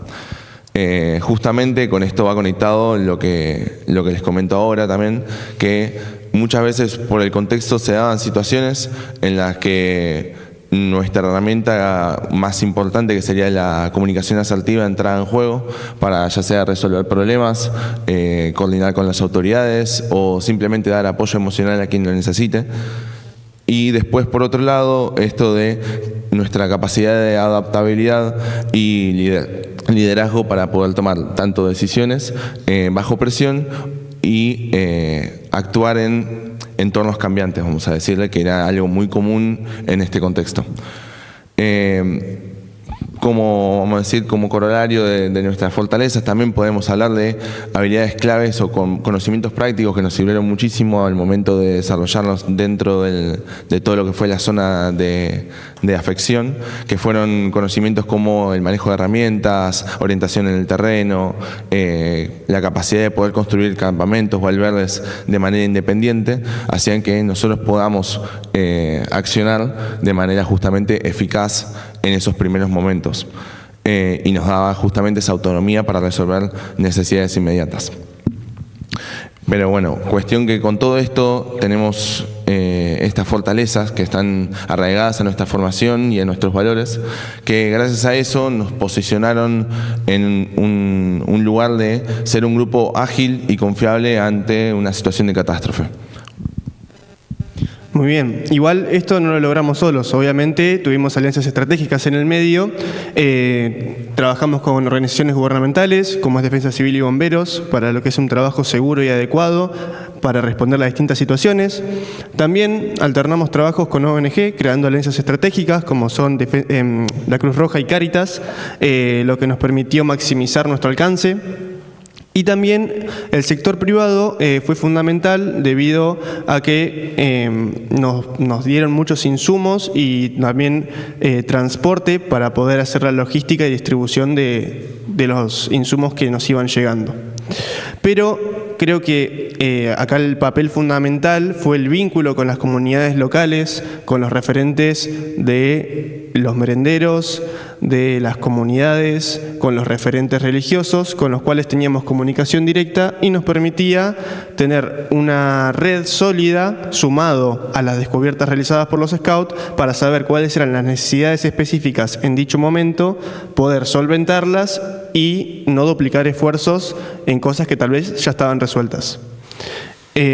También reconocemos que tal vez hay cosas que obviamente necesitamos seguir trabajando, pero eso ya son cosas tal vez externas a nuestra función principal, pero que siempre está bueno seguir capacitándonos y aprendiendo, como pueden ser justamente por ahí capacitarnos en lo que es asistir a una persona psicológicamente de la forma adecuada, capacitarnos con profesionales de la salud mental. También el manejo seguro de escombros y técnicas de rescate avanzado, pudiendo trabajar con bomberos o otras cuestiones más avanzadas, como también dominar metodologías como sistema de comando de incidentes, lo que nos permitiría coordinar eficazmente con equipos oficiales y otras instituciones durante algún tipo de catástrofe. Bien, entonces con esto pasamos a la tercera y última parte de lo que sería la presentación, que sería la parte de propuestas y proyectos a largo y mediano plazo. Arrancamos por el tema de los proyectos. Los proyectos o la idea de proyecto dentro de lo que es el programa Scout está desde hace mucho antes de lo que es el marco de la inundación. Tanto los rovers, que serían jóvenes de 18 a 22 años, como caminantes, que son los jóvenes de 14 a 17, desde hace mucho tiempo tienen el concepto de un proyecto para el impacto en la comunidad en la que ellos se encuentran presentes. Y también, por otro lado, a día de hoy, inclusive, la idea del proyecto se empieza a trabajar desde incluso los primeros años dentro del movimiento, desde los 7 años, y se va trabajando y complejizando hasta estos puntos o estos momentos de mayor impacto, que son estos grupos etarios que acabo de mencionar, donde se realizan los proyectos de, inclusive, mayor afección y mayor cambio de la sociedad que rodea a la comunidad, ya sea caminante o rover. Y después, como una propuesta general, crear una base de datos de habilidades de institucionales, es decir, la cual sea actualizada con la finalidad de registrar a las instituciones con las competencias específicas de cada una de ellas. Es decir, por ejemplo, primeros auxilios, capacidad de respuesta, distribución y cantidad de voluntarios, capacidad de acopio o de albergue. Y esto nos va a permitir tener un conocimiento y una disponibilidad de estos recursos ante una posible nueva catástrofe o nueva emergencia. Que claramente haya un referente el cual pueda gestionar todo principalmente y después referentes de cada institución para que haya una comunicación y una cadena para que no haya desinformación. Y bueno, con esto terminamos nuestra exposición, nuestra presentación. Esperamos que, con esto hayan podido ver o tener una idea de lo que fue nuestra experiencia o las características que pudimos reconocer de lo que fue nuestra experiencia y nuestro accionar dentro de este marco. Estamos más que abiertos a preguntas, a dudas o a cualquier tipo de consultas. Y como ven, aunque también tenemos muchas fortalezas, también reconocemos que tenemos muchos puntos a mejorar. Y para terminar por ahí, la invitación es que si alguno se quiere acercar a algún grupo Scout, tiene la posibilidad siempre es el llamado a estar siempre listo, siempre mejor, dispuesto al servicio de los demás y ayudar. Así que nada, cada grupo es un mundo, cada grupo es distinto, pero eso también lo hace único y el movimiento es servicio, es amor y es responsabilidad y es un poco de lo que intentamos transmitir en cada encuentro. Muchas gracias.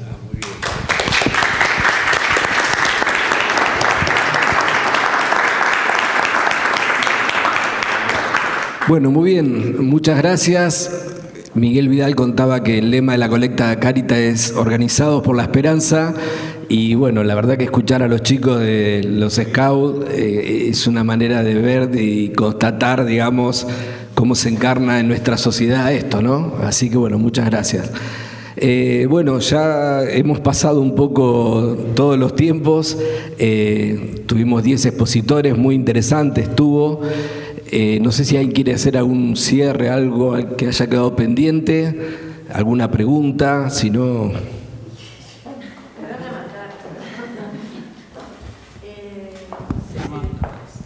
Yo por lo de grabar. Pero no me quiero, la verdad que primero agradecerles absolutamente probablemente hubiéramos tenido que hacer otra mesa, una mesa, digamos, como más especializada. Pero bueno, es lo que pudimos hacer, lo mejor que pudimos hacer. Pero sí me gustaría hacerle una pregunta a Hugo. Sí. Bueno, a ver, la gente de las escuelas salesianas nos mostraron todo este trabajo que ellos están haciendo, empezando a hacer o profundizando, etcétera. Y yo pensaba en las escuelas, en los menores, en las maestras, en las escuelas como centros de referencia barriales, que la verdad que las familias más vulnerables, siempre la escuela es el lugar que tienen para ir a pedir cosas, o la escuela es el lugar donde se perciben los problemas de la familia, las vulnerabilidades. La verdad, la escuela... mi pregunta es, ¿están pensando ustedes hacer alguna cosa de capacitación a maestros o a equipos o a los equipos para abordar problemas que ya deben estar viendo en las escuelas, más allá de los problemas que las escuelas tienen sin la catástrofe, digo, pero a lo que tenían se le sumó la catástrofe? Entonces, ¿hay ahí algunas estrategias que ustedes puedan estar pensando? Yo sé que eso es provincia, ¿o qué? Y además, la otra pregunta, estos alertas que tanto vos como Vanessa ponen en ojo con empezar a ponerle un nombre, una etiqueta y después ir al psiquiatra y a poner un remedio o a qué sé yo, ¿qué estrategia de comunicación pueden hacer como para decir a las personas o a las instituciones de que si aparecen síntomas, esos síntomas tendrán que tener acompañamiento, etcétera, pero no quiere decir que tienen que ir a, no sé, a buscar una medicina? ¿Sí? ¿Qué están pensando? De esa te voy a hacer breve porque hay un modelo con el que trabajamos que se llama PAS, que se llama PAS porque traduce una forma de entender el problema de salud mental desde el punto de vista de la amenaza y del significado, ¿no? Entonces, ¿por qué podemos insistir en esta cuestión de no considerarlo enfermedades?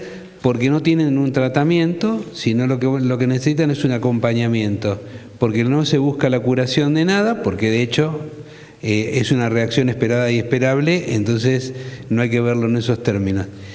Y con respecto, digamos, ¿por qué esto implica? Por un lado, estamos trabajando ahora con una línea que tiene que ver con la información que debería recibir una familia antes, una persona cuando se acerca a pedir ayuda en los sistemas de salud.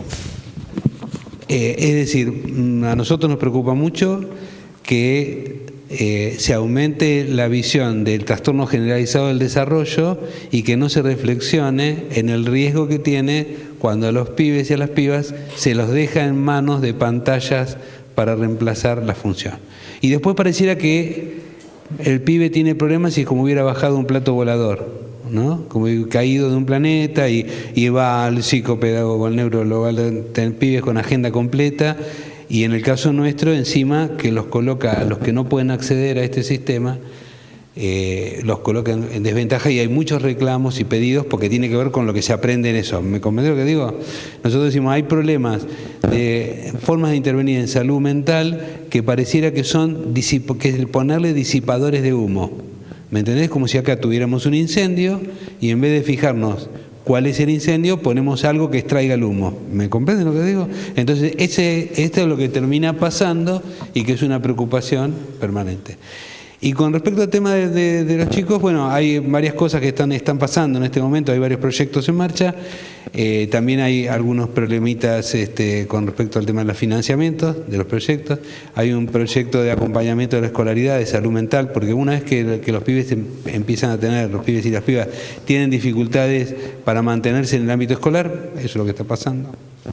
Por un lado, una fortaleza. Bahía Blanca tiene un índice de cobertura con las escuelas que es altísimo, digamos. Las escuelas son instituciones omnipresentes y que tienen, llegan a todos lados, tiene una cobertura que es realmente notable. Una vez que se presenta un problema, el problema principal es que los pibes no pierdan la escolaridad. Y las condiciones sociales generan muchas veces esto, que los pibes, porque un pibe que pierde la escolaridad está perdiendo un derecho, porque es el lugar donde los pibes tienen que estar, digamos, es el lugar, pero lo más importante para un pibe es poder estar en la escuela y poder jugar y encontrarse con otros chicos. A veces eso, por algunos procesos de vulnerabilidad social, se rompe, y en este sentido hay proyectos que para que los pibes permanezcan dentro de la escuela y para poder trabajar. Hay varias experiencias que, como la fortaleza que decían los chicos, hay varias experiencias que tienen que ver con trabajar con las consecuencias del malestar que produce en salud mental en la catástrofe, pero específicamente en los niños. Los niños, creo que lo habíamos hablado otra vez, los niños dependen mucho, no tanto de lo que viven, sino de lo que escuchan, que decimos los adultos frente a una catástrofe. Y tenemos una seguidilla, la pandemia, que dejó un montón de pibes que estuvieron con una escolaridad no presencial durante 2 años, es mucho. Después vino el temporal, que claramente ustedes saben, en un momento donde era una ceremonia de celebración de las pibas de patín, se produce un hecho absolutamente nefasto, que quedó como una marca central dentro de ese proceso de las víctimas. Y acá una cosa que lo dijo Romina, que es ¿qué podés hacer frente a la catástrofe? Bueno, lo que se hizo fue suspender las clases. Ustedes imagínense lo que hubiera pasado si las clases no se hubieran suspendido. ¿Me comprenden? Digamos, si bien nos vamos, concretamente, ¿no? Imagínense los pibes en las escuelas, los padres yendo a buscar a los pibes, imagínense si un día normal es rush hour, imagínense lo que hubiera sido con esa circunstancia. Digo, la importancia de tener responsabilidad en lo que se hace. Así que sí, hay muchas cosas que están haciendo, estamos viviendo un panorama muy complejo, a nadie se le escapa que estamos viviendo un momento de mucha intemperancia, mucha reacción, hay muchos problemas de violencia en las escuelas, como caja de resonancia de lo que viene pasando. No sé si te contesté, pero gracias. Y me quiero anotar como Boy Scout, pero no sé en qué grupo andaría. Ya le dije, él me dice que de caminante no me toman.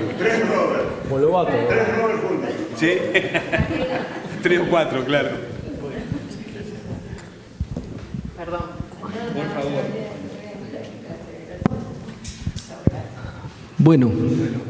Bueno, hasta acá llegamos. Muchas gracias por la participación, por el esfuerzo. No es fácil hacer un alto en el camino, pero vale la pena. Bueno, gracias.